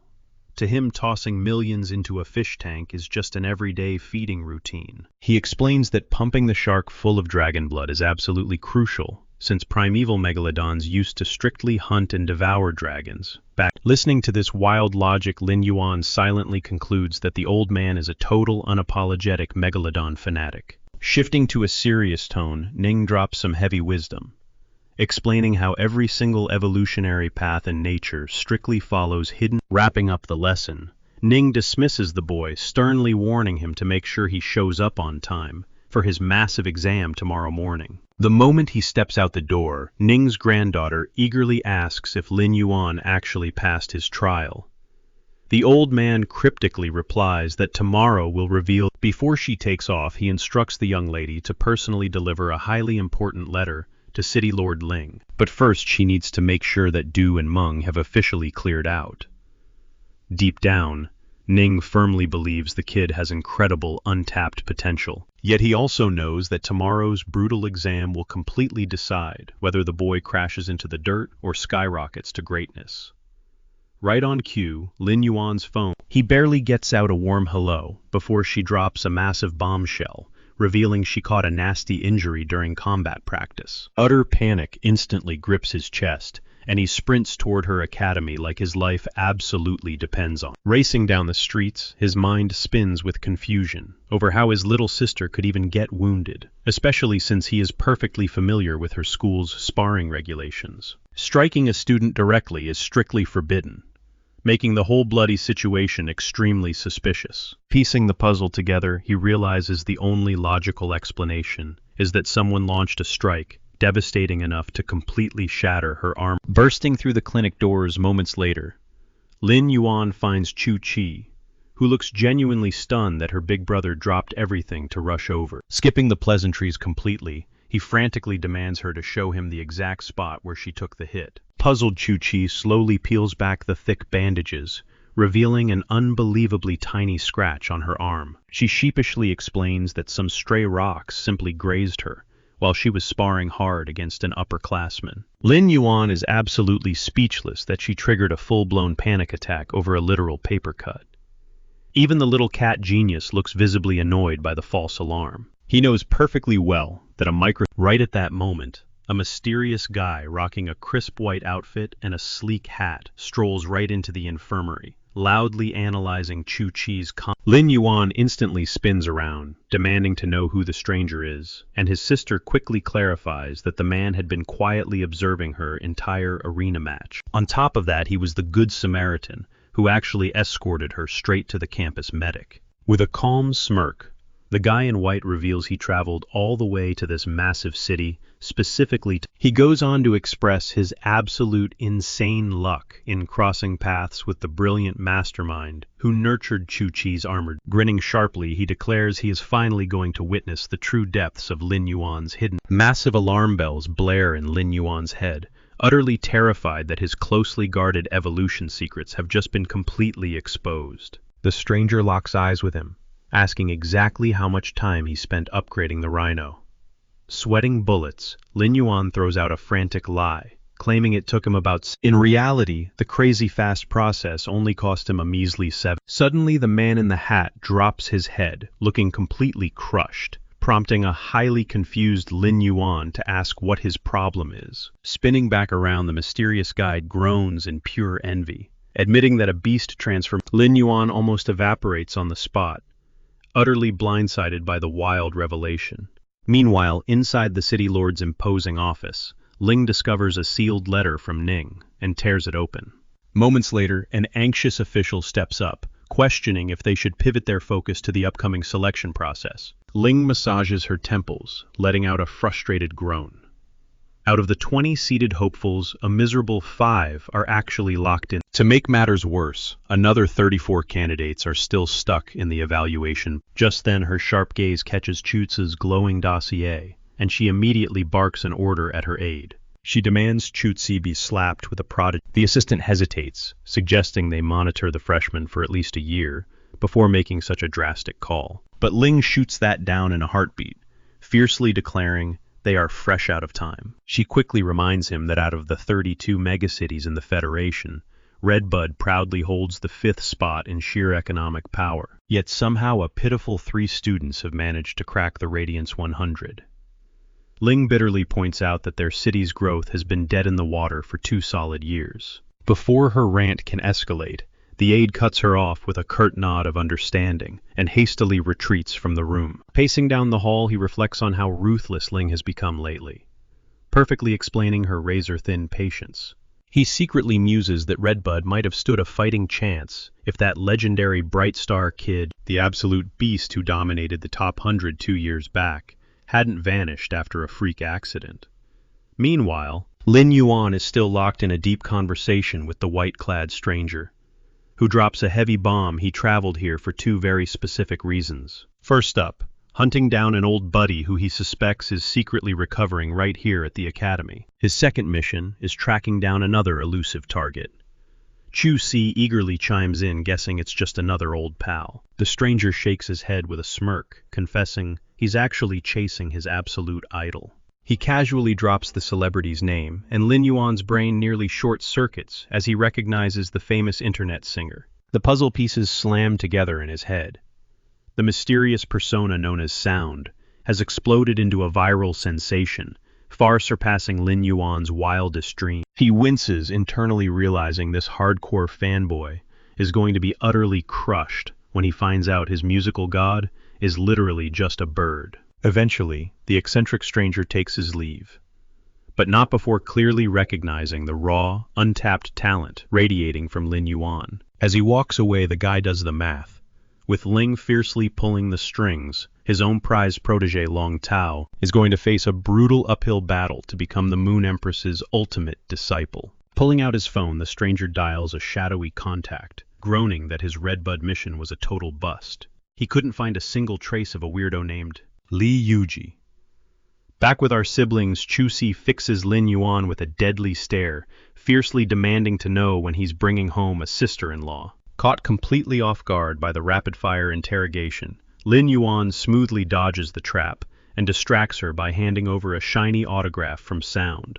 He playfully claims the singer insists this piece of paper will be worth a fortune someday.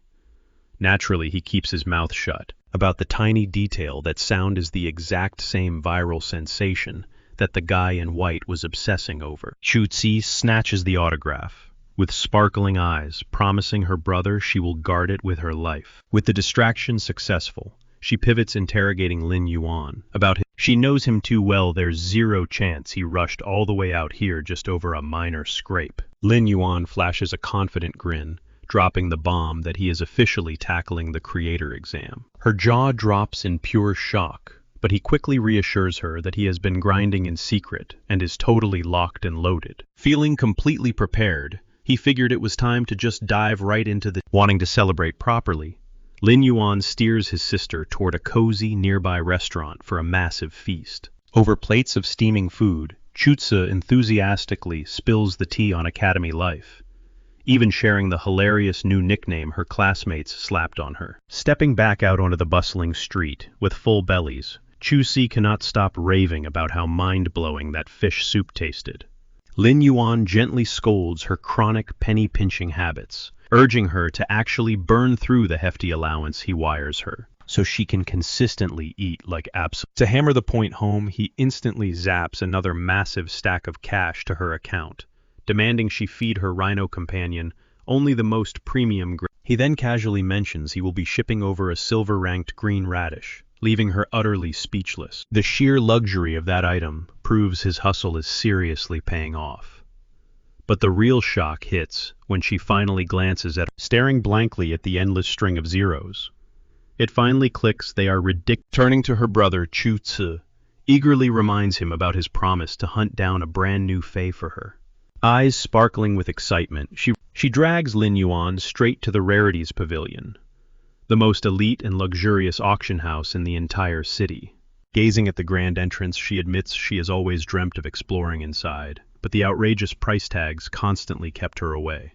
But now that their pockets are lined with cash, she is totally ready to finally step through those massive doors. Swiping his star card to cover the entry fee, Lin Yuan guides her inside, genuinely hoping to score an epic second fae for his sister. Stepping onto the gleaming floor, Lin Yuan points out that their current status only grants them access to the ground level.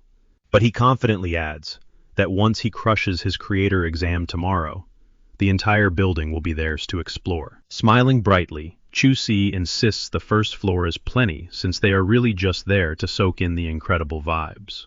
Suddenly her attention locks onto a pristine white creature in a glass display, which Lin Yuan quickly identifies as a two-tailed snow ferret. He warns her it is a fierce offensive type, definitely not suited for her combat style, though she still squeals over how incredibly adorable it is. Peeking closely at the glass, she casually asks her brother to check the price. Lin Yuan glances at the label and nearly chokes on his own breath.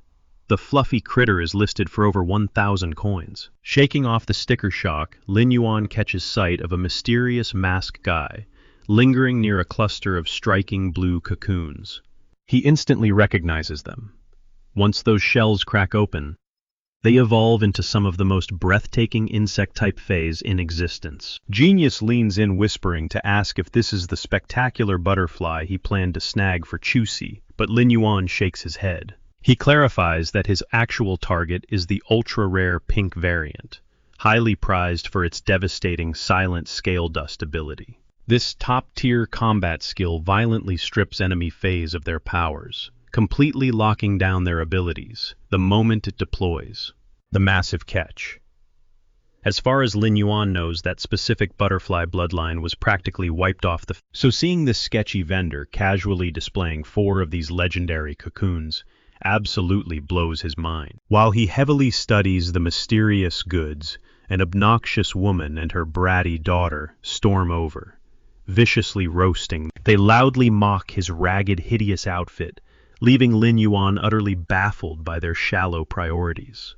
He scoffs internally, thinking these absolute fools should be judging the priceless treasures on the table, not his fashion choices. Ignoring the petty insults, the vendor suddenly rasps out his price, offering the entire batch of 4 cocoons for exactly 120 radiance coins. Genius gasps, realizing that is absurdly cheap, but Lin Yuan whispers back that the contents are a complete mystery. It is essentially a high-stakes gamble, a magical blind, with absolutely zero guarantees on what will hatch. Dropping that much cash is actually a massive financial risk. The arrogant mother sneers again, loudly demanding to know what makes his dirty cocoons worthy of sitting in the elite pavilion. Her daughter eagerly joins the vicious attack, whining that normal shops only charge about 50,000 federal coins. She complains that a standard butterfly cocoon. A curious crowd quickly swarms around the drama, loudly whispering about the sheer impossibility of sourcing those specific rare breeds. They murmur in agreement, firmly convinced that this shady guy could never actually possess something so legendary. The mob mentality kicks in fast, fiercely branding him a total fraud, with someone aggressively shouting to call security and toss him into the street. Sensing the angry mob is seconds away from a full-blown riot, Lin Yuan smoothly slices through. He boldly announces to the stunned crowd that he will gladly purchase all 4 cocoons right here, right now. The rude mother's jaw drops, and she frantically scrambles to warn Lin Yuan, aggressively insisting the items are blatant fakes. But Lin Yuan sharply shuts her down, stating that every single item crossing the rarities pavilion counter passes a rigorous authentication check. However, it is literally impossible for them to be cheap knockoffs. Ignoring the loud haters, Lin Yuan confidently extends his hand toward the masked vendor, making it crystal clear he is dead serious about the deal. Instead of shaking it, the mysterious man silently rises to his feet and begins walking. The toxic crowd instantly pounces on the moment, mercilessly jeering that he is sprinting away because his pathetic scam was exposed. Halting in his tracks, the dude severely glances back and tells Lin Yuan that if he actually has the guts to buy them, he needs to return to the pavilion tomorrow at this exact same time. Utterly baffled by the bizarre interaction, Chusi asks her brother what just went down, but Lin Yuan brushes it off with a calm smile. Tucking his hands into his pockets, he smoothly suggests they head out. Walking out of the shop, Chu hypes Lin Yuan up, urging him to absolutely crush the upcoming creators exam. With a confident grin, Lin Yuan promises his sister that failure simply is. Meanwhile, that snobby woman from the stall is fuming. She was inches away from lowballing those cocoons before Lin Yuan wrecked her entire hustle, but her daughter brushes it off, telling her to forget about those worthless bugs. Once she secures her creator badge tomorrow, they will be swimming in cash to buy top-tier treasures. Morning breaks, and a massive crowd of anxious candidates swarms the Creator Guild, waiting for the grueling trial to begin. Genius spots Lin Yuan, casually stifling a yawn, and wonders if the guy even got a wink of sleep. Lin Yuan shrugs it off. His mind has been racing with plans for those cocoons, but his energy level. Lurking in the crowd is that exact same bitter woman from last night. Surprise, surprise, she hails from a prestigious creator bloodline. With this year's test designed to be notoriously brutal, she scoffs, dead certain that a dirt-poor nobody like Lin Yuan will wash out instantly. Her own daughter, though. She is convinced her precious girl is going to steamroll the competition. Why? Because Mommy Dearest smuggled in a mountain of ultra-rare materials. Word on the street is the test subject today is the notoriously stubborn Ironhead Weasel. Feeding off that rich kid privilege, the daughter is practically radiating pure, unadulterated arrogance. She fully expects to steal the show. Stepping up to the podium, Ning announces the rules. Each candidate gets an isolated cultivation chamber. 0 distractions. Total creative freedom behind closed doors. Lin Yuan breathes a quiet sigh of relief. No security cameras. No examiners breathing down his neck. Still, he knows he has to play it smart to keep his absolute cheat. Watching from the sidelines, Ning secretly prays Lin Yuan delivers a masterpiece. Otherwise, that glowing recommendation letter he fired off to Ling was a total. The heavy iron doors slam shut behind the candidates. Right on cue, Ling sweeps into the hall, prompting a sly smirk and a jab from Ning. He teases her for cutting it painfully close. But Ling isn't laughing. She is sweating bullets over Ning's sadistic choice of a test subject, fearing a total wipeout. Let's be real. The Ironhead Weasel is universally despised by spirit professionals. It is a walking contradiction, fiercely aggressive, yet cripplingly skittish. Cut to the cultivation chambers, where absolute chaos is already unfolding. Candidates are tearing their hair out as these vicious little beasts run rampant. One desperate guy literally tries prying the beast's jaws apart to force-feed it, but the furry little tank violently snaps back. But flip over to Lin Yuan's room. Miraculously, the notoriously skittish monster doesn't even flinch. Peeking out, Genius whispers a critical secret. This specific variant isn't aggressive. It completely defies the official textbooks. Up in the viewing deck, Ning's granddaughter tugs on his sleeve. She asks, "The burning question is evolving. This beast really a total nightmare?" Ling chimes in with a grim reality check. It is nearly impossible, because this stubborn creature absolutely refuses to be brute-forced into an evolution. Ning flashes a cunning smile, confessing he deliberately cranked the difficulty to nightmare mode, just to satisfy the ruthless standards. Fast forward to Lin Yuan's chamber, and he has already got this untamable beast eating right out of his palm. His secret recipe. A crunchy, bizarre cocktail of sweet. A mere 30 minutes tick by. Ling is already pacing the floor, checking her watch and telling Ning she needs to bounce. Ning raises an eyebrow, demanding to know why she is bailing so soon. She sighs, reminding the old man that she is swamped with heavy responsibility. The city won't run itself, after all. But mid-sentence, the heavy doors hiss open. Out strolls Lin Yuan, leaving Ning. It hasn't even been an hour. Panicking Ning demands to know if. But Lin Yuan just flashes a calm smirk, casually dropping the bomb that he has completely finished the trial. And he doesn't stop there. Without missing a beat, he requests to take the brutal 2-star creator exam. Immediately. Rushing into his cultivation chamber to verify his insane claim, Ling's jaw practically hits the floor. Her mind short-circuits, upgrading that stubborn nightmare of a weasel in just 30. Flashing back, Ling remembers this kid absolutely shattered the high scores on all 3 lifestyle profession exams. It finally hits her like a freight train. His raw talent as a creator isn't just good. Snapping out of her daze, Ling gives him a massive nod of respect, praising his flawless execution. Technically speaking, he has officially secured his title as a full-fledged creator. Locking eyes with him, her tone drops dead serious. She asks if he is absolutely certain he wants to walk right into the meat. The question hits Lin Yuan like a truck, making him freeze in his tracks. Spotting his sudden hesitation, Ning quickly steps in, urging the young man to keep his cool. He reassures him that Ling is simply looking for the raw truth.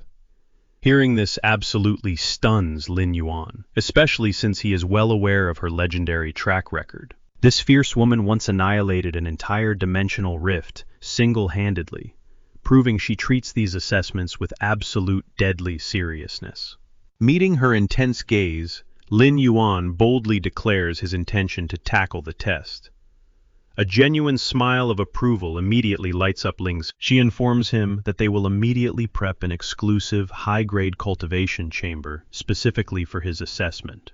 As the young man heads off to face his trial, Ning's granddaughter tugs at her grandfather nervously, asking if the 2-star creator exam is truly as brutal as people say. Ning gently explains that the 1-star test is merely a beginner's hurdle, usually requiring nothing more than bumping up a standard creature's basic stats. Historically, there was 0 time pressure. As long as a candidate successfully triggered an evolution, they snatched an easy pass. Certain rich kids would just brute force their victory by dumping mountains of premium materials on their summons. After all, burning through cash was essentially considered its own twisted form of talent. Chipping in Ling firmly reminds the little girl that those pay-to-win frauds forever stagnate at the 1-star rank. Why? Because conquering the 2-star threshold demands true mastery over a creature's fundamental quality, And she elaborates that while amateurs dismiss quality as just another minor stat, it completely dictates a beast's ultimate potential. Surprisingly, the basic framework of today's trial mirrors the classic form. Lin Yuan must successfully evolve his assigned target within a strict 4-hour window. And his starting block A, completely basic, unrefined. Against the relentless ticking clock, he needs to elevate this utterly ordinary beast. But here is the brutal curveball. He simultaneously has to pull a critically wounded bronze tier. Narrowing her eyes, Ling presses Ning, questioning if he seriously did not tweak the difficulty dial from previous years. With a heavy sigh, Ning confesses the grim reality. The injured creature is suffering from. Ling completely loses her mind at this revelation. She screams at Ning, viciously snapping that he might as well have ordered the kid to resurrect a rotten corpse. A shattered core is basically a guaranteed death sentence. Scrambling to defend himself, Ning argues that if he did not crank the difficulty to nightmare levels, the strict supervisors do, plus delivering a spectacularly brutal assessment, drastically boosts their reputation when reporting directly to the legendary Moon Empress. Trembling Ning's granddaughter quietly points out that core damage is a fatal diagnosis that forces even veteran masters to instantly throw in the towel. Even if a miracle worker somehow stabilized the beast, its fragile vitals could flatline at any unpredictable second during the intense exam process. Inside the chamber, Lin Yuan silently cheers. His evolution target is a familiar jasmine lily, a radiant flower he understands on a microscopic level. He braced himself for a grueling puzzle, but his little companion genius quickly shatters his relief by pointing out the bleeding patient waiting in the corner.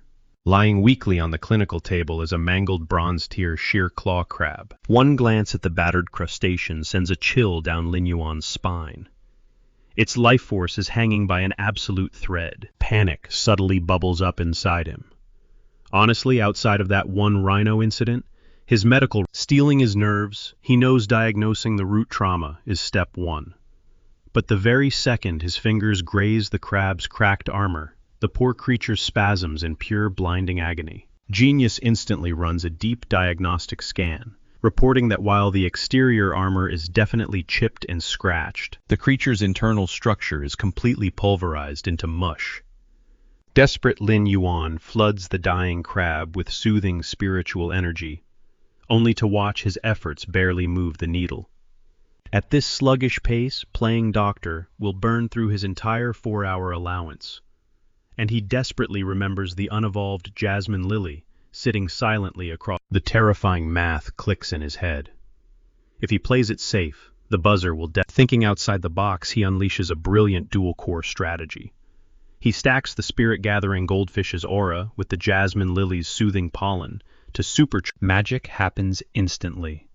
The crab twitches with sudden vitality, proving this potent synergy is the absolute best card hidden up his sleeve. But victory is snatched away in a heartbeat.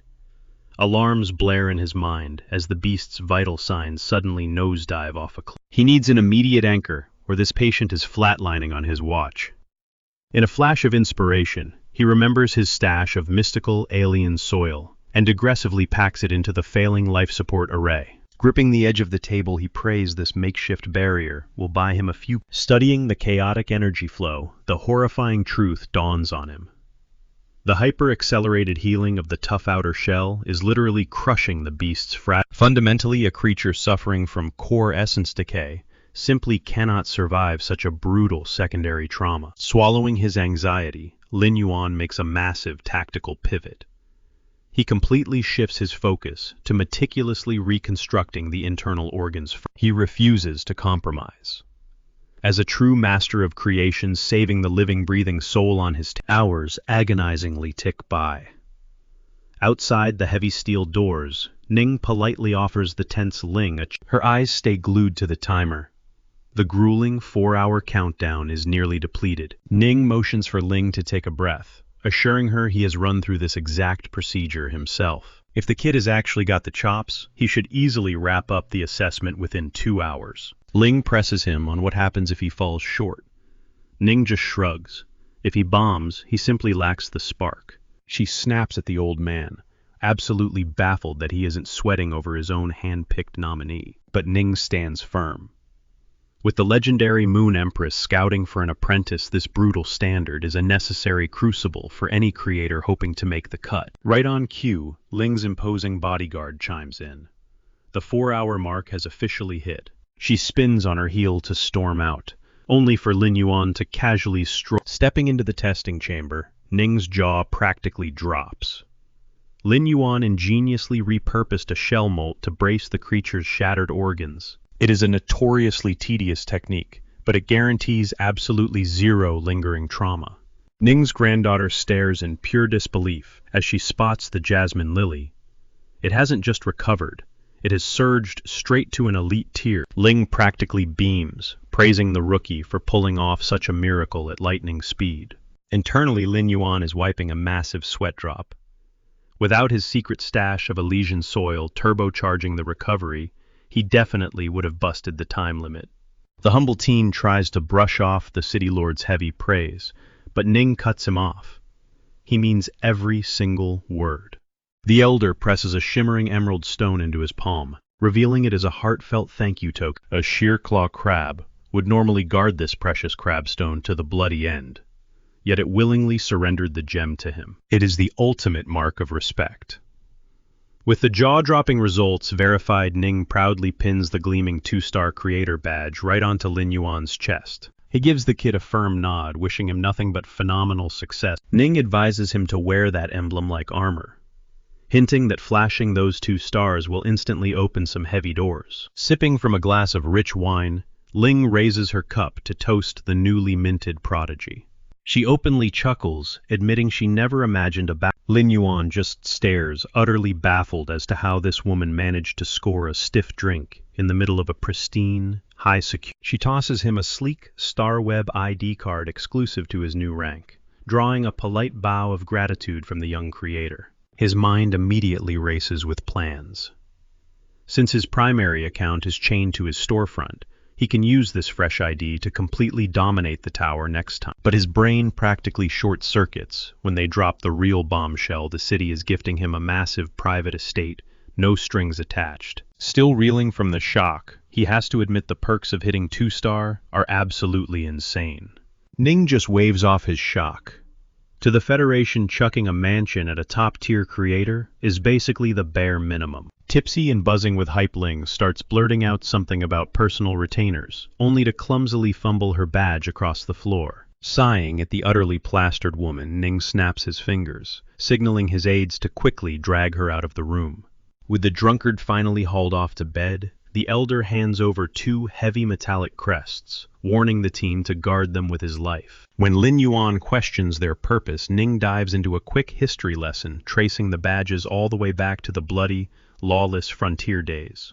Exploring the wild was basically a death wish, so elite creators started recruiting hardcore mercenaries to guard their precious fae. These fierce bodyguards traded their lethal combat skills for resources, acting like loyal knights, swearing fealty to a lord. As decades passed, this gritty survival tactic evolved into the prestigious retainer system. Ning taps the crests.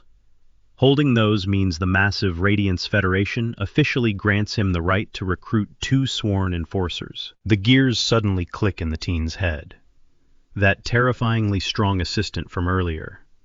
She rocked the exact same badge. She was Ning's personal muscle. Leaving the hall, Lin Yuan immediately dials his sister, Chu Chi, hyping her up to completely crush her own exams and keep the winning streak alive. He kills the connection, only for his feline companion Genius to tilt its head, asking if he really intends to leave his sister behind.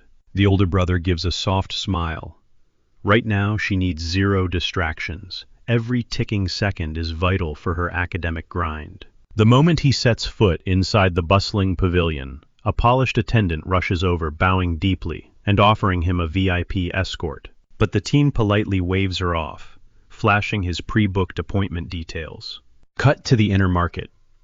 The poor cocoon merchant is currently being swarmed by aggressive scavengers demanding his goods, but he stubbornly refuses, clutching his A stuck-up 1-star creator completely loses his temper, violently jabbing his finger and screaming about his so-called elite status. To make matters worse, that obnoxious woman from earlier is lurking right in the crowd, maliciously fanning the flames from the shadows. Sweating bullets, the merchant stands his ground.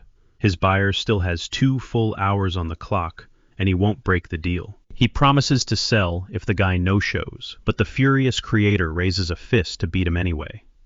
Boom! Out of nowhere, Lin Yuan steps in, locking the bully's wrist in an iron grip. He tells the guy to cool his jets, reminding him that their mysterious seller has been waiting. But the guy's jaw practically hits the floor. The entire room falls dead silent. Nobody can wrap their heads around the fact that someone this insanely young has already clawed his way up to a 2-star plot twist. This panicking guy, he's actually the husband of that obnoxious woman from earlier, and the father of the bratty kid. He immediately starts backtracking, sweating bullets, as he apologizes for the disrespect. But Lin Yuan just casually brushes it off, telling him it's no big deal. The spoiled daughter immediately latches onto her dad's arm, whining for her present, but he shoots her down cold. Shifting gears, the masked seller steps up. He promises Lin Yuan that since he actually showed up, he's going to prove right here and now that these rare cocoons are the real deal. Lin Yuan waves his hands, trying to convince the guy that there's really no need for a massive demonstration. But the masked man isn't taking no for an answer. He signals an attendant to escort them straight up to a highly exclusive VIP lounge on the 3rd floor. Hearing this, a sudden realization hits Lin Yuan. Stepping into the private suite, Lin Yuan's mind is absolutely blown. Even the random decorative houseplants casually sitting in the corners are ridiculously expensive silver. Without warning, the masked seller pulls back a cloth to unveil a bizarre creature. The second Lin Yuan's eyes lock onto it, his heart skips a beat. It's a genuine source creature. Genius instantly chimes in through their mental link, identifying the terrifying thing as a broodmother. Basically, it's a living, breathing biological factory. Every single time this monster evolves to a higher tier, it absorbs the DNA of the insects it swallows whole, using them as genetic. From there, it churns out an endless, terrifying army of genes. Suddenly, the pieces click together for Lin Yuan. This is exactly how this guy managed to hoard such a massive, chaotic variety of cocoons all at once. But there's a massive catch. Looking closely, the broodmother's core essence is shattered. The poor thing is barely clinging to life, hovering right on the brink of death. And when a source creature spirals into this kind of critical condition, tossing everyday healing items at it won't do a damn thing. Looking at the dying creature, Lin Yuan finally grasps. The seller's voice cracks slightly as he urges Lin Yuan to step forward and place his hand directly against the broodmother's shell. He wants him to witness a shared memory. To see, Lin Yuan presses his palm against the beast. And as the visions flood his mind, he is deeply shaken. This guy was casually weaving through the surviving that nightmare-inducing wilderness on a daily basis requires a ridiculous. But barely moments later, Lin Yuan violently rips his hand away. He has to cut the connection, realizing the broodmother's fragile mind is already buckling under the strain. In a heartbreaking twist, Lin Yuan realizes that through their bond, the masked man has been silently enduring every agony. Taking a deep breath, Lin Yuan makes his choice. He rolls. First things first, he channels his energy to soothe the thrashing creature, needing a clear look at the terrifying damage he's up against. The masked man's eyes widen behind his disguise. Absolutely, he had spent fortunes begging other top-tier creators for help, only to have doors slammed in his face. Every single one declared the broodmother a lost cause, its essence irreparably shattered. They had brutally warned him that saving it would require the miraculous touch of a legendary high-tier creator. Yet here stands Lin Yuan casually pulling it off.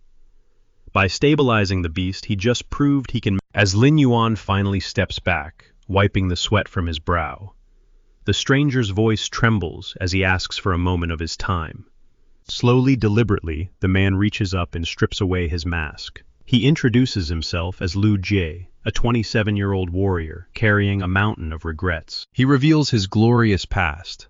He was once a fierce B-rank combat-type spirit professional, bonded directly to this very brood mother, a terrifying Platinum 3 powerhouse. Hearing those stats, Lin Yuan is completely thunderstruck, his jaw hanging open in sheer disbelief. But Liu Jie drops an even more massive bombshell. Just 2 years ago, it hits Lin Yuan like a freight train. This is the exact same legendary figure that the mysterious guy in white was hunting for earlier. Fully convinced he had fled Red Bud, the overwhelming weight of this revelation leaves Lin Yuan completely paralyzed, staring blankly at the myth standing right in front of him. He is literally breathing the same air as the legendary hero, who single-handedly held the line. The tragic part.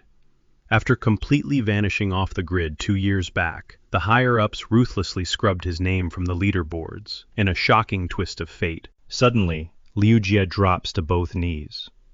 Looking up with burning, desperate eyes, he declares that he is ready to sacrifice his freedom, and without hesitation he begins chanting the sacred retainer's oath, an absolute life-binding contract that no spirit professional takes lightly. To prove his absolute devotion, Liu Jie escalates it into a blood-bound rune oath.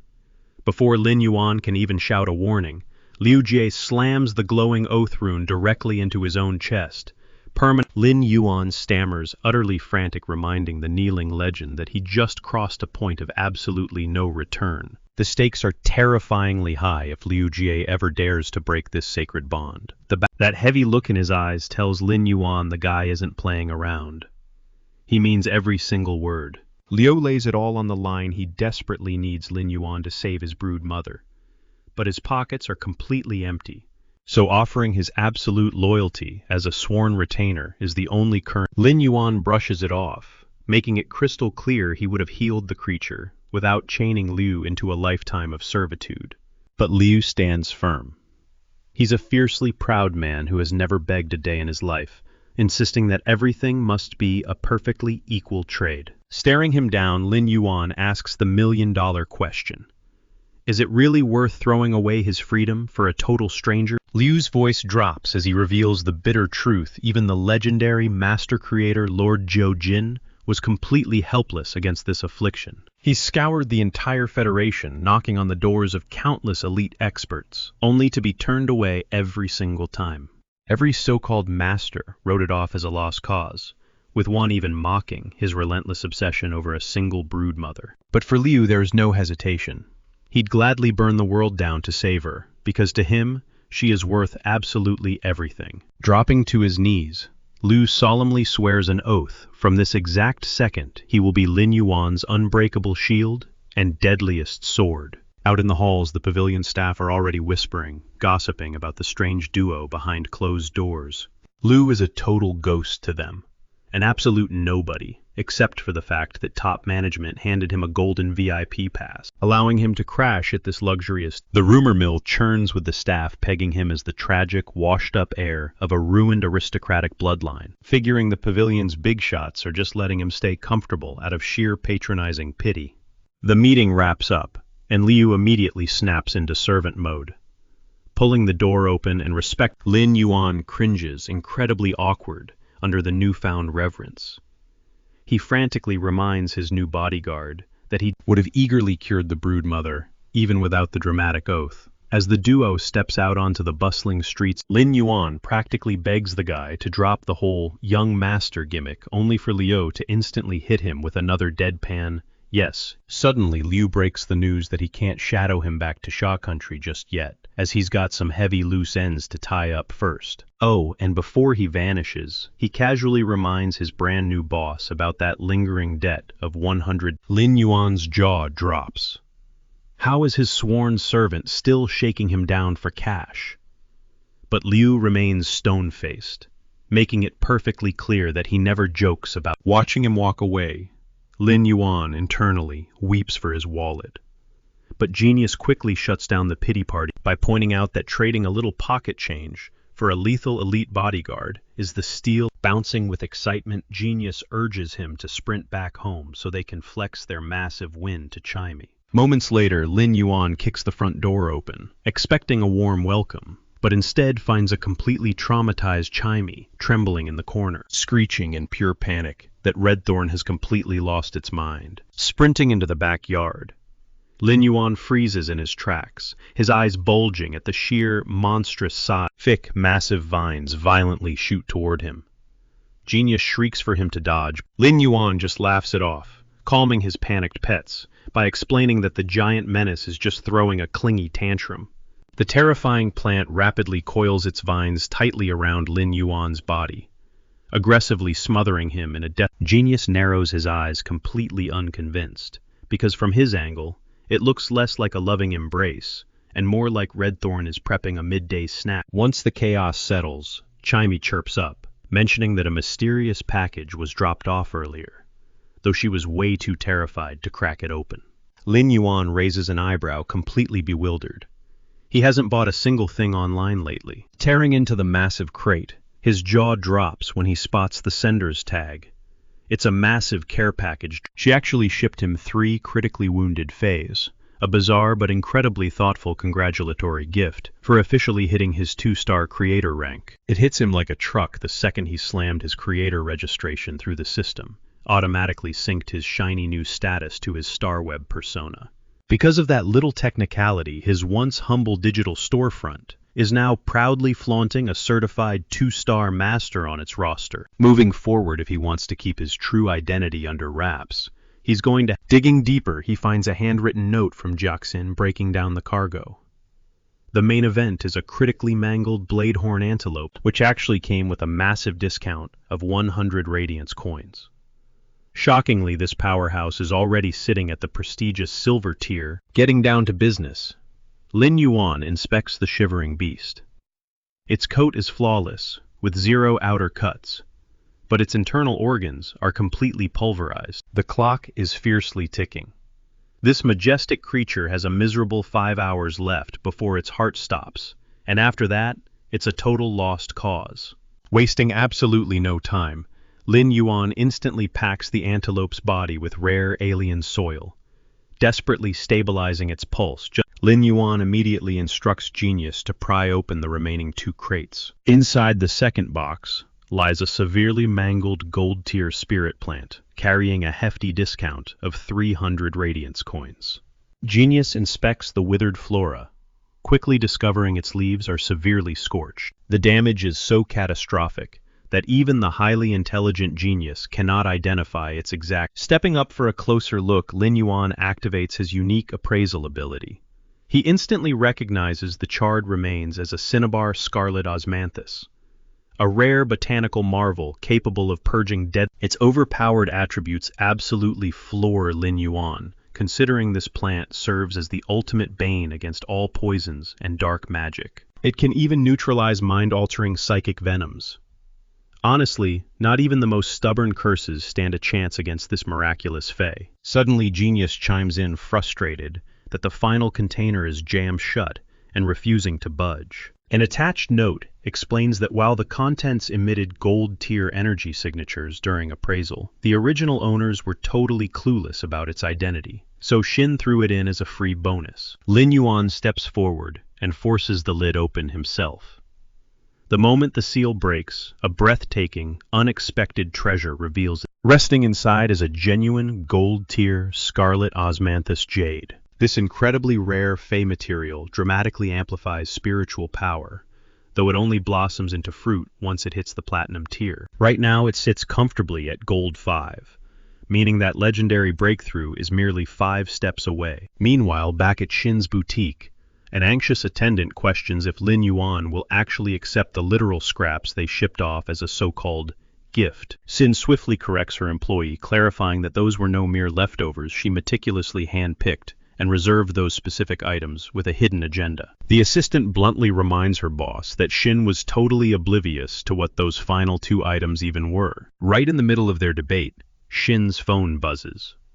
She glances at a text from Lin Yuan, announcing his arrival. The second Lin Yuan walks through the doors, Shin greets him with radiant enthusiasm, bragging that she has already brewed a premium spirit-nurturing tea just for him. She subtly shifts the conversation, casually asking if her little care package made it to his doorstep safely. Lin Yuan nods, expressing his gratitude. He presses her to cut the nonsense and dive straight to the bottom line.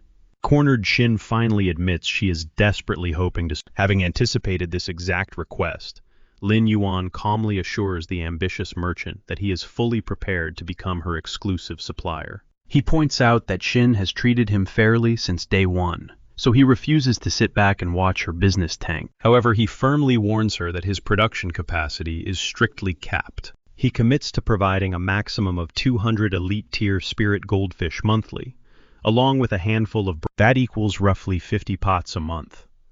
Hearing this massive figure, Shin practically loses her mind in pure euphoria. She frantically promises to purchase every single item at his store, plus an additional 3% markup.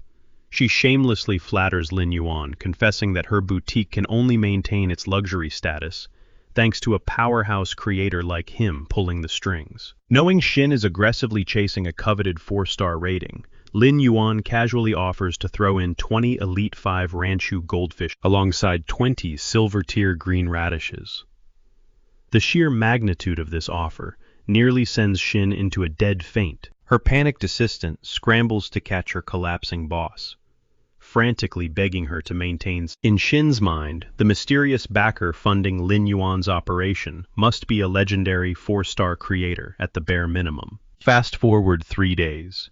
Lin Yuan has completely stuffed Mobius's pocket dimension with a massive stockpile of energy stones. He engineered this setup to drastically amplify the ambient spiritual energy. Thanks to this intensive environment, his injured antelope is already proving his preliminary treatments were a massive success. To unleash his conventional healing techniques and fully restore the majestic beast. Channeling his raw aura directly into the antelope, he quickly realizes his strategy of repairing its internal organs first was an absolute masterstroke. By rebuilding its shattered foundation from the inside out and flooding its veins with pure energy, he doesn't just cure the creature. He triggers a blown away by the beast's newly awakened abilities. Lin Yuan silently praises Shin's incredible talent for sourcing such phenomenal assets. Through this evolution, the antelope completely ditched its melee brawling tactics, evolving into a devastating area of effect powerhouse. But the surprises don't end there. Lin Yuan suddenly senses a shift in his own core. Realizing he has officially broken through to become this massive milestone leaves him absolutely speechless. Just 1 year ago, he was a total zero who couldn't even sense a drop of spirit. This massive milestone leaves him absolutely speechless.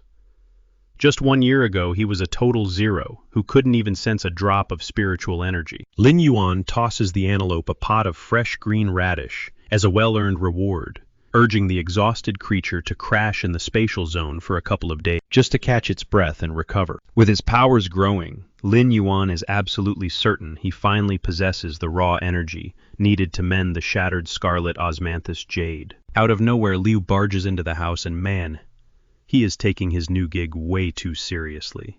He is actually grooming Sound like a regular house pet, carefully brushing out her gorgeous feathers. The moment Lin Yuan steps out of Morbius's pocket dimension, he practically collides with Liu.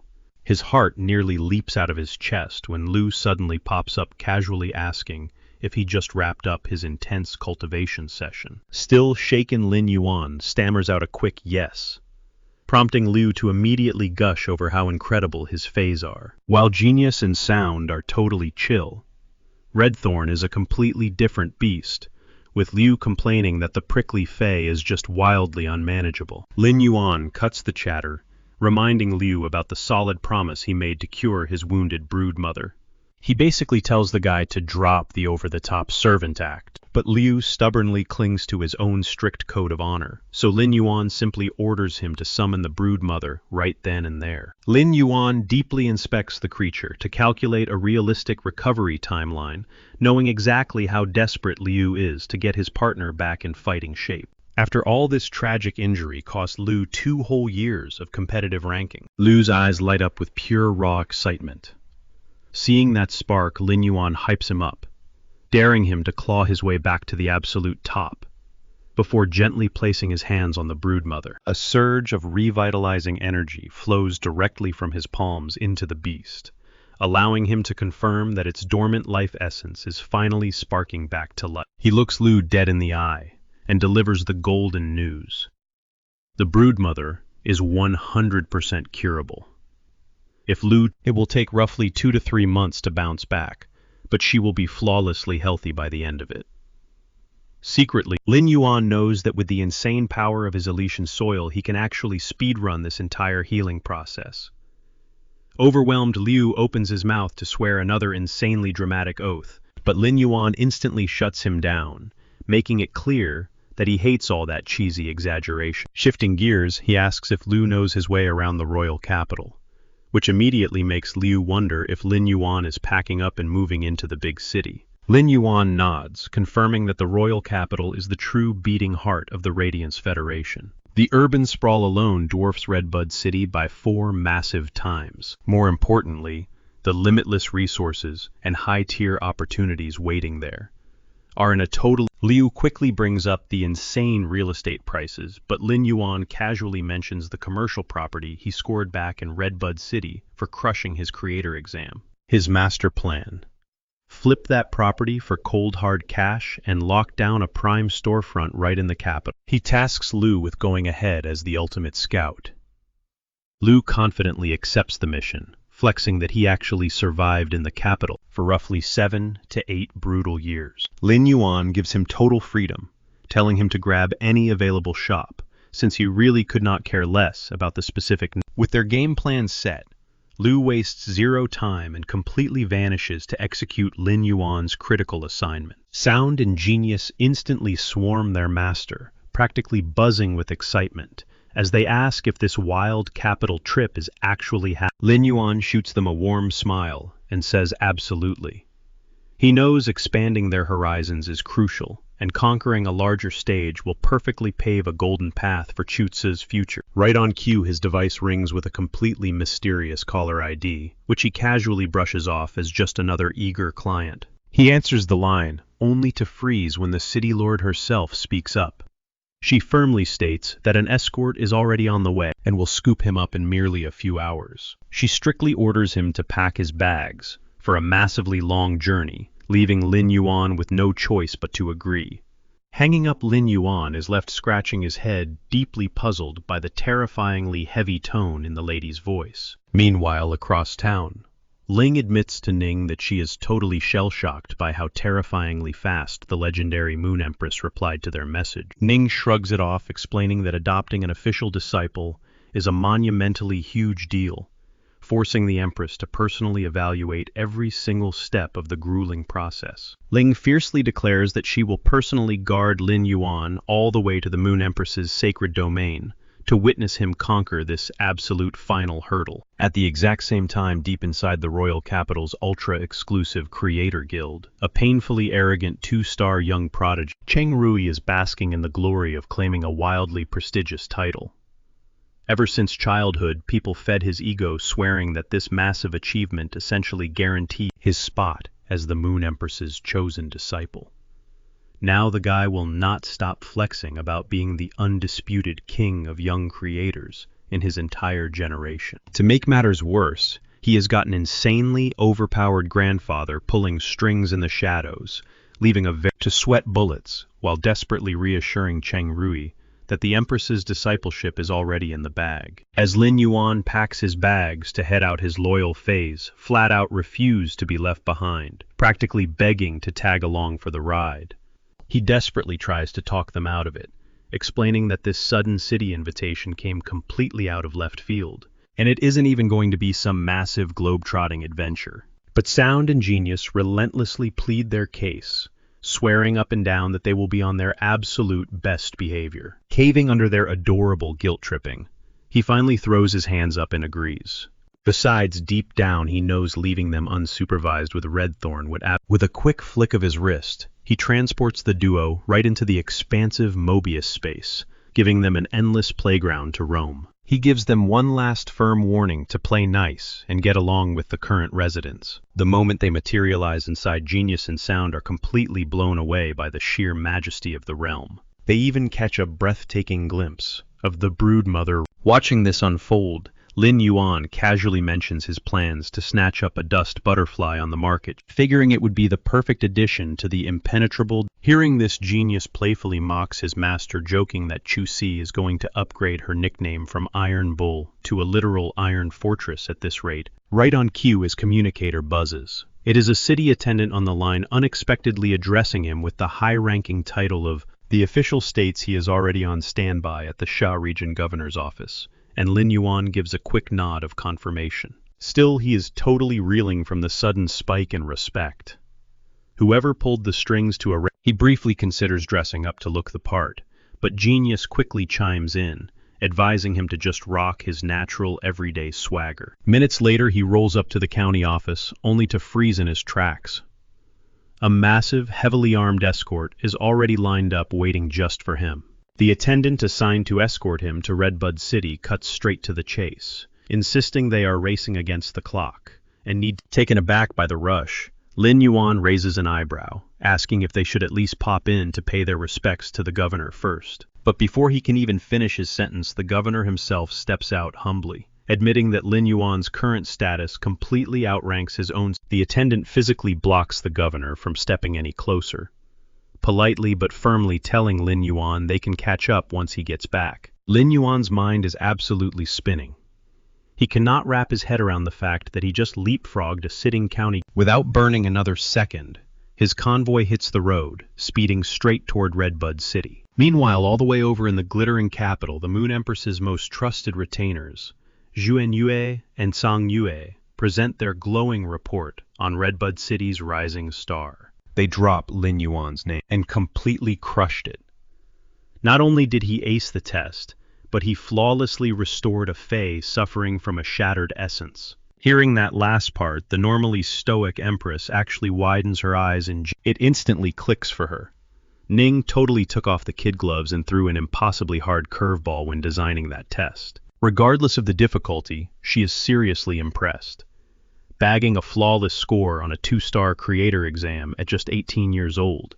That is Chang Yue scoffs a little, refusing to admit this rookie holds a candle to the unmatched brilliance of the Empress herself. Zhuan Yue quickly nods in agreement, though he firmly argues that as far as the new generation goes, this kid is undeniably a diamond in the rough. He even adds that he already dispatched Ling with strict orders to drag the boy back to the capital at breakneck speed. Flipping through his official dossier, the Empress pauses. Her eyes lock onto a tragic detail. Lin Yuan is an orphan, the son of 2 decorated bureau agents who died in the line of duty. His background is completely spotless, not a single black mark on his record, a rare purity that makes him all the more captivating. She offers a rare nod of praise for the flawless scouting, prompting Zhuan Yue to bow deeply, swearing he simply did what was required of him. But the mood shifts as Sang Yue drops a bombshell. The moment the Creator Guild caught wind of the Empress taking on a new disciple, they aggressively pushed their own golden boy into the spotlight, a certified prodigy named Cheng Rui. She reveals that they did not just nominate him, they actually went out of their way to crown him with the prestigious Fengyang title. The Empress tilts her head, visibly taken aback that such an elite title was. Sang Yue clarifies the situation. Sure, Cheng Rui is technically 2-star right now, but at just 24, he has already unlocked every single requirement to hit 3-star status. Apparently, all 3 vice presidents of the guild pulled some serious strings, unanimously agreeing to gift him the title just to fuel his ego and drive. While Kang Yue rolls her eyes at the blatant favoritism, the Empress points out a cold, hard truth for the guild. To flex, it proves they see Cheng Rui as an absolute heavyweight asset. Sighing in frustration, Sang Yue complains that ever since the disciple rumors leaked, those thirsty guild members have already dumped 7 or 8 so-called prodigies on their doorstep. And this time around, they slapped a shiny new title on the guy just to boost his market appeal. Brushing it off, the Empress notes that constantly rejecting the guild would be a horrible look, so they'll humor Rui and grant him an audience. She shoots a direct order to Chang Yue the absolute second Lin Yuan steps foot in the palace tomorrow. Bring him straight to her. But Qian Yue drops a sudden bombshell. Meng threw a name into the hat too, and this guy isn't just your run-of-the-mill creator. He actually holds the number 3 spot in the legendary Radiance 100 sequence. They call him the sea subduer. Unfazed, the Empress waves her hand, ordering Zhuan Yue to usher this challenger in. After all, she figures it's the perfect chance to gauge the true ceiling of this current generation's top-tier talent. Catching that unmistakable swagger in her ruler's tone, Zhang Yue leans in, asking if the Empress has already secretly locked in her choice. With a sly smile, the Empress admits she does have a favorite, but insists on delivering the grand reveal herself. That subtle smirk is all the confirmation Chang Yue needs. The ultimate decision has already been made behind closed doors. When Chang Yue asks if they should draft up the ultimate trial questions, the Empress instantly shoots the idea down. Forget the tests, she commands. They need to start preparing the welcoming presents. Her eyes lighting up with rare excitement, she drags Chang Yue toward the cultivation chamber. In her mind, the absolute first gift she hands her brand new disciple. Chang Yue and Xuan Yue freeze in their tracks, jaws dropping. This confirms it. She's already handpicked her successor before the trials even begin. Meanwhile, back in Redbud City, Lin Yuan is left stranded at City Hall. He tries prying the itinerary out of an attendant, but hits a total brick wall. Stepping in, Ling acknowledges his exhausting trip, but with the clock ticking down, she insists they grab a lightning-fast lunch before hitting the road. Over the meal, Ling casually drops a massive bombshell. She's escorting him directly to the royal capital. Lin Yuan nearly chokes on his food. With a sharp clap of Ling's hands, a swarm of elite tailors storms the room aggressively, taking Lin Yuan's measurements. Ling raises an eyebrow, asking if Ning seriously forgot to mention this massive detour to the capital. Still dazed, Lin Yuan mutters that Ning only babbled about wishing he could take his place. Suddenly, the gears in his head click. Being dragged to the capital can only mean one thing. He's about to cross paths with the absolute heavyweights of the world. Staring him dead in the eye, Ling delivers the final blow the Moon Empress herself has summoned him. Lin Yuan's brain basically short-circuits. We're talking about one of the 3 mythical 5-star creators on the planet. He absolutely refuses to believe a deity like her wants an audience just because he scraped by a measly 2-star exam. Sweating slightly, Ling forces a nod. There is zero chance she's telling him the real reason that the Empress is hunting for her one and only heir. Deep down, she knows the ball is entirely in Lin Yuan's court now. He either clutches this golden ticket or blows the chance of a lifetime. Cutting over to the capital's elite spiritual energy academy, Meng signals his star prodigy, Long Tao. It's go time. The Moon Empress is already holding court, and keeping her waiting, Meng barks at him to keep his ego in check. Today genuinely stunned to find the kid still furiously pumping iron right before the meeting. He anxiously asks if this intense workout will ruin his stamina for the trials. But a ridiculously shredded, smirking Long Tao swears he's completely dialed in. Flashback to Redbud, where Lin Yuan is staring at himself in the mirror, draped in ridiculously high-end threads. Completely out of his element, he asks Ling if they really needed to go this hard. She casually brushes it off, calling the luxury gear basic everyday wear. She shoots him a stern look. You don't step into the Moon Empress's throne room looking dusty. He needs to look the part. Glancing at the fading sunlight, Ling declares it's time to move. With a pulse of energy, she summons her majestic Pegasus. Lin Yuan's jaw basically hits the floor at the sight of the breathtakingly powerful He stammers, asking if they're seriously taking a horse all the way to the capital. Ling quickly schools him. This isn't just a horse. The Azure Jade Pegasus is literally the absolute fastest land travel. She points out that while teleportation arrays are technically quicker for cross-country jumps, the intense spatial pressure would literally crush a normal human's bones. So teleporting is a massive no-go. The duo vaults onto the Pegasus's back, launching violently into the sky. As they soar higher, Ling shouts down to her guards. Temporarily tearing through the clouds, Lin Yuan is completely mind-blown. They are moving at insane speeds, yet he barely feels a breeze in the saddle. Catching his breath, he leans forward to ask Ling just how brutal this commute is going to be. Ling smiles, explaining that out of the Federation's 32 massive cities, Redbud sits right in the south-central pocket, making it just a quick, scenic joyride to the royal gates. A single day's flight is all it takes to cross the... Yet journeying from the outer fringe to the shining capital demands at least a solid 2 weeks. even when riding a majestic azure jade Pegasus. Having never set foot outside his hometown of Redbud, our boy Lin Yuan is absolutely mind-blown by the sheer massive. Glancing down, he spots something odd. Their flight path arcs heavily over solid land, entirely dodging the obvious shortcut across the open ocean. Ling shuts down his curiosity instantly, laying down the absolute golden rule of travel: you never, ever fly over the open waters. Intrigued, he asks why. Instead of delivering a boring lecture, Ling decides on a terrifying visual demonstration.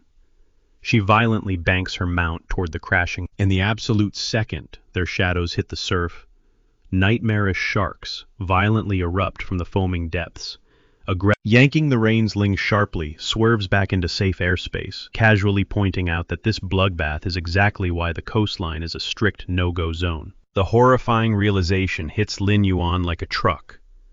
The coastal skies are utterly swarming with bloodthirsty aquatic beasts. Ling grimly notes that ever since the spiritual energy era kicked off, the deep blue sea mutated into the world's most lethal meat grinder. If a colossal whale beast snipes you out of the clouds with a high-pressure water blast, you are instantly shredded or losing limbs. Swallowing hard, he wonders aloud about sneaking through the deep ocean, using camouflage or stealth magic to bypass the threat. Ling's expression darkens as she shoots down that suicidal light, because the deepest trenches are ruled by godlike, mythic-grade horrors. Hearing the word mythic completely rocks Lin Yuan's worldview, forcing him to grasp the sheer apocalyptic danger lurking beneath the waves. Ling breaks down the power scale when a beast hits the legend tier, and manages to fuse with the very fabric of the world to birth a will rune. It ascends into a terrifying fantasy-grade entity. Fantasy-grade monsters are practically walking natural disasters, yet the mythic beasts sit comfortably on an entirely different throne way above them. She turns to him with serious advice if he can successfully comprehend a will rune. His foundational strength will skyrocket. Still reeling, Lin Yuan admits he always pictured the fantasy tier as the absolute peak of power. The terrifying reality that a whole new godly food chain exists above them blows his mind entirely. Now it all clicks. No wonder their glorious diamond tier Pegasus is hugging the dirt and avoiding the ocean like the plague. Ling's jaw nearly drops. She stares at the kid, utterly stunned that he casually pinpointed her mount's hidden rank just by looking at it. A fiery spark of hope ignites in her eyes. This kid might actually possess the insane talent required to catch the Empress's attention. She knows deep down that if he manages to secure a spot as her elite student, reaching that elusive mythic grade wouldn't be a pipe dream anymore. Considering the Empress herself is a walking, breathing legend, a literal. Leaning in close, Ling warns him that mythic creatures are highly classified Federation secrets, strictly forbidding him from ever breathing a word about them. Pivoting the topic, she quizzes him on his knowledge of fantasy grades. Our boy sheepishly admits he is completely clueless. Eager to learn, he practically begs her for a crash course, and she happily slides right into mentor mode. She explains that the fantasy tier is viciously divided into 5 brutal evolution stages, known simply as the 5 fantasy molts. Breaking through a single molt is like ripping through the heavens themselves. Shockingly, their gorgeously powerful Pegasus is currently resting at just the first molt. Lin Yuan's eyes widen in sheer disbelief. That overwhelmingly strong winged beast is only at the bottom rung of the fantasy ladder. Ling passionately reminds him that being a creator isn't enough. He absolutely cannot neglect his raw combat abilities. He nods, soaking in the heavy truth. Sharing her own hard-fought journey, she insists that forcing his mind to grasp a mysterious will rune is the ultimate key to forging an unbreakable, rock-solid. With zero hesitation, Lin Yuan confidently states he can probably pull it off. Ling scoffs, fully ready to lecture him on how brutally impossible the process. But right in the middle of her passionate speech, Lin Yuan lazily raises his hand and casually summons a blazing sun rune. Ling's brain totally short-circuits. This kid literally just popped a hyper-rare world-bending rune while chilling on the back of a flying horse. In that blinding moment, she fully realizes she is sitting next to an absolute freak-of-nature genius. She is feeling a chaotic mix of awe and deep annoyance. If the rest of the world saw this ridiculous flex, they'd line up just to punch him in the face. What this poor woman doesn't know is that our boy is secretly hoarding multiple runes. If she found out, she'd probably have a total mental... Catching her breath, she reveals that holding a rune puts him directly on the fast track to the fantasy tier. However, if he wants any shot at breaking past the third molt, he absolutely must not let his beast evolve into a fantasy grade after hitting the plat. Hungry for more details on these bottlenecks, he presses her further. She shares the absolute golden path for a creator. Push your beast to legend quality, right at the gold tier, then force the fantasy molt. Screw that up, and you'll need a literal miracle to avoid being permanently hard stuck at the third stage for life. Leaning forward with burning ambition, Lin Yuan asks the million-dollar question. What are his actual odds of hitting that? He somehow elevates a mere bronze-tier Fae all the way to legend quality, before pushing it even further into the mythical fantasy grade. Ling shoots him a massive side-eye. Do you seriously think pushing a bronze Fae to legendary is a walk in the park? She scoffs. She points out that pulling off a stunt like that is nearly impossible even for a top-tier 4-star creator. Snagging a will rune, she explains, is basically like finding a needle in a haystack. Hell, even among the elite Radiance 100, not everyone commands a fantasy-grade Fae. And that tricky will rune phase. It is a massive brick wall where most people's dreams completely shatter. A sudden realization smacks Lin Yuan right in the face. His insane method for... The pair end up chatting through the entire night. And before he knows it, Ling announces they are finally touching down at the capital. Meanwhile, over at the majestic, glorious Moon Hall, the Empress's personal domain, tensions flare as Tao and Rui cross paths. Right on cue, Rui drops the pleasantries. He sneers at Tao aggressively, demanding to know what business he has in the royal halls. In his own mind, Rui is dead certain that his creation skills totally blow Tao out of the water. But when it comes to actual, raw combat power, Tao instantly picks up on the snarky undertone. He coldly snaps back, warning Rui to drop the fake respect if he is just going to act like a total punk. Turning to Du Tao, demands to know why this arrogant kid gets a fancy creator title while he gets absolutely nothing. Du steps in, defending Rui as a rare prodigy who completely backs up his reputation. Smirking, Rui casually drops a bomb on Du. He crushed his 3-star creator exam just a few days ago, and going by that logic, it means that practically guarantees him an early honorary rank from the guild. Sensing the tension hitting a boiling point, Meng steps in to pull Tao back. But Tao scoffs, brushing off the guild's pathetic titles and swearing he wouldn't accept one, even if they begged. He smirks, declaring that the second he hits the 4-star creator rank, he'll claim the crown he actually deserves. Rui is secretly seething. His mind races, absolutely refusing to accept that a punk like Tao could ever eclipse his own crafting genius. He firmly resolves to completely humiliate Tao right in front of the Empress. Meng casually strolls over to Du, whispering that Tao might actually have a point, as the Creator Guild has grown way too arrogant. He warns Du that power is shifting and that title might find a new owner much sooner than expected. After all, Meng points out, Tao is a 3-star creator who passed his exams at their very own facility, meaning he's still technically one of their own. Meng throws a playful jab, teasing Du for always knowing exactly how to spin things to stroke his own ego. While those two shamelessly squabble over whose guild reigns supreme, Rui watches in utter disbelief at their petty bickering. Tao then turns his crosshairs back to Rui, calling him an absolute clown for strutting around the star web like he owns the place. To prove it, Tao pulls up a video exposing Rui hopelessly trying to act like some profound visionary. Furious, Rui snaps. He screams that Tao's creator abilities aren't inherently superior, especially since the guy only has a measly 1-year head start. He vows that in just 12 months, he'll conquer the 3-star rank himself. Tao just laughs, coldly labeling Rui a massive hypocrite who is too fragile to confront his own pathetic flaws. He brutally tears down Rui's inflated ego. But right before Rui completely loses his temper, an ethereal, echoing voice washes over them, smoothly apologizing for the slight delay. Tao freezes in utter shock.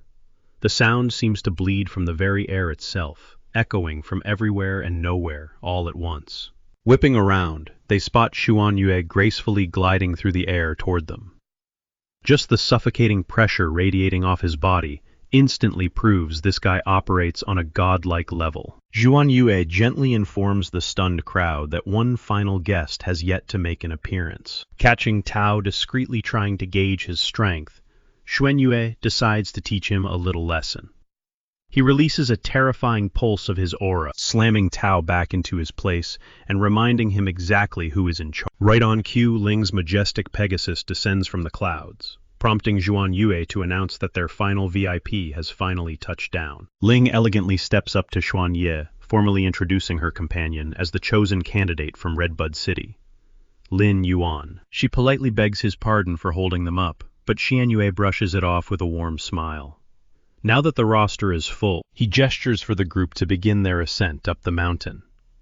Meanwhile, Rui and Tao immediately write Lin Yuan off as a complete nobody who merely scraped by Ning's basic exam. While those two glare at him with absolute contempt, Lin Yuan is completely oblivious, utterly mesmerized by the dazzling gold-tier phase scattered everywhere. Catching his awestruck expression, Rui snickers, mocking Lin Yuan as some clueless country bumpkin who got lucky passing the creator test. But Tao quickly interrupts to roast, brutally pointing out that this so-called country bumpkin is actually. Rui grinds his teeth, desperately praying to become the Empress's prized disciple, just so he can finally silence Tao's irritating mouth. Guiding them straight to the grand doors of the exam hall, Xuan Yue steps aside, announcing that Kang Yue will be taking the reins from here. Lin Yuan, still lost in his own, suddenly locks eyes on an absolutely breathtaking diamond-tier osmanthus of legendary quality, casually planted there as a simple gate tree. Noticing the kid's intense fascination, Xuan Yue gives him an approving nod, praising his incredibly sharp eye for rare treasures. He chuckles, joking that once Zhang Yue arrives, he'll force her to whip up a fresh batch of osmanthus honey for everyone to sample. Speak of the devil, Chang Yue storms onto the scene just in time to catch his little joke, instantly snapping at him. She fiercely scolds him for being so incredibly generous with the. Cutting the banter short, Chang Yue barks at the candidates to hurry up and follow her inside. They are officially out of time for idle gossip. Standing fiercely between several ornate brocade boxes, Zhang Yue declares that whatever rare treasure lies inside is up for grabs to whoever claims it. Realizing this is essentially the Empress's welcoming gift, Rui and Tao lunge forward, absolutely desperate to secure a prize. Both boys dive straight for the glittering golden box. But right before their fingers graze the lid, a lowly tea-pouring assistant snatches it right off the pedestal. Over on the other side, Lin Yuan reaches out to grab a sleek black box, only for a second assistant to materialize. The swift assistants shake their heads calmly, chiding the fiery candidates for being far too reckless and eager, coldly explaining that snatching a brocade box comes with a very unfazed by the drama. Lin Yuan casually shrugs and states he'll just settle for one of the completely ordinary boxes. Ru Yi and Tao are welcome to brawl over those golden prizes. But there is a catch. The attendants announce that snatching a golden brocade box means surviving its unique trial first. Earning that victory is their only ticket to unlocking top-tier loot. Lin Yuan shrugs, completely cool with the rules. "I am down," he says. "But what exactly are we walking into?" Ling steps in, breaking it down for him. "Those glittering golden chests. They trigger pure adrenaline-pumping combat trials." The attendants gesture to Tao and Ru Yi, urging them to catch their breath. They need to be firing on all cylinders before diving into this gauntlet. Meanwhile, the dull gray boxes are a whole different beast. They spark creator-focused challenges. So, Lin Yuan is up for an endurance test, one designed to push his spiritual reserves to the absolute limit. It is a grueling exam of a creator's core foundation. The mechanics are simple but brutal. The dormant phase trapped inside demand a relentless, unending flood of spiritual energy just to crack the lid open. Lin Yuan locks eyes with the attendant, kicking off a tense standoff. It is a pure battle of attrition. Whoever's energy burns out first loses. Lin Yuan isn't taking this lightly. He knows the Empress personally handpicked these 4 tea attendants decades ago, soaking up the Empress's overwhelming aura for that long. Yeah, there is zero chance these women are pushovers. Dao throws his hands up, tapping out of the endurance run. He frankly admits his spiritual tank just isn't deep enough for a marathon like this. Half an hour drags by. Sweat beads form, but Lin Yuan and his opponent remain locked in a dead heat. Watching from the sidelines, Ru Yi's jaw practically drops. How is Lin Yuan still standing? Rumor had it the kid was completely average at managing his energy. Over in the corner, Meng glances nervously at the pristine walls. He leans into Kang Yu, whispering that an all-out brawl might tear the grand hall. Kang Yu nods, acknowledging the risk. But don't sweat it, she smirks, revealing that the entire structure is heavily reinforced with a hardening skill. And not just any skill. This comes from a fearsome, the legendary, shimmering stone shell light turtle. If a couple of rookies like Tao could smash this place, she laughs, it would have crumbled into dust years ago. Meng isn't convinced. He shifts uncomfortably, asking, what happens if one of the sacred tea attendants catches a stray hit? Kang Yu waves off his panic. The Empress herself engineered this crucible. Everything is perfectly under. Listening to Meng babble, the realization hits. Meng isn't worried about the building. He is terrified that Tao, the number 3... This stops Lin Yuan in his tracks. Are these delicate, youthful-looking maids really hiding that kind of monstrous power? I see an opening, his opponent whispers, snapping Lin Yuan's focus violently back to his own grueling match. She flashes a sharp smile, warning him to keep his eyes on his own prize.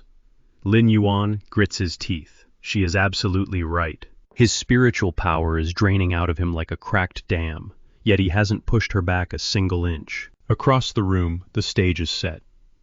Tao rolls his shoulders, stepping up to clash with his designated tea attendant in an explosive combat trial. Tao calls upon his vicious shark fae.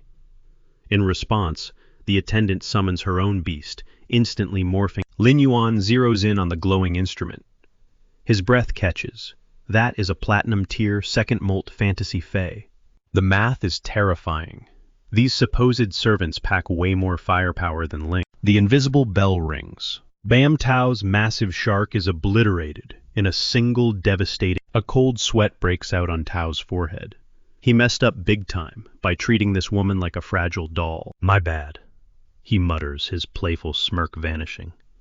It is time to stop. Shoving a hand into his pocket, Tao taps directly into his Fey vault, channeling raw aura to manifest his power. Heavy raindrops suddenly crash down indoors. Before Lin Yuan can get drenched, Kang Yu snaps her fingers, throwing up a shimmering aura. She leans in, explaining the phenomenon.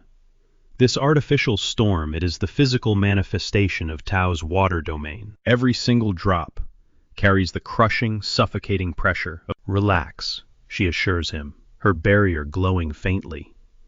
This shield will keep us bone dry and safe. The tea attendant politely nods her thanks to Kang Yu. Meanwhile, Lin Yuan is mind blown. The sheer, overwhelming scale of the Radiance Hundred's power is finally hitting him. Dao smirks at his opponent. The cold sea domain is my ultimate ace, he challenges. Let's see if you can crack it. As two massive platinum fays breach the surface of the summoned ocean, Lin Yuan just stares, utterly paralyzed by the spectacle. The tea attendant throws Tao a sharp warning, telling him to drop the arrogance, because she is finally taking off the kid gloves. Ramping up her assault, she shatters Tao's domain into a million pieces, brushing it aside like it was nothing but thin air. Lin Yuan stays glued to their massive clash, completely captivated. Yet he somehow manages to keep his own aura steadily pumping out. Dao smirks and praises her wild skills, but the attendant immediately fires back, warning him that holding back his ultimate weapon is a fatal mistake that will absolutely guarantee his defeat. Flipping the switch, Tao gears up for a real fight, boldly declaring that if this is her absolute peak, that golden box is as good as his. He proudly states that he is packing enough firepower to fiercely protect his spot as number 3 on the leaderboards. Without hesitation, he summons the Sea King Chalk Dragon, a terrifying platinum-tier fae, balancing right on the edge of a diamond-tier evolution. Meng practically drops his jaw in pure shock, completely blindsided that Tao was secretly sitting on such a monstrous beast, keeping it totally under the radar. Rui spots the colossal dragon and instantly feels a massive wave of dread wash over him, totally unprepared for Tao to wield such an incredibly high. Panic sets in as he realizes Tao will become an unstoppable nightmare if he keeps leveling up, yet he is utterly powerless to stop him right now. Tao's watery territory turns into a raging tempest, earning a nod of respect from the tea attendant, who openly praises his She doesn't even bat an eye at the towering aquatic beast. Desperate to snatch the upper hand, Tao launches a devastating barrage of long-range water blasts straight at her, but her glowing energy shield effortlessly tanks every single hit. The protective wall shielding Lin Yuan and the other attendant, however, isn't so lucky. A jagged crack fractures the surface, but Chang Yue quickly commands him to ignore the crumbling shield and lock his absolute focus back onto his own trial. She openly acknowledges the dragon's insane power, noting that just the sheer shockwave of its strike is violently tearing their defenses apart. Seconds later, the fighting attendant's own shield starts splintering under the pressure. Tao arrogantly offers to call off the duel before she gets crushed, casually mentioning that holding back against his enemies really isn't his style. Unfazed, she shoots back a confident grin, refusing to throw in the towel, because ending it right now would be incredibly boring. Strumming a haunting melody to supercharge her magic, she watches as her musical notes literally force the crushing waves to retreat. Even with his dragon struggling to catch its breath, he totally admits that this girl has the serious skills needed to drag out the fight.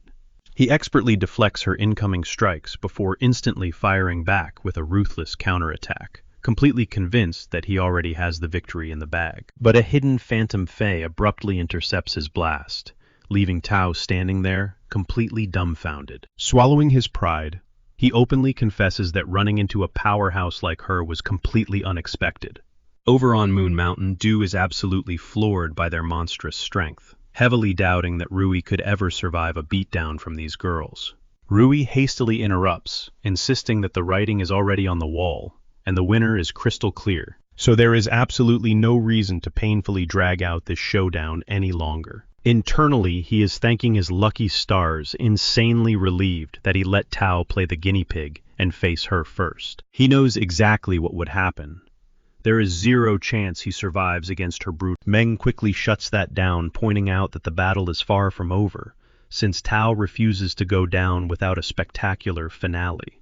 Locking eyes with his opponent, Tao reveals that his next attack was heavily guarded, kept entirely a secret for the upcoming Radiance 100 tournament, but facing a monster like her totally justifies pulling out all the stops. Throwing his hand toward the sky, he erupts with an insanely suffocating amount of aura, boldly shouting across the battlefield that they are just getting started. Meng completely freaks out, realizing Tao is operating at maximum overdrive, terrified that the attendant might actually get vaporized. Ling quickly snaps him out of his panic, coldly reminding him that the glorious Moon Hall's servants are definitely not that fragile. Compressing the raging ocean into a single, terrifying hydrocannon, Tao leaves Lin Yuan staring in pure, unfiltered awe. He recognizes that Tao is literally breaking the ceiling of fluid manipulation. Not backing down, the attendant finally drops all her restraints and forcefully summons a colossal, incredibly destructive plant-type fae from the shadow. Harnessing the massive vines, she completely suffocates the raging, oceanic energy, stopping the tidal wave dead in its tracks. Despite the massive roadblock, Tao grits his teeth, knowing throwing in the Tao channels every ounce of his strength into the technique, hurling a devastating energy blast straight at the attendant's defensive line. A towering tidal wave trails right behind it, threatening to completely swallow the attendant's fae. Panic flashes across Meng's face, realizing she might get crushed by the sheer impact. Springing into action, Meng instantly throws up a protective shield around the woman, while Lin Yuan quickly matches his move with a barrier of his own. The breathless attendant thanks them both for the save, openly amazed at finally witnessing the raw power of this new generation. Meanwhile, Tao collapses hard against the floor, gasping for air and completely drained. He came dangerously close to suffering permanent damage, all for a mystery box that might not even be worth the risk. Yielding the match, the attendant admits defeat. She points out that despite being nearly 10 years his senior, she couldn't even handle his full power. proving beyond a doubt that he absolutely deserves that number 3 spot in the rankings. Seeing his rough condition, she quickly asks if he needs medical attention. She feels incredibly guilty, knowing he wouldn't be completely exhausted if she hadn't backed him into a corner and forced out his ultimate move. But Tao shakes it off. He admits that without relying on his trump card, he never would have broken through her defenses. Suddenly, Meng spots something terrifying. Tao's aura is spiraling dangerously out of control from total exhaustion. He frantically yells for Kang Yu to step in, but Lin Yuan casually walks forward confidently, stating he has this under control. Approaching the fallen fighter, Lin Yuan channels his healing abilities, earning a breathless thank you from Dao. Dao's eyes widen in sheer disbelief. Almost 50% of his lost energy just flooded back into his body in a single heartbeat. That is when it finally clicks. He completely underestimated Lin Yuan, whose spiritual reserve. Even Meng stands there stunned, marveling at Lin Yuan's ability to instantly restore spiritual energy, all without even needing to summon a single Fei. On top of that, Dao is showing zero signs of aura rejection, proving that Lin Yuan possesses an exceptionally rare element. Du nods at Tao's toughness, but turns to remind Lin Yuan that the candidate from Redbud City is no joke either. He points out that Lin Yuan's unique technique makes him incredibly valuable. Major factions would fight tooth and nail to recruit him, and even top-tier researchers would be green with envy. Kang Yu chimes in with her own praise, noting how his ability is an absolute game-changer for wilderness survival and drawn-out endurance battles. Playing it incredibly humble, Lin Yuan just brushes off the compliment, claiming he really isn't all that special. Meanwhile, Ru Yi is practically seething with rage. Fury, stepping up, Kang Yu officially declares Tao the winner of his duel, then glances over to check the status of Lin Yuan's opponent. The girl sighs and admits defeat. She confesses that she was too busy desperately blocking the shockwave from that massive ocean attack, which completely distracted her from the actual trial at hand. However, she makes sure to highlight Lin Yuan's insane multitasking skills, since he maintained a perfectly steady aura output through the entire chaos. Turning back to the victor, Kang Yu reveals that the golden chest originally held a collection of ultra-rare materials, but considering his phase took heavy damage during the brawl, they are swapping the prize for 10 drops of silver stamen golden glaze, blended with pure osmanthus honey. Meng respectfully thanks her for being so considerate, while Tao bows his head in deep gratitude. He humbly admits that this fight taught him a lot, and insists that the bout should actually be considered a tie. Tao points out that his opponent only walked away without a scratch because Meng threw up that shield, while he himself only avoided a complete spirit. Flashing a playful smirk, Kang Yu teases the boy, asking if that means Lin Yuan gets to keep the golden box treasure. But Ru Yi aggressively cuts into the conversation. He argues that since Tao already called it a draw and snagged some alternative loot, he glares at Lin Yuan, pointing out that the guy did not even participate in a real creator test or combat trial. Sneering, he calls it nothing more than a basic energy test, meaning Lin Yuan absolutely does not qualify for the top-tier prize. Stashed away inside that golden box, unfazed by his rant, Kang Yu crosses her arms and asks what exactly he proposes they do. And puffing up his chest, Ru Yi loudly brags about being the strongest young creator here, demanding a chance to prove his skills against one of the tea attendants. Kang Yu shrugs and grants his arrogant request, calling a tea attendant named Tea Washing up to the main stage. Tea Washing flashes Ru Yi a challenging smirk, eager to witness this so-called unrivaled crafting genius he keeps bragging about. Lin Yuan's pulse races with sheer anticipation. This is a rare golden ticket to watch 2 elite young prodigies clash at the absolute peak of their power. Plus, it's the perfect measuring stick. He can silently pit his own evolving abilities against the very best. Oozing confidence, Tea Washing casually tosses the ball into Rui's court, daring. She rattles off a grueling list of trials, skyrocketing a Fei's power level flawlessly, refining its genetic quality, or the ultimate agonizing test, pulling a Fei's shattered essence. Rui's eyes gleam with arrogance. He instantly locks in the hardest path, demanding they mend a critically fractured essence. A sly, calculating grin creeps across his face. Playing right into his hands, this entire setup is bending. Suddenly, Chang Yue cranks the tension up to 11. She boldly declares that a flawless victory will bag him both legendary treasures. Rui practically salivates at the jackpot, but T-Washing merely narrows her eyes, absolutely itching to school this arrogant punk. A nearby attendant gasps in pure shock, completely stunned to see the usually calm Zhang Yue burning with such fierce competitive fire. She actually unleashed T-Washing, their undisputed ace and most gifted creator, to completely crush Rui. The heavy hall doors slam open, signaling the brutal trial. Handlers drag in two trembling blood-red direwolf pups. Lin Yuan's jaw practically hits the floor. These aren't your everyday beasts. They are monstrous, platinum-tier fey, terrifying predators, born straight into the silver. T-Washing casually drops a massive bomb. They have to cure severe cranial trauma, notoriously the most agonizing and complex injury to ever. Lin Yuan swallows hard, silently calculating. Back before he snagged his C rank for 2 agonizing days. Sure, his upgraded power could shave down that clock now, but it's still a monumental task. The starting signal drops. The air instantly crackles as both creators explode into a blindingly fast blur of pure, unadulterated skill. Within mere seconds, Lin Yuan pierces through the illusion.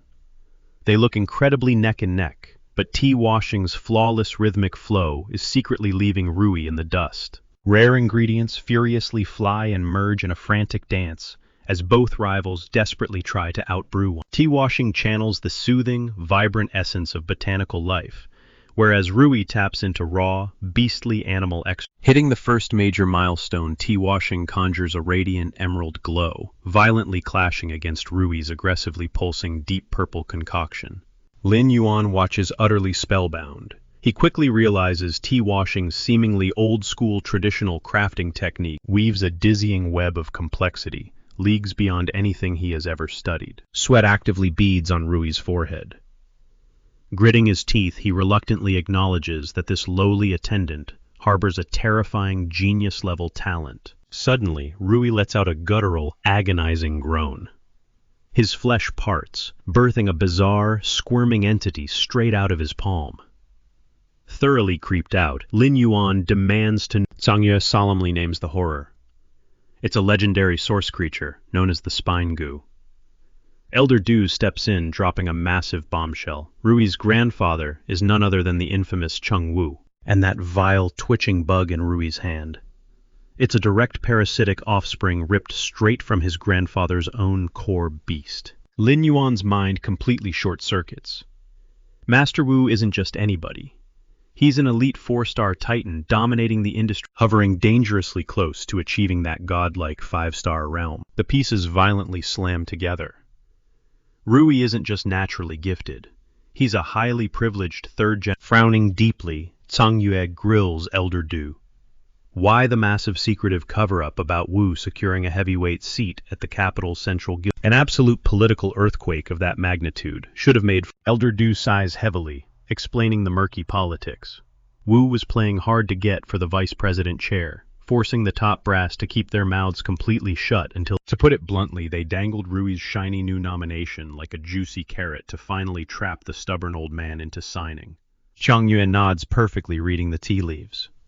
Wu clearly hit his absolute ceiling, abandoning his impossible 5-star dreams to violently fund every single ounce of his massive influence into carving a golden, untouchable path for his... Shrugging it off, Elder Du mutters that true Empress-level anomalies are incredibly rare. Pivoting sharply, Zhang Yue locks eyes with Lin Yuan, testing his knowledge on this freakish spine goo. Lin Yuan sheepishly rubs the back of his neck, openly admitting he's in the dark. Sure, he grasps the basic textbook mechanics of source entity, but when it comes to this specific spine-invading nightmare, he draws a massive, terrifying blank. Taking pity on him, Zhang Yue smoothly steps into professor mode. She drops a chilling reality check. Forming a pact with this vile beast doesn't safely store it in the spiritual zone. Oh no, it physically burrows straight into your lip. It violently hollows out your actual vertebrae, twisting your own living bones into... A cold, sickening sweat washes over Lin Yuan.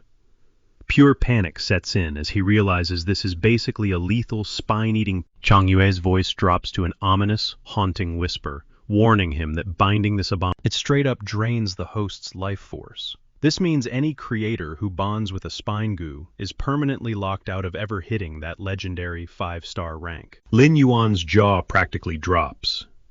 He openly admits he had absolutely no clue a source-type entity like this even existed. Sure, he knows his own red thorn is incredibly unique, but its quirk operates on a completely different wavelength.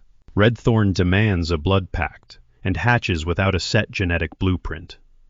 It only morphs and mutates down the exact evolutionary path. Chang Yue chimes in, warning Lin Yuan that while the spine goo undeniably cannibalizes a chunk of its master's future potential, it remains an absolutely priceless artifact. This parasite can instantly break down and hypercondense whatever raw materials the host swallows, brewing a potent elixir right inside their own body. During the concocting process, it literally devours the ingredients, supercharging them to unlock 100% of their hidden potential. But here is the terrifying catch. The creator is forced to constantly stuff themselves with a massive amount of high-grade resources. Why? Because the second this bug runs out of spirit liquid to chug, it aggressively starts chewing through the host's actual spinal cord. Hearing this grim reality, Lin Yuan shakes his head. A beast chained by that kind of twisted pact can hardly be called a partner. Meanwhile, as Rui's parasite aggressively processes his ingredients, a smug grin stretches across his face.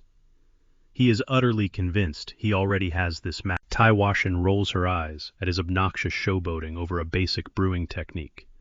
Honestly, she wasn't even planning on tagging in her own beast for this, but since Rui decided to flex his little helper, she figures there is zero reason to pull her punches anymore. In a flash, she summons her own creature, instantly cranking the tension in the arena up to a boiling point. Mere moments later, Rui proudly announces that his concoction is fully prepped. He opens his mouth to rub it in, but T. Washin abruptly cuts him off, coldly declaring she is finished too. A frustrated grunt escapes his lips, but he quickly brushes it off. After all, he still has a massive ace tucked up his sleeve. The competitors douse their respective wolves in the freshly brewed serums. Instantly, the beasts howl in pure agony, prompting a deep if these creatures are actually being healed, because this so-called remedy looks like pure torture. Once the brutal medicine finally takes effect, T. Washin steps forward, claiming total victory since her wolf is fully cured. Rui immediately barks back, pointing out that his wolf didn't just heal. It actually evolved straight from silver rank 3 to rank 4. Overflowing with ego, he turns to Chang Yue, stating the winner is painfully obvious, and demanding she hand over both prize boxes immediately. The surrounding audience gasps in shock, completely stunned that his potion forced a spontaneous level up. The tides suddenly shift, leaving everyone whispering that T. Washin might act. Chang Yue casually agrees that the outcome is indeed crystal clear. However, she coolly reminds the arrogant competitor that she isn't the referee today, and neither is he. Rui's smug smirk vanishes as Chang Yue pivots, officially passing the final verdict over to Lin Yuan and Tao. Lin Yuan's soul practically leaves his body at this massive responsibility drop. But trapped in the spotlight, he has no choice but to step up. Tao closely inspects both beasts and flawlessly declares T. Washin the champion, praising her ridiculously advanced brewing methodology. Hearing this, Rui absolutely explodes. He aggressively screams at Tao, accusing him of blatantly rigging the outcome. In a frantic rant, he claims the older man is just horribly jealous of his raw talent and is trying to sabotage him. The spotlight then swings to Lin Yuan for his final call. Without missing a beat, Lin Yuan firmly backs Tao up. T. Washin takes the crown. Rui completely snaps, screaming that this rookie kid is totally blind to real greatness. Unfazed Chang Yue calmly asks Lin Yuan to break down his reasoning. The young man steps forward, explaining that the core objective was always to restore a beast's shattered essence. He points out that while bumping up a level is a neat parlor trick, fundamentally upgrading the creature's core quality deserves far more respect. He breaks down the math. At identical ranks, a flawless quality grade guarantees a much higher growth ceiling for the monster. Yes, Rui forced his wolf to hit silver rank 4, but T. Washin did the impossible. She purified her wolf's baseline from merely refined to absolutely perfect. Rui desperately backpedals, arguing that they both just specialized in different fields, so treating him like a loser is total garbage. Du violently glares at the sore loser, warning him to watch his tone. Tao steps up, ripping into Rui, mocking the fact that he parades around as this generation's ultimate genius, yet completely ignores the most fundamental rule of their craft. He ruthlessly asks if nobody ever taught him that a creator's true job is unlocking a beast's maximum long-term potential. Tao chuckles darkly publicly, shaming the boy by pointing out the massive, embarrassing gap between his bloated reputation and his actual skill. Blinded by rage, Rui screeches at the veteran, vowing to make him pay for this massive public humiliation. Completely losing his mind, the arrogant kid snarls that if some random rookie's opinion is enough to disqualify him, then this so-called prestigious Radiant Moon Palace is just a pathetic, overrated joke, and he wants absolutely nothing to do with their trashy titles. The very second that insult leaves his mouth, the temperature drops. Zhang Yue's killer intent violently erupts, and in a terrifyingly cold, Lin Yuan watches in pure shock as the temperature plummets. He realizes Zhang Yue's raw energy is literally freezing. Tao urgently snaps him out of it, warning him to drop the commentary and immediately shield himself with aura. Throwing himself forward, Du bows deeply before Zhang Yue. He desperately begs her to spare Zhang Yue, pleading that the kid is utterly clueless about basic manners. He swears the boy meant absolutely no disrespect toward the Moon Hall. Du keeps pleading for mercy, but his desperate words are completely backfiring. Zhang Yue shoots him a deadly glare. She cold frost instantly crystallizes across Du's trembling body. Nearby, the attendants whisper that it has been ages since they saw Zhang Yue this enraged. The last poor soul to trigger this level of fury was Marquis Leon of Tranquility. This revelation leaves Lin Yuan completely floored. 18 years ago, Leon was celebrated as an absolute prodigy, the unstoppable desert wild lion. The attendants nod, recalling how untouchable Leon used to be. Not a single person in his generation could even scratch him, but his ego was massively inflated. The fool actually crossed the ultimate line by trying to hit on Zhang Yue. That very night, a terrifying blizzard swallowed the entire Marquis estate. His massive mansion was sliced perfectly in half. Leon's legs were so severely frostbitten that he was permanently condemned to a wheelchair. Lin Yuan struggles to process this nightmare, especially hearing that Leon hasn't recovered in 15 long years. But the attendant leans in and drops a bombshell. Leon actually healed a long time ago, but he is too terrified of Zhang Yue to ever stand up again. A chill runs down Lin Yuan's spine. Are Cheng Rui and Du about to suffer the exact same fate? Meanwhile, Du continues groveling, taking full responsibility, and begging to drag Cheng Rui back home for strict punishment. But the attendants quietly warn, Lin Yuan pleading only throws fuel on the fire. With Zhang Yue begging makes things 10 times worse. She is a hardcore disciplinarian who enforces her rules by crushing anyone who steps out of line with a brutal iron fist. Lin Yuan urgently asks if there is truly zero chance for mercy. They shake their heads, asking for forgiveness is a complete dead end. They ask if he is seriously thinking about risking his own neck. Lin Yuan admits that the arrogant Cheng Rui absolutely deserves a harsh beatdown, but Elder Du has dedicated his entire life to hard work. Over on the floor, Du desperately begs Zhang Yue for one final chance. Suddenly, Cheng Rui completely loses his mind. He starts screaming at the top of his lungs, violently flexing his grandfather's status. Du stares in sheer horror, unable to comprehend how this idiot is bragging about his family to Zhang Yue. She could literally wipe both him and his grandpa off if she even felt like it. Dao's jaw practically hits the floor at this level of stupidity.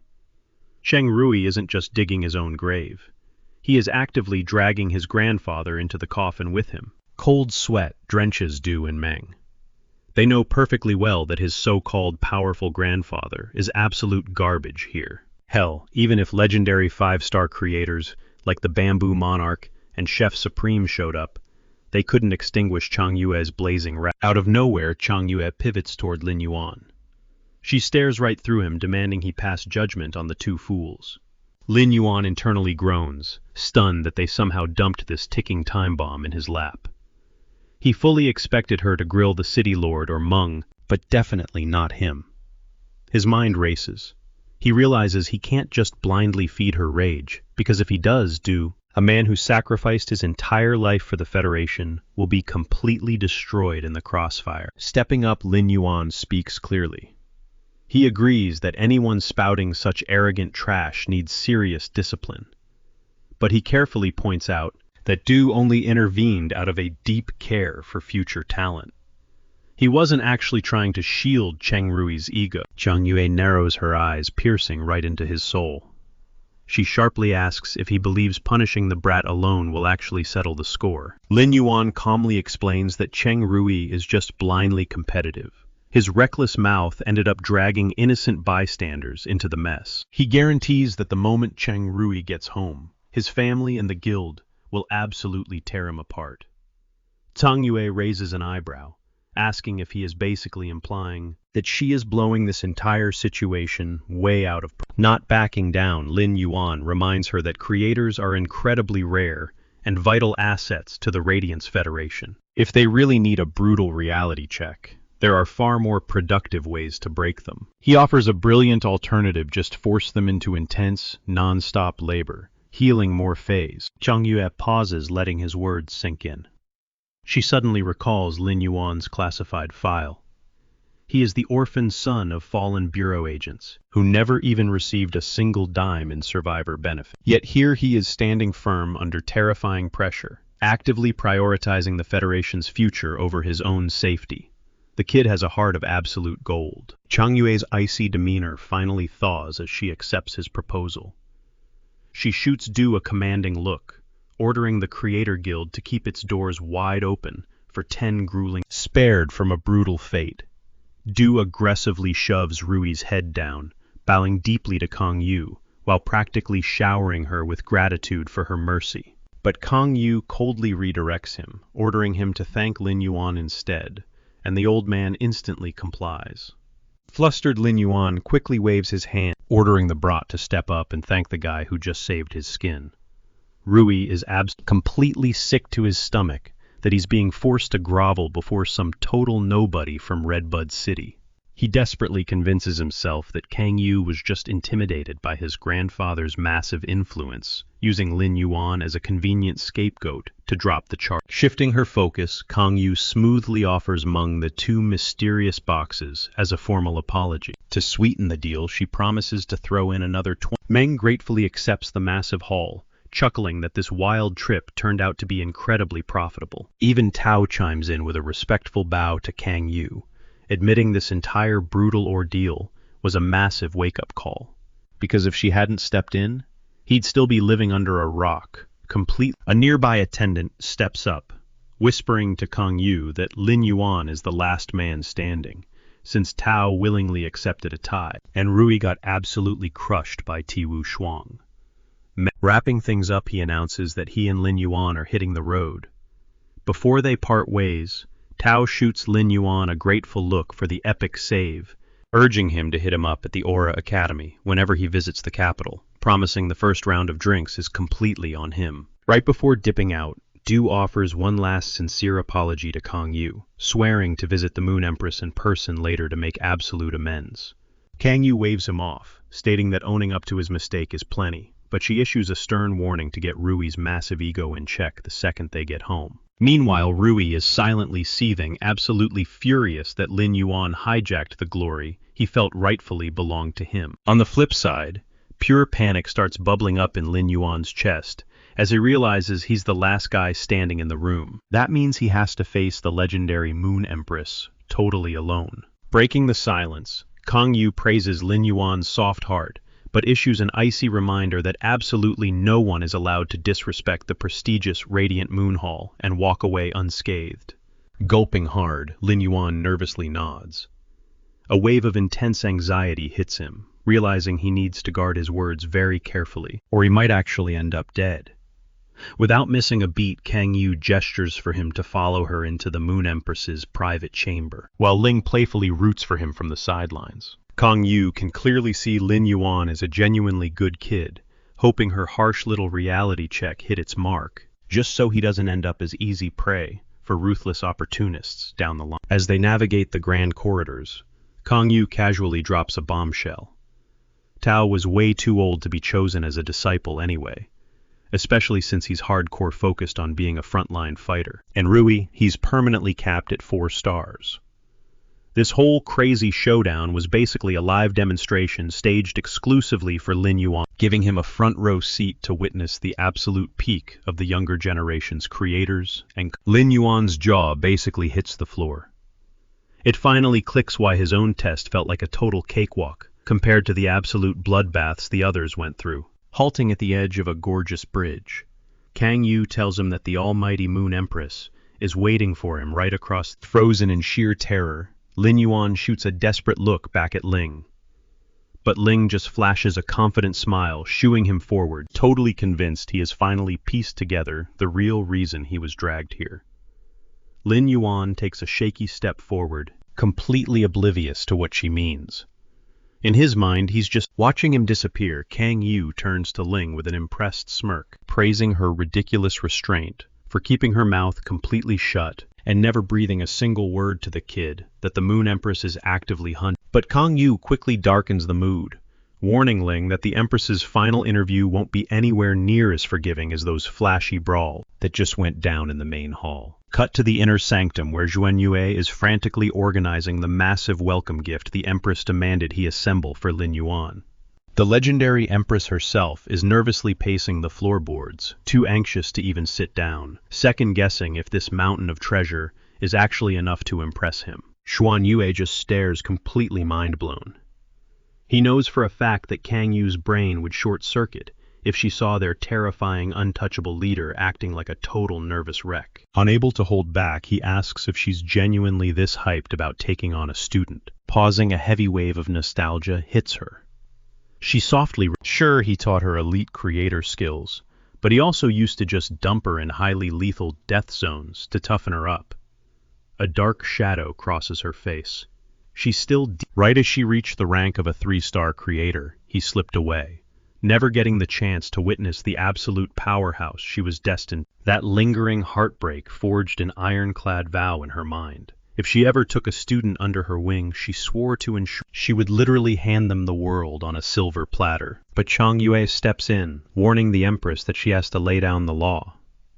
She insists that playing the soft, nurturing mentor will only backfire, making her apprentice walk all over her. This harsh truth hits the Empress like a truck.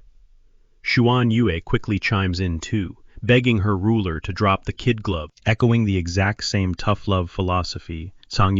Right on cue, a thunderous announcement echoes through the hall. Lin Yuan has finally arrived. Pushing through the grand doors, Lin Yuan steps into the massive throne room. Up ahead, the Empress lounges on her royal seat, radiant. Swallowing his nerves, he bows respectfully and clearly states his name. Skipping the small talk entirely, the Empress drops a bomb. She casually asks if he has a list of demands before accepting her as his master. The question leaves Lin Yuan completely baffled. Meanwhile, behind her icy facade, the Empress is secretly having a full-blown internal panic. Let's be real. No rational mentor kicks off an interview by begging for conditions. Catching her own slip-up, she quickly backpedals smoothly, rephrasing the question to ask if anything is currently troubling him. Lin Yuan answers honestly, explaining that he manages a humble fae shop, and his little sister is still knee-deep in her studies over in Redbud City. Without missing a beat, the Empress snaps her fingers.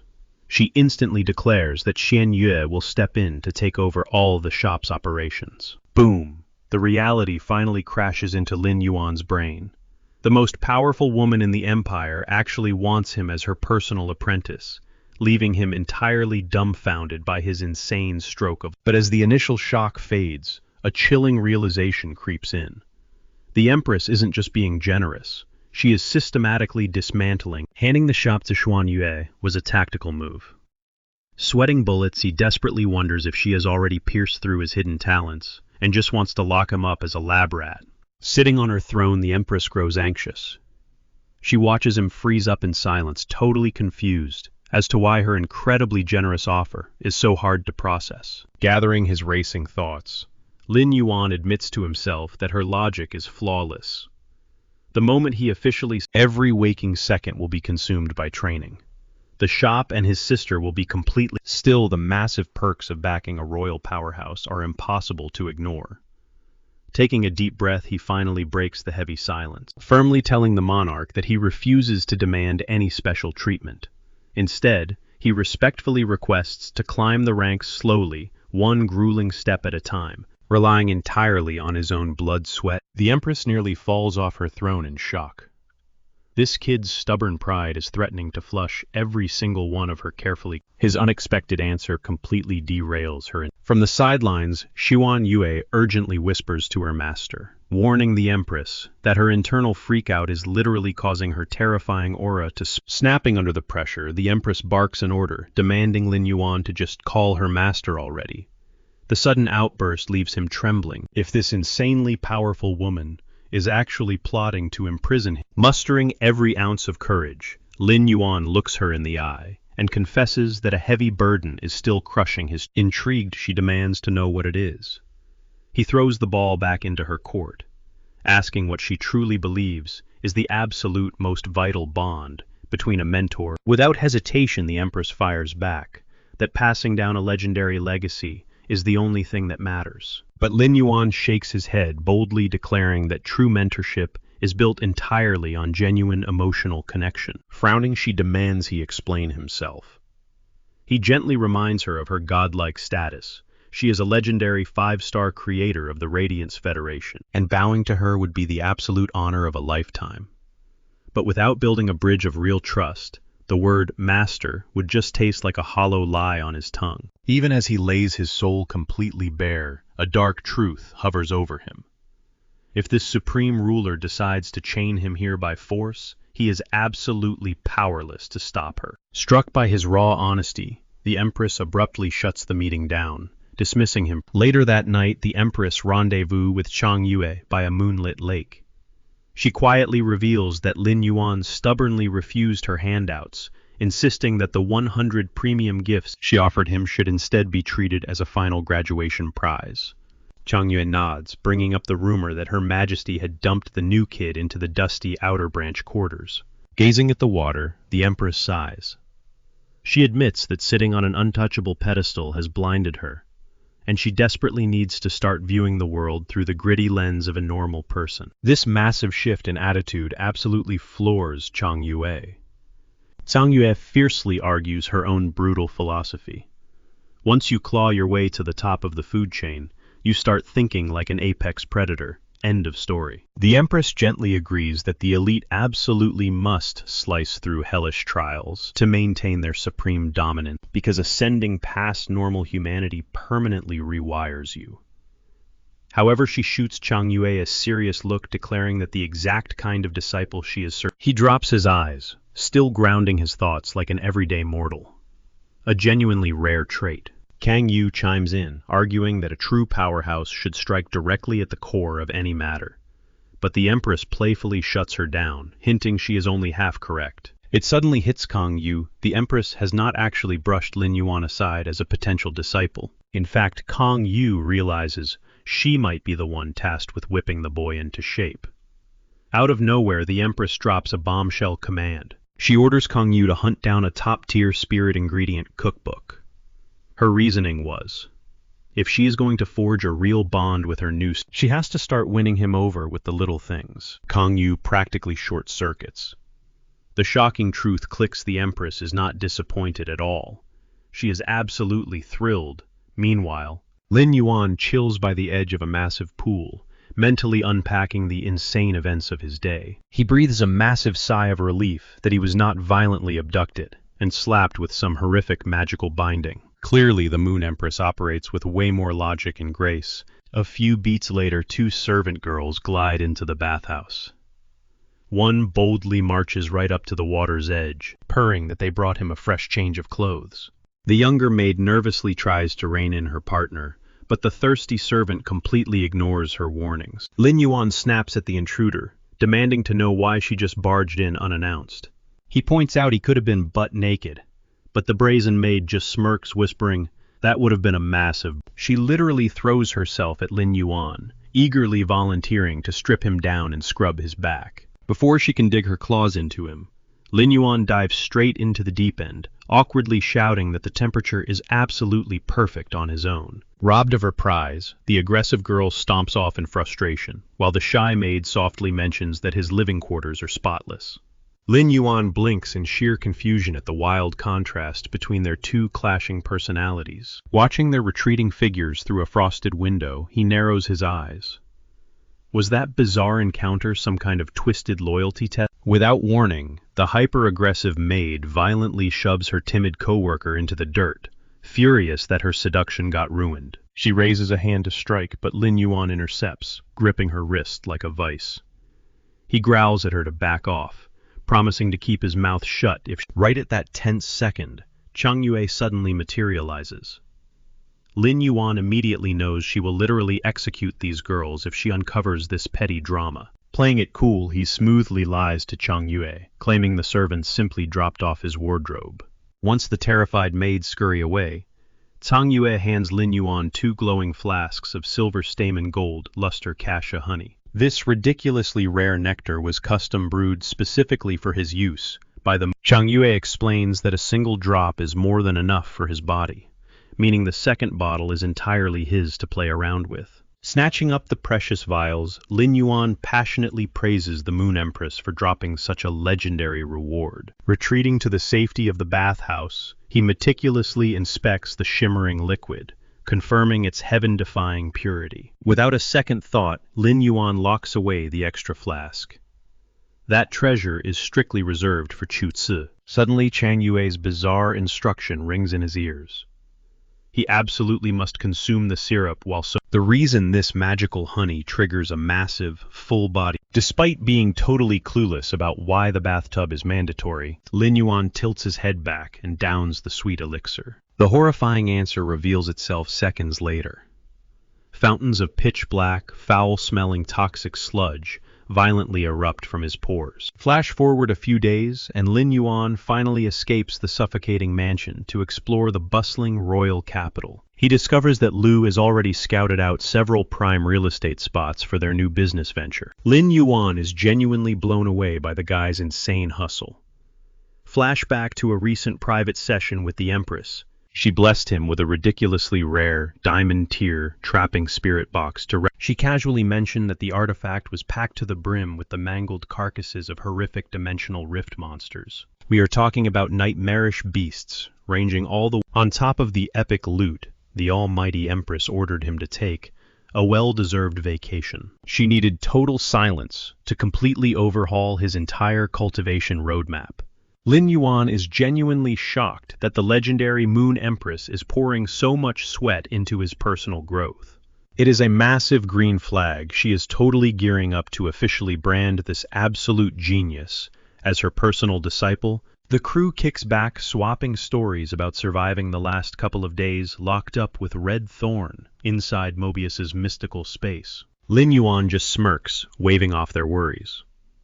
Red Thorn is swimming in an endless buffet of food right now, so they are completely off the menu. Sound speaks up, asking Lin Yuan if she can finally stretch her legs and roam freely once they hit the capital city. The girl desperately needs to fire up her stream. If she ghosts her rabid fanbase any longer, they are... But Lin Yuan shoots that idea down, explaining they have serious business waiting for them. It turns out he recently got a desperate message from the fiery red-headed woman. She finally tracked down the elusive revival soil, and now she is begging him to save. Lin Yuan had specifically instructed her to haul the injured creature straight to the Creator Guild, giving his solemn word that he would perform the miracle. So he turns to his loyal team and lays out the game plan.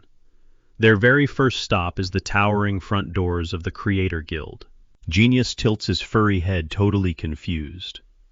Why drag themselves all the way out there when the desperate mother could just hike up to their mountain? Lin Yuan just chuckles, quickly reminding the little guy about his endless whining regarding the suffocating pressure back. Plus, Lin Yuan wants a front row seat to the action. This is the perfect excuse to snoop around and see how the capital's elite Creator Guild actually operates. Cut to the massive Creator Guild.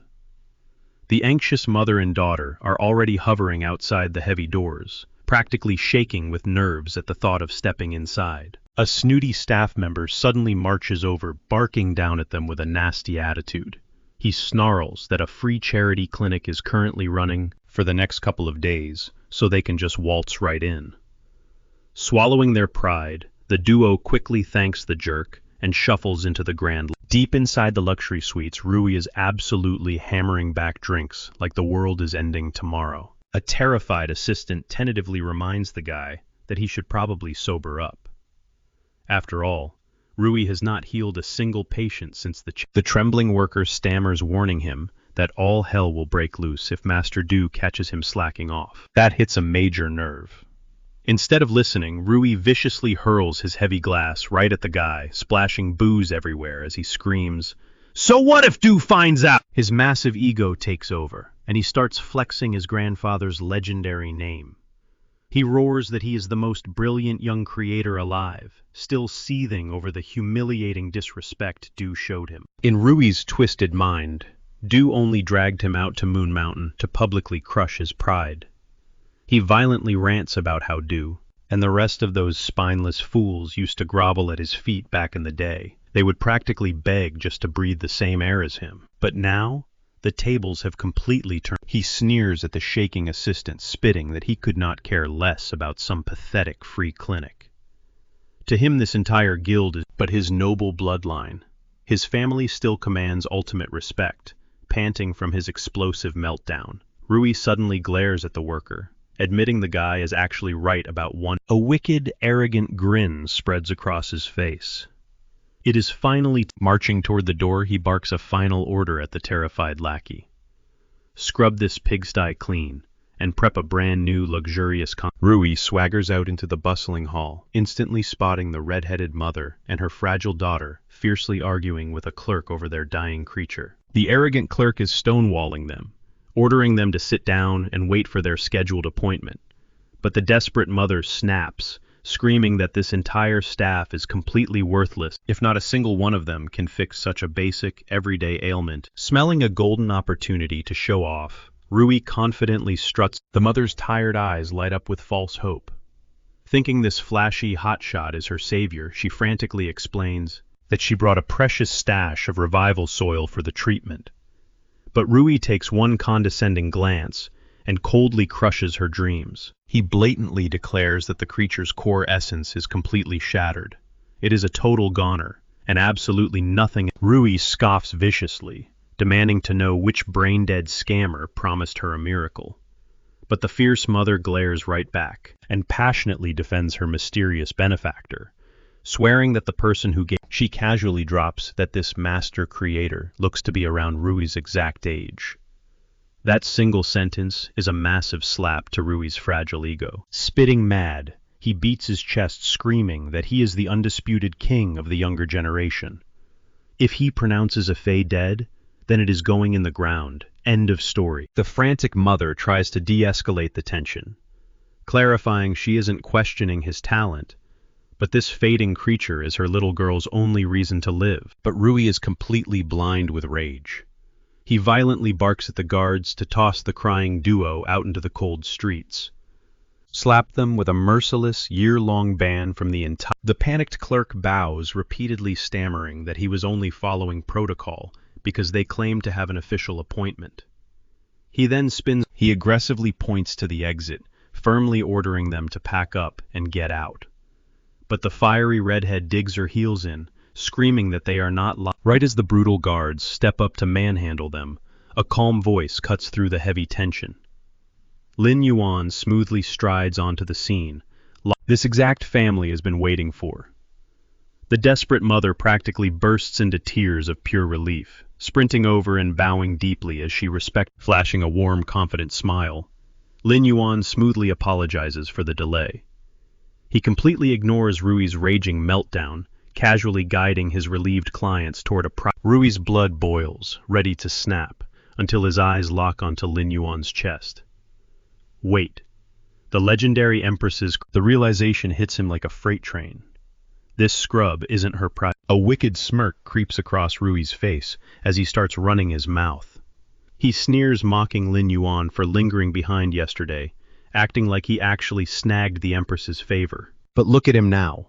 Just another pathetic reject who couldn't even make the final cut. While Rui knows better than to cross Elder Du, making a total mockery out of an absolute nobody like Lin Yuan. Oh, that is strict. Tapping his own gleaming chest piece, Rui brags that true creators, the ones with actual heavyweight backing, proudly flaunt their elite family crests. He aggressively shoves his badge forward, flashing a dazzling array of faction marks, ruthlessly comparing his stacked deck to Lin Yuan's pathetic. You, Rui spits, his voice dripping with venom. The red-haired mother clutches her hands in pure panic, but Lin Yuan just offers a calm, reassuring smile. Trust me, he whispers. Halting right outside the heavy doors of the cultivation chamber, he instructs them to stay put, locking eyes with the woman to vow that her precious Fae will survive this. A nervous staff member frantically flags Rui down, pointing out the breach, but the arrogant snob just waves it off. Let the clown try his little magic trick, Rui scoffs. Consider it a charity case for our little free clinic event today. Deep down, Rui is practically salivating. The second this rookie crashes and burns, he plans to rip that 2-star creator badge right off his chest. Behind closed doors, Lin Yuan goes straight to work. Spiritual energy surges from his palms, and even he widens his eyes, completely stunned by how blazing. The withered roots rapidly spring back to vibrant life, but he doesn't stop there. Sensing the creature teetering on the edge of a breakthrough, he pours in enough energy to trigger a spectacular evolution, straight into the silver. Out in the hallway, the mother and daughter squeeze their eyes shut desperately, praying for a miracle. Rui just leans against the wall, cruelly laughing at their hope. The heavy doors suddenly hiss open. Lin Yuan casually strolls out, cradling a glowing, magnificently restored. The mother's jaw hits the floor. Tears well up in her eyes as she stares at a creature so incredibly radiant she barely even recognizes her own. Rui's smug grin shatters into a million pieces. His brain short-circuits as pure, unfiltered panic grips his throat. A terrifying realization crashes down on him. This so-called nobody isn't just a fluke. His raw talent might actually blow Rui entirely out of the water. Paranoia infects his mind. There is absolutely no. The surrounding crowd erupts into a massive frenzy. Spectators gasp in awe, aggressively whispering and pointing at the absolute masterpiece. Whispers of praise for the young genius echo through the hall, seamlessly morphing into savage mockery, aimed directly at Rui. The guy who constantly parades around as the apex young creator. Completely losing his grip on reality, Rui explodes. He violently barks at the security guards, demanding they drag the mother and daughter out to the streets for causing a scene. But the guards stay frozen in their tracks. One nervously clears his throat carefully, reminding the raging brat that Lin Yuan holds an official 2-star creator rank too. Hearing himself put on the exact same level as this street trash snaps the last thread of Rui's sanity. With a vicious snarl, he launches. Then, like an absolute coward, he lunges blindly at Lin Yuan's exposed back, screaming insults about him playing the fake hero. But Lin Yuan's body moves on pure instinct, and wham! A lightning-fast kick connects squarely with Rui's gut. The arrogant noble violently collapses to his knees, gasping. He clutches his stomach, totally bewildered. How on earth did a low-class... Spitting venom and coughing, Rui throws a pathetic tantrum, hysterically screaming. Do you have any idea who my grandfather... But Lin Yuan tunes out the pathetic screeching entirely. He just stares down at his own hands in silence. His mind is racing. The pieces finally click together. The premium silver stamen honey and all those crazy elixirs from the Empress are actively supercharging his physical reflexes. Meanwhile, panicked employees rush over to the crumpled noble, nervously asking if he needs a medic. But Rui swats them away in a blind rage, screeching at the top of his lungs for heavy security to arrest the thug who assaulted him right inside their sacred guild. Suddenly, a booming voice slices through the chaos. Elder Du marches into the room, glaring daggers at Rui. Acting like a total victim, Rui points a trembling finger at Lin Yuan, shrieking that he was brutally ambushed and demanding immediate, ruthless. Elder Du doesn't buy a single word of it. He sternly claps his hands loud. Pivoting away from the tantrum, the elder respectfully approaches the shaken mother and daughter, offering a deep, sincere apology. To make amends, he publicly vows to compensate their family with an incredibly rare, mid-grade spirit. Overwhelmed by the generosity, the woman furiously nods, insisting that is far. With the victim settled, Du slowly turns his terrifying gaze back to Rui. He coldly states that this brat has sparked brawls in the guild halls way too many times. You are the only one facing the consequences today, kid. Nobody else. Du's voice booms. Rui's jaw practically unhinges, completely stunned into a humiliating silence. And to add insult to injury, he has to watch help while firmly swearing that his door is always open whenever the young Rui is absolutely losing his mind with jealousy. In his eyes, every ounce of glory Lin Yuan is soaking up right now rightfully belongs to him. Right on cue, a servant scurries in. With massive news, his grandfather is finally emerging from deep meditation. Without skipping a beat, Rui sprints straight to the old man's private quarters to roll out the red carpet. He eagerly praises his grandfather for a flawless retreat, but the elder shoots him a sharp look, demanding to know how he could possibly be so sure it worked. Rui smirks, pointing out the obvious: the old man's once gray hair is now pitch black. Wu nods, revealing that his spine goo has successfully evolved from its fourth molt straight into the fifth, meaning the agonizing 10 years he spent locked away in isolation. Rui beams with a congratulatory smile, but deep down, he is throwing a massive celebration. With his heavyweight backer finally in the picture, absolutely nobody will ever dare to look down on him again. Shifting gears, Rui bitterly confesses that he failed to secure the spot as the Empress's disciple. Wu frowns, completely baffled by the setback. After all, the Creator Guild practically rolled him out on a silver platter, hyping him to the moon, and crowning him with a 2-star creator title. In Wu's mind, a loss was mathematically impossible. Rui vigorously nods in agreement, explaining that Tao also crashed and burned. But the real kicker, when his turn finally came, they let some absolute nobody from the backwoods act as the judge. Hearing this detail, Wu instantly connects the dots. He knows exactly who Rui is talking about. Lin Yuan, the kid backed by Ling. Rui spits out a confirmation, trashing Lin Yuan as nothing more than a pathetic small-time fey shop owner. Wu's eyes narrow. He asks if the Empress has officially claimed this kid as her student yet. Rui shakes his head. He eagerly points out that Lin Yuan's badge is completely missing the Empress's signature crest. Wu presses further, asking if Du tried to step in and help. Rui's face twists with rage as he recalls how Du actually sided with Lin Yuan, right as the kid literally kicked him down a flight of stairs just minutes ago. The elder harshly scolds his grandson. How could he let another 2-star creator push him around Rui?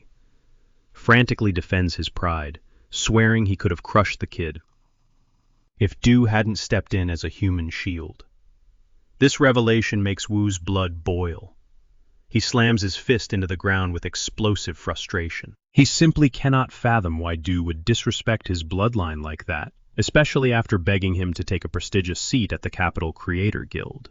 Sensing the rising heat radiating from the old man, Rui seizes the opportunity to pour gasoline on the fire. He casually drops a hint about Lin Yuan actually possessing some terrifying talent. This strikes a nerve, sending Wu into pure overdrive. Because in Wu's mind, a threat like that needs to be permanently snuffed. Operating on the assumption that the Empress hasn't officially taken the kid under her wing, Wu makes a cold-blooded decision. Lin Yuan has to vanish. He sketches out a lethal plan to disguise the hit as a tragic accident, leaving zero evidence for anyone to cry foul over later. Cut to Lin Yuan soaring through the crisp skies over the northern outskirts of the royal capital. He is cruising comfortably on a majestic Wind Rider dove, a personal gift. Du had even played the perfect host, treating him to a premium drink at the guild before seeing him off. Taking it all in, Lin Yuan marvels at the breathtaking aerial view. Meanwhile, Genius is buzzing with pure curiosity, playfully wrestling for the reins, desperate to experience the thrill of piloting the massive beast. Boom! Out of nowhere, a vicious blast rips through the sky, shattering their peaceful joyride and violently signaling that everything is about to go horribly wrong. The impact shreds through the dove. The massive bird loses momentum, plummeting toward the earth at a terrifying speed. As the wind roars past his ears, Lin Yuan down below the shadowy ambushers step into the light. It is none other than Wu and Rui, coldly watching their target plummet out of the clouds. Rui clicks his tongue in annoyance, openly disappointed that his grandfather's ambush didn't vaporize the kid on the spot. Wu scowls, muttering that the giant beast of a bird absorbed. With a deafening thud, Lin Yuan slams into the unforgiving dirt. Shaking off the dust, he realizes the heroic dove had wrapped its massive wings around, taking the full, lethal force of the impact head on. Desperate Lin Yuan floods his hands with healing energy, trying to save the creature. But genius gently stops him, before Lin Yuan can even process the grief-heavy footsteps crunch against the dirt. Wu and his outrageously arrogant Rui instantly starts running his mouth, laughing at Lin Yuan's pathetic piloting skills for crashing a high-tier Windrider dove. He cruelly sneers that a creature that rare costs an absolute fortune, a price tag a dirt-poor peasant like him could never dream of paying off. Without a word, Wu casually raises his hand, snapping a suffocating energy barrier around the perimeter. Eyes narrow, flashing a wicked grin, Rui claims they simply want a front-row seat to witness his so-called impressive creation skills. Wu chimes in with a sinister chuckle, tauntingly adding that he is dying to see what kind of magnificent prodigy the Federation has supposedly produced. Lin Yuan already has genius locked in glasses mode. One sharp glance is enough to read Wu's sinister motives. The guy is absolutely dripping with malice. Rui suddenly summons a monstrous fae, a towering beast built like a T-Rex, armed to the teeth. But Rui is completely clueless that Lin Yuan can read every single stat on his creature.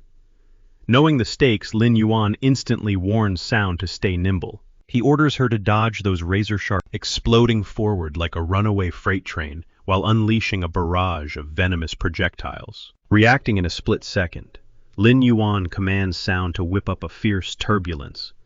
The swirling vortex perfectly deflects the lethal barrage. While Rui is still calculating his next strike, Lin Yuan pivots. She slams into the invisible wall with absolute devastating force.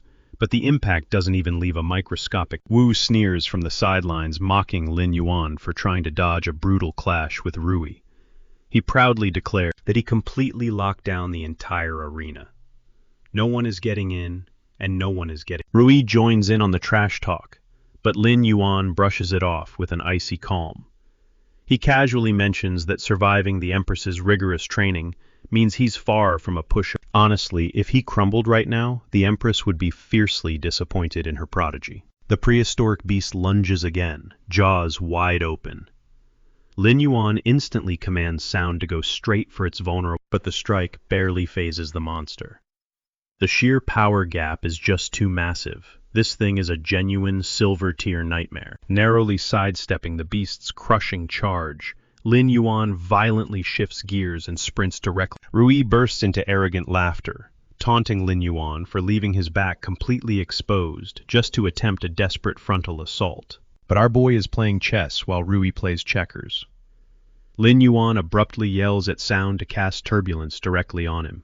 The swirling gust acts like a giant fan, violently blowing the lizard's lingering toxic mist right into Rui. Rui collapses to the dirt in sheer panic, choking on his own trap. But right before the venom can swallow him whole, his grandfather swoops in for the save. Wu furiously scoffs at Lin Yuan, demanding he show some real firepower instead of hiding behind cheap parlor tricks.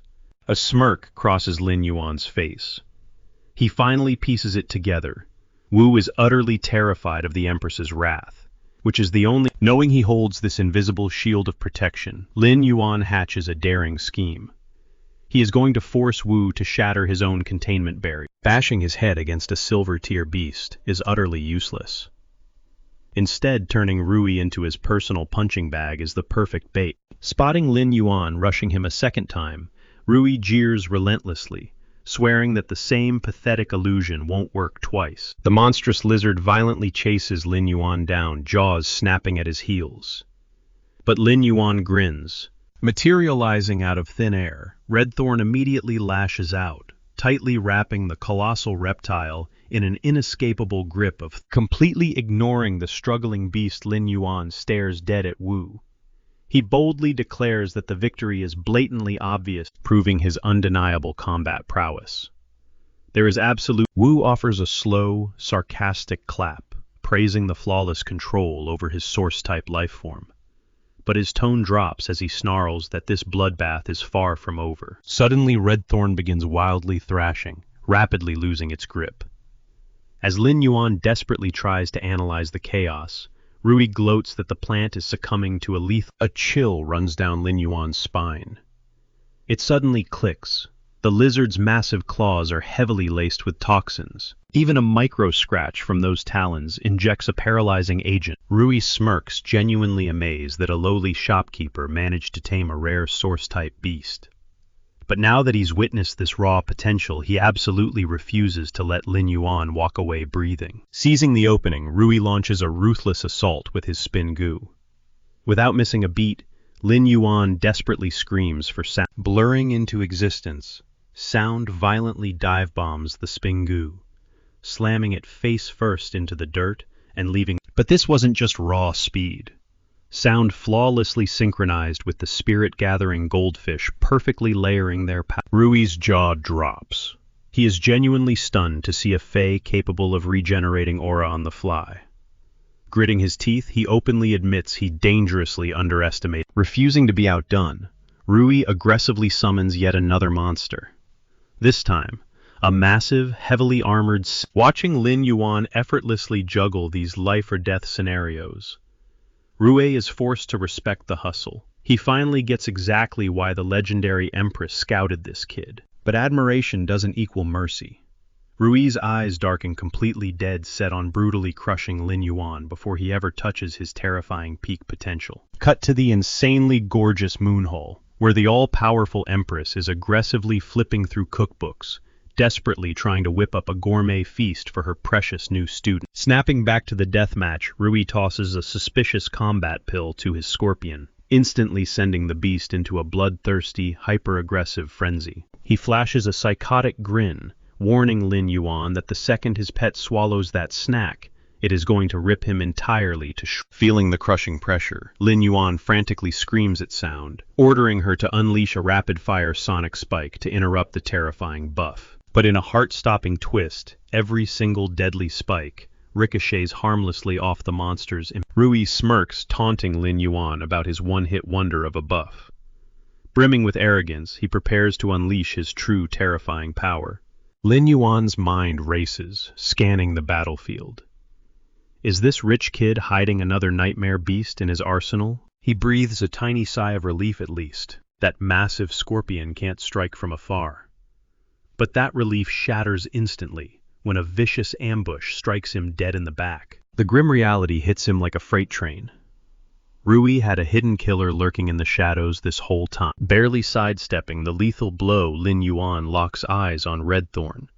His faithful companion is his only ticket out of this slaughter. He desperately screams for his plant fae to endure, but Redthorn is fading fast, battered to the absolute limit. Rui laughs maniacally, bragging that his monstrous lizard is about to swallow Redthorn whole. But Lin Yuan refuses to back down. His trust in his partner is unshakable. Channeling every ounce of his power, he triggers a massive burst of healing energy, forcing the disgusting parasite out of Redthorn's system. Spotting Lin Yuan distracted by the rescue, Rui lunges in for a cheap kill. But Lin Yuan is one step ahead, barking a desperate command to Sound. He commands his avian ally to ignite her daybreak ability, throwing up an Sound erupts like a miniature sun, completely blinding their attacker. Shielded by that intense glare, Lin Yuan pumps the last drops of restorative magic into Redthorn. With a violent shudder, the plant beast violently purges the vial. Still blinded by his own ego, Rui assumes that brutal extraction process left his target completely drained. He viciously commands his scaly beast to tear Redthorn to shreds. But Redthorn has a nasty surprise waiting. It spews a bubbling toxic yellow acid straight into the towering reptile's face, sending the behemoth. Lin Yuan flashes a cold smile, revealing that his fae's venom packs a heavy dose of nerve-locking paralysis. The massive lizard is completely crippled, effectively locking away every single one of its. Rui just scoffs. He coldly reminds Lin Yuan that during that little rescue mission his Spinago has been silently supercharging the armored scorpion. The second that energy maxes out, it is game over. The sheer power difference threatens to crush Lin Yuan's spirit. His little songbird doesn't even stand a ghost of a chance against those monsters. But he spots a fatal flaw. Rui is a spoiled rich kid with zero actual street fighting experience. He instantly orders Sound to dive bomb straight for the arrogant master, closing the distance, and simultaneously he telepathically links with Redthorn, prepping his thorny partner. The little bird rockets toward Rui, but the smug villain doesn't even flinch. He feels absolutely untouched. Why? Because even paralyzed, his colossal lizard can still swat away a tiny, harmless feathered nuisance. Inches away from impact, Lin Yuan screams for Sound to detonate one final, desperate daybreak flash. The bird burns every last drop of her life force into a blinding solar flare. As Rui throws his arms up in agony, Lin Yuan triggers Redthorn's explosive evolution. He roars at his fae, demanding they capitalize on the opening their winged friend just bought with her blood. Flooding the plant beast with pure spiritual essence, Lin Yuan pushes Redthorn into an absolute unstoppable frenzy. A tidal wave of deadly vines rockets straight for Rui's, but just as the killing blow lands, Old Man Wu breaks the rules. The grandfather teleports in, shielding his precious grandson from certain death. Completely hollowed out, Lin Yuan collapses into the dirt, his bat sputtering a mouthful of dark crimson. A delicate pendant slips from his neck, the spirit trapping box gifted by the Moon Empress herself. The second it hits the miles away in her quiet kitchen, the Empress's eyes snap wide open as a blaring, lethal distress signal floods her mind.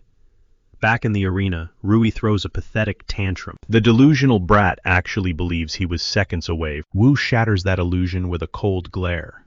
He harshly reminds the boy he was staring down the barrel of defeat. Utterly disgusted that a prodigy struggled against a fresh two-star creator. The old mastermind sighs. If Rui had just won, they could have easily brushed this assassination off as a tragic sparring accident. But his grandson's pathetic failure has forced Wu to step from the shadows and wipe up the blood himself. Pivoting toward the bruised boy, Wu's voice drips with dark admiration. He admits Lin Yuan is a terrifying genius, and the old man would have gladly mentored him, forging him into a deadly weapon. He smiles softly, swearing this isn't personal malice. It's just cold hard business. A rising star like Lin Yuan is a threat that must be erased to secure his own. Spitting out a mouthful of dirt, Lin Yuan flashes a defiant, bloody grin.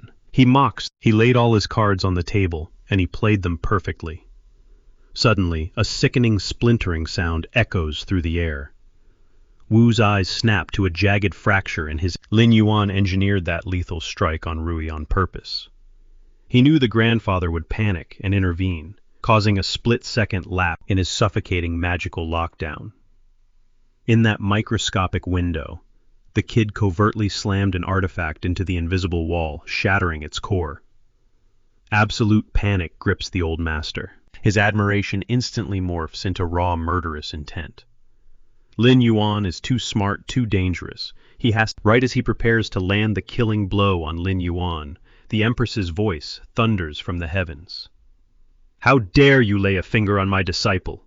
she demands, her tone dripping with pure malice toward Wu. Her grand entrance summons a massive icy moon that swallows the sky, casting a bone-chilling shadow over the entire battlefield. Miles away, one of the elite 5-star creators, Zhu Jun, pauses his video game. The moment he catches a glimpse of that haunting lunar glow, he knows exactly. Staring at the unnatural night sky, a heavy sense of dread washes over him. A celestial display like that. Meanwhile, right outside the headquarters of the Spirit Suppression Division, Sujin and Dong freeze as they witness the celestial anomaly. Panic instantly sets in. This spectral moon dwarfs the one that terrorized the realm a decade ago, signaling an unprecedented disaster. Without hesitating for a single second, the bureau chief launches himself straight toward the epicenter of the Empress's overwhelming aura. Cutting back to the blood-soaked arena, Lin Yuan weakly gasps out his gratitude. But his master gently shushes him, commanding him to breathe and channel his spiritual energy. She wants his horrific wounds to knit back together. Convinced that the distress badge was nothing but an elaborate bluff, the foolish young master makes a fatal miscalculation. He resolves to finish the job and slaughter Lin Yuan right then. Banking on his powerful grandfather to smooth things over later, he recklessly summons his deadly spin goo insect. He barely blinks before the Empress casually obliterates the creature into a cloud of ash. Slowly, she pivots her furious gaze. Her voice is ice-cold as she marvels at his absolute sheer audacity to attack her student right to her face. Despite standing in the shadow of a living god, the spoiled heir fully expects his grandfather to step up and shield him. Instead, his jaw drops as Wu throws himself to the dirt, frantically groveling for mercy. Ignoring his pathetic pleas, the Empress seizes the old man with her telekinetic grip, mercilessly gasping for breath. Wu desperately bargains with the matriarch, pleading with her to spare just enough of his grandson's corpse to give him. The terrifying reality finally punches Rui in the gut. He is a dead man walking, especially since his own grandfather is literally pre-ordering his casket. Panicking, the doomed brat hysterically points the finger at Lin Yuan, shrieking his tired old catchphrase about being the ultimate prodigy. He does not even get to finish his pathetic sentence before the Empress instantly erases him from existence with a single devastating strike. Without missing a beat, her icy glare shifts right back to Wu, resuming her slow, excruciating execution. The old master howls in absolute agony, crying out for her to pardon his monumental failures. Amidst this horrifying scene, the Empress's mystical rabbit hops over, cheerfully handing Lin Yuan a glowing carrot that miraculously supercharges his depleted vitality in a heartbeat. Writhing in endless torment, Wu tearfully swears blind loyalty, promising to act as her eternal, obedient dog if she just lets him live. Her response is utterly ruthless. She coldly informs the broken man that a pathetic pawn like him has zero value. Her only desire is to watch him bleed out beneath her chilling moonlight. In that terrifying second, Wu finally accepts that his doom is absolute. Out of nowhere, Ju Jun flashes into the clearing, intercepting the fatal blow and yanking the battered old man away from death's door. The newcomer nervously begs her to pull her punches, arguing that the real troublemaker has already paid the ultimate price. Ignoring his excuses, the Empress lunges for her prey again. But Ju Jun swiftly maneuvers the crippled elder out of the destructive blast zone. Her eyes narrow dangerously as she questions if he truly wants to stand in her way. Sweating bullets, Ju Jun frantically begs for a personal favor, to spare the old man's life. He desperately argues that despite his horrific disrespect, Wu is still a highly valuable force. Her fury erupts like a volcano. She roars at the peacemaker, reminding him that this garbage deliberately plotted to murder her beloved. Fixing him with a murderous glare, she delivers a bone-chilling. She promises that if he chooses to cross her today, she will personally wipe out his own apprentices and burn everything he loves to the ground. Swallowing his fear, Ju Jun adopts a diplomatic tone, explaining that elite creators are irreplaceable pillars of the Radiance Federation. She scoffs with absolute disgust, demanding to know what kind of asset is infested with such sickening corruption. She sharply suggests that it is high time he started purging the toxic rot from his switching tactics. Ju Jun faces Lin Yuan directly. He acknowledges the horrific mistreatment, but points out that the guilty grandson has already been reduced to dust. Plus, the disgraced grandfather has permanently lost an arm. The mediator urges the young hero to bury the hatchet right here, swearing that Wu will shower him with priceless artifacts as an apology. He also guarantees total submission moving forward. Hearing this, the kid cannot figure out if this supposedly polite negotiation is an actual plea for mercy or a thinly veiled threat. Before her student can even utter a word, the Empress ruthlessly cuts the mediator off. She proudly declares that her boy does not give a damn about their petty bribes, because her boundless fortune alone is more than he could ever spend in a lifetime. She glares at Ju Jun, labeling Wu as a diseased branch that needs to be permanently amputated. There is absolutely no salvaging such vile trash. Sensing the immovable wall of her wrath, the elite creator finally lowers his head in defeat. He sighs deeply, offering a force. Right on cue, the Suppression Bureau chief touches down, her jaw dropping at the absolute wreckage Wu has been reduced to. She shoots the Empress a look, asking if she has finally cooled off after completely dismantling the guy. But the Empress fires right back, coldly stating that her temper is her own damn business. She even suggests the chief should go focus on her actual job, instead of poking her nose into petty squabbles. Dropping the formalities, the chief calls her Shu Wei, bluntly reminding her that she needs to stop acting like a reckless kid. As a 5-star creator, and a literal pillar of the Federation, she needs to draw a hard line between justice and personal vengeance. The chief firmly insists that Wu has suffered more than enough payback. Meanwhile, Lin Yuan is practically speechless, completely overwhelmed by being trapped in a room full of absolute titans. That snaps her last shred of patience. The Empress's eyes flare with blinding light as she growls that they are totally clueless, yet they dare to paint her as the villain, acting like this trash Wu is just some helpless little angel. She is seconds away from raining absolute hellfire when a massive fey belonging to Iron Prison bursts from the shattered ground. Chief Ye instantly recognizes the beast's master, a heavy hitter sent straight out of the royal court. Iron Prison, a towering juggernaut dripping in golden armor, casually snatches Wu out of the dirt. He boldly backs up Chief Ye's claim. Meanwhile, back at the royal court, an advisor questions the emperor if deploying Iron Prison was actually a smart move, since it is basically throwing gasoline on her fiery rage. The king calmly replies that Iron Prison was his only viable option, because literally anyone else would be eliminated the second they stepped into her crosshairs. The king's envoy observes her deadly aura from afar, realizing she is absolutely ready to deliver the final blow. He breaks a sweat knowing full well that even a tank like Iron Prison will get shredded if he pushes her too far, so he frantically rushes over to defuse this ticking time bomb himself. Back in the rubble, Wu pathetically begs Iron Prison to save him, sobbing that he messed up. He desperately promises to hand over his entire fortune just to keep breathing.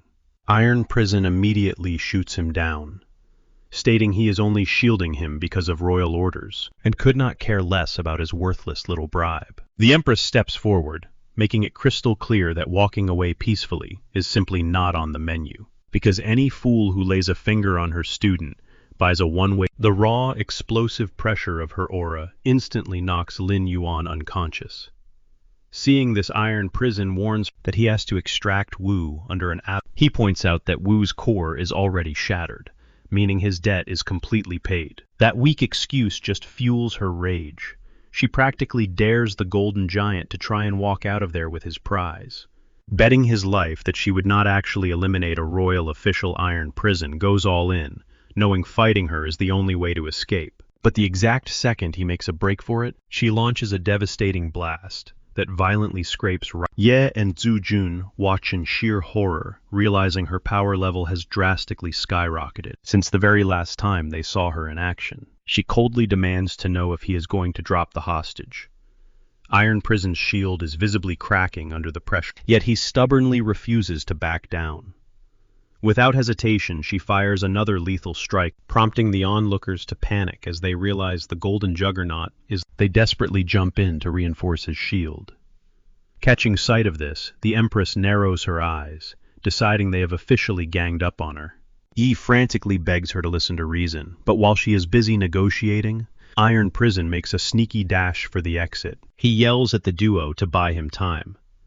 This cowardly move sends the Empress right off the deep end, and she summons a terrifying squad of humanoid fae.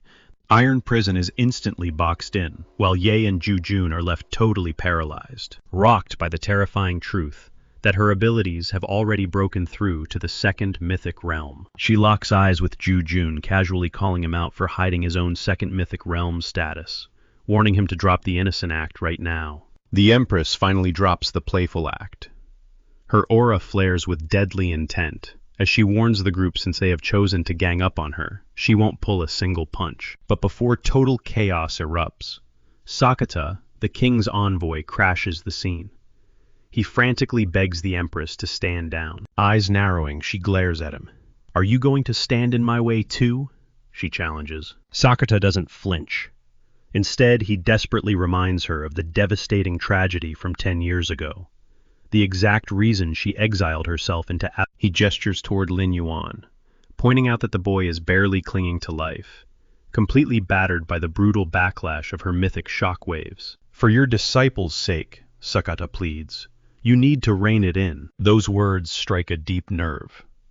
Exhaling a sharp, ragged breath, the Empress slowly floats back down to the shattered earth. Finally, her voice drips with venom as she declares that Wu's past sins absolutely warrant a gruesome death. But, since everyone is so desperately determined to shield him, she maliciously downgrades his execution to eternal confinement. Wu will be locked deep inside the suffocating, cleansing sin pod.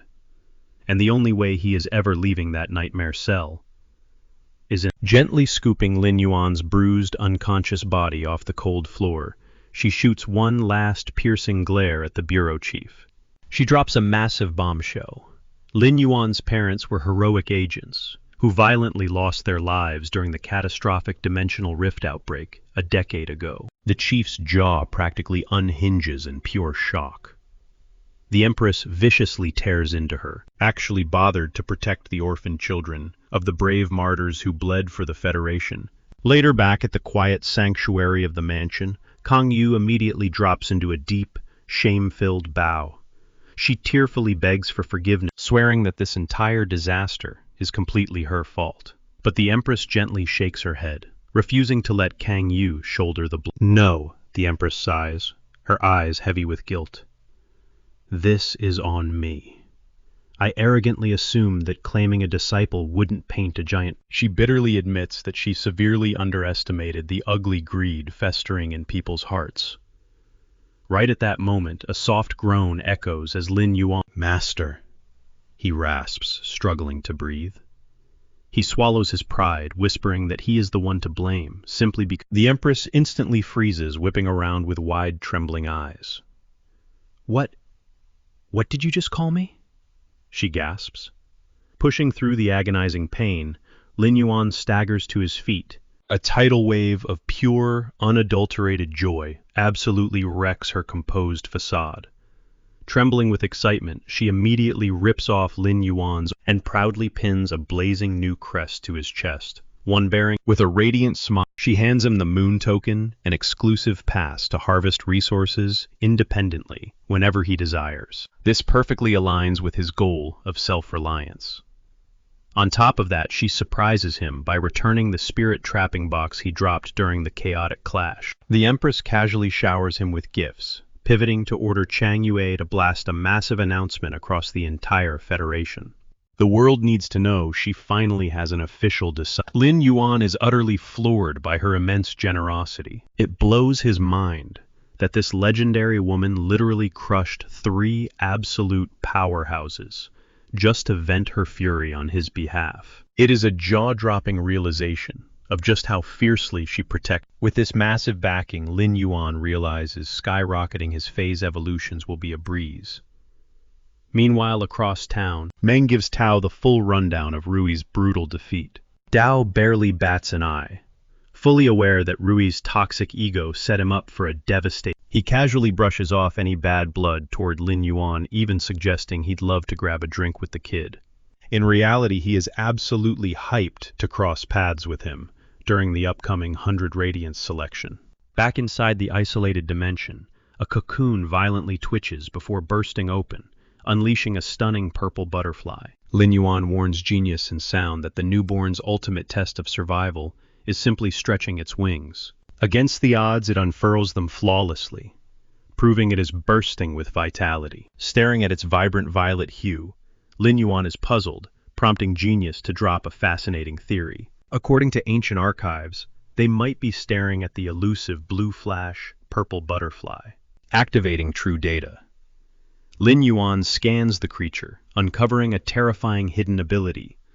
silent scale powder. Genius warns him that this sinister dust is practically indestructible, melting away only under intense flames. Without missing a beat, Lin Yuan binds his soul to the butterfly, completely blown away by its staggering potential. The moment the contract seals, a surge of power unlocks a massive skill tree. Instantly sifting through his options, Lin Yuan locks in Scale Powder Halo. This amplifies the base attack stacking with the original powder to create a suffocating double layer of crowd control. Genius nods in approval, noting that the Halo locks enemies down right out of the gate. Even if they manage to break free, the lingering silent Scale Powder will completely paralyze them. Turning to his companions, Lin Yuan hypes up their rapidly multiplying combat strength. The Jasmine Lily, the Goldfish, and now the newborn Butterfly, they are all sitting pretty at Bronze 10. Genius tilts his head, wondering why they are seemingly hard stuck at this bottleneck. Lin Yuan breaks it down. Their growth is chained directly to Mobius's core power.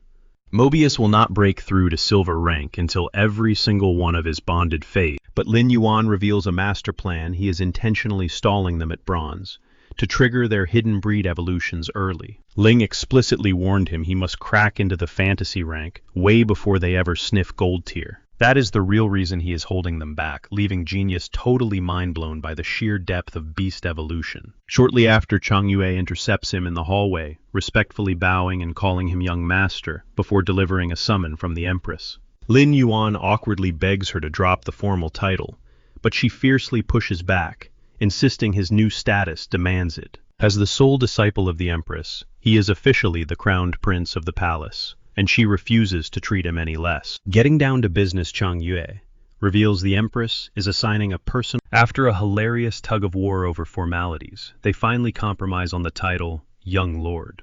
This Tao protector is not just a bodyguard. They forge a sacred blood oath to shadow and defend their charge's entire journey. Lin Yuan gulps, sweating over whether he is truly prepared to leash such a legendary powerhouse. Stepping into the throne room, the Empress reveals his new shadow, the Bloodbath Mother, a terrifying Lord-class Myth 1 spirit beast. Oozing pure arrogance, she glares at Lin Yuan and flat-out states she will not lift a single finger unless he is a millisecond away from dropping dead. Lin Yuan completely ignores the disrespect, his brain short-circuiting over the insane fact that she is a literal Lord-class monster. Scoffing at his shock, she smirks, mocking him for never comprehending a realm of power that totally eclipses the diamond. But before her ego inflates any further, the Empress steps out from the shadows, instantly terrifying the beast back into total. She frantically waves her hands, blurting out that his master will break down every single detail he needs to know.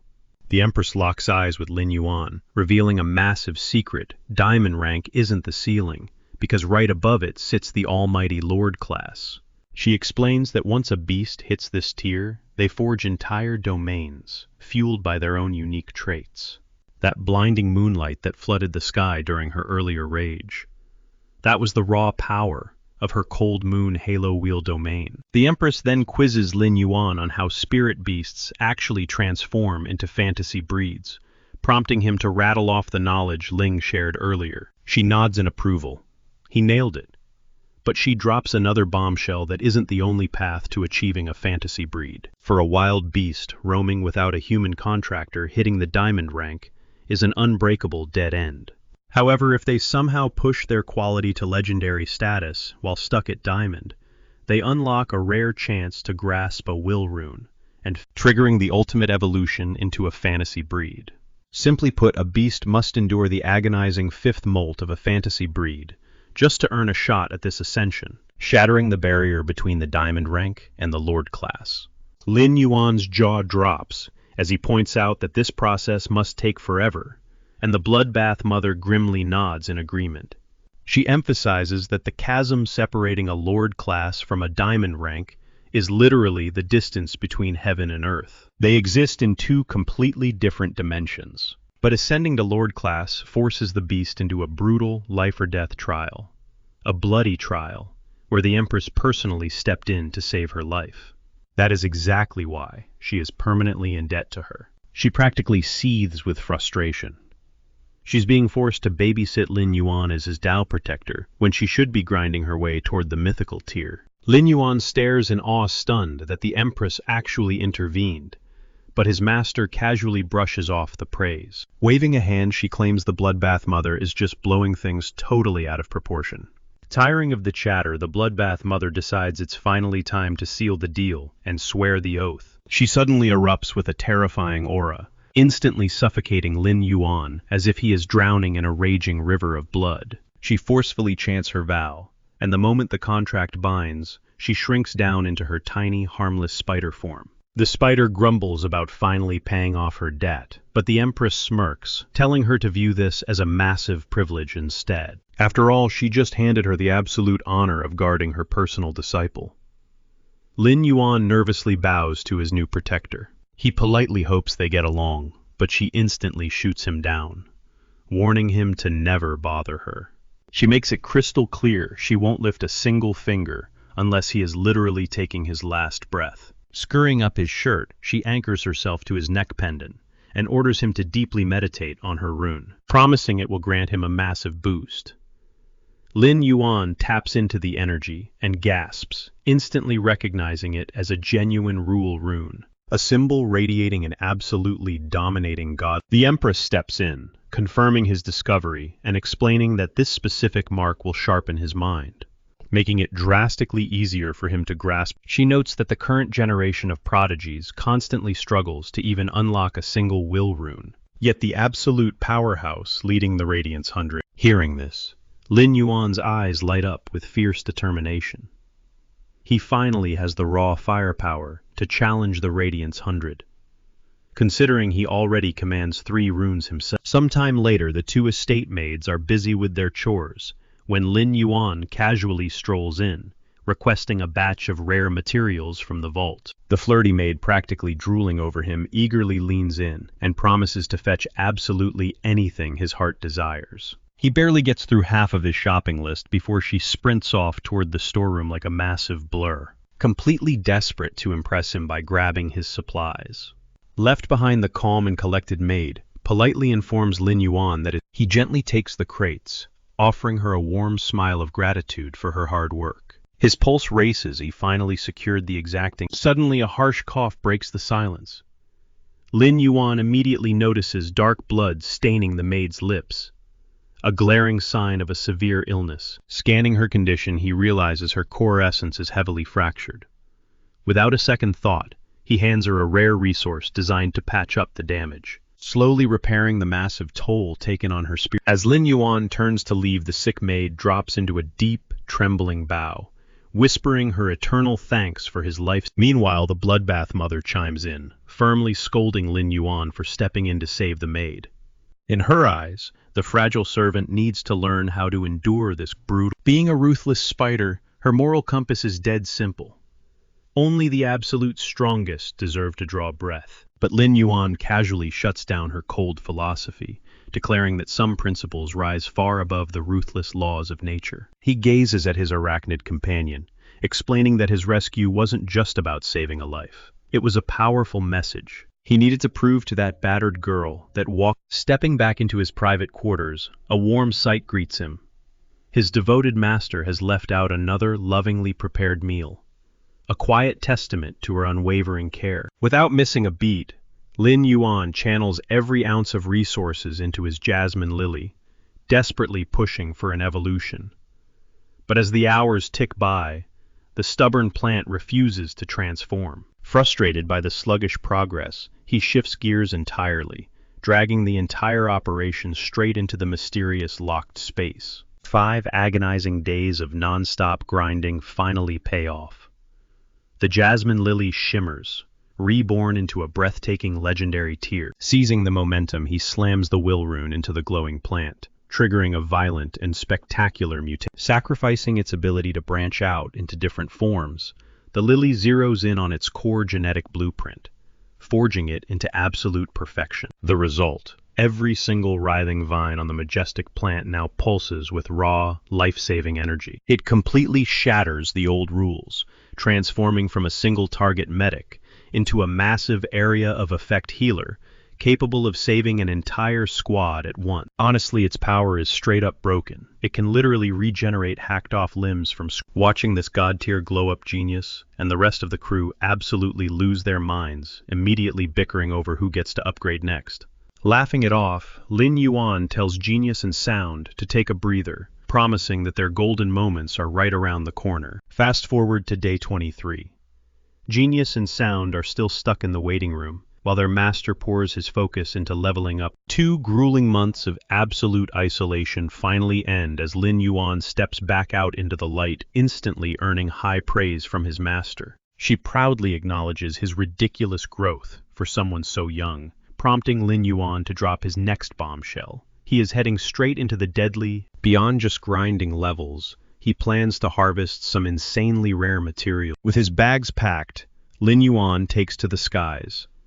Left behind, the mighty Moon Empress watches his silhouette fade completely, breaking down into tears. Voice trembling, she admits to Zhang just how gut-wrenching it is to let her precious disciple walk into danger. Wiping her eyes, her fierce demeanor returns as she orders Zhang. Cruising through the clouds, an eager genius finally asks his master where this wild road trip is actually taking them. Sound immediately pipes up.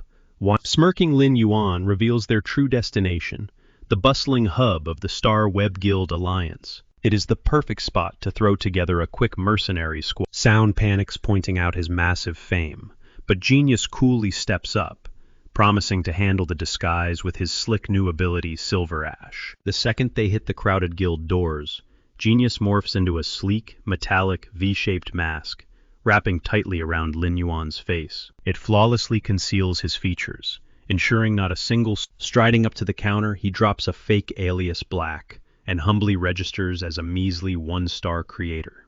Badge in hand, he turns around to face a chaotic lobby, packed to the brim with mercenary groups desperately scouting for fresh blood. A savage grin spreads beneath his mask.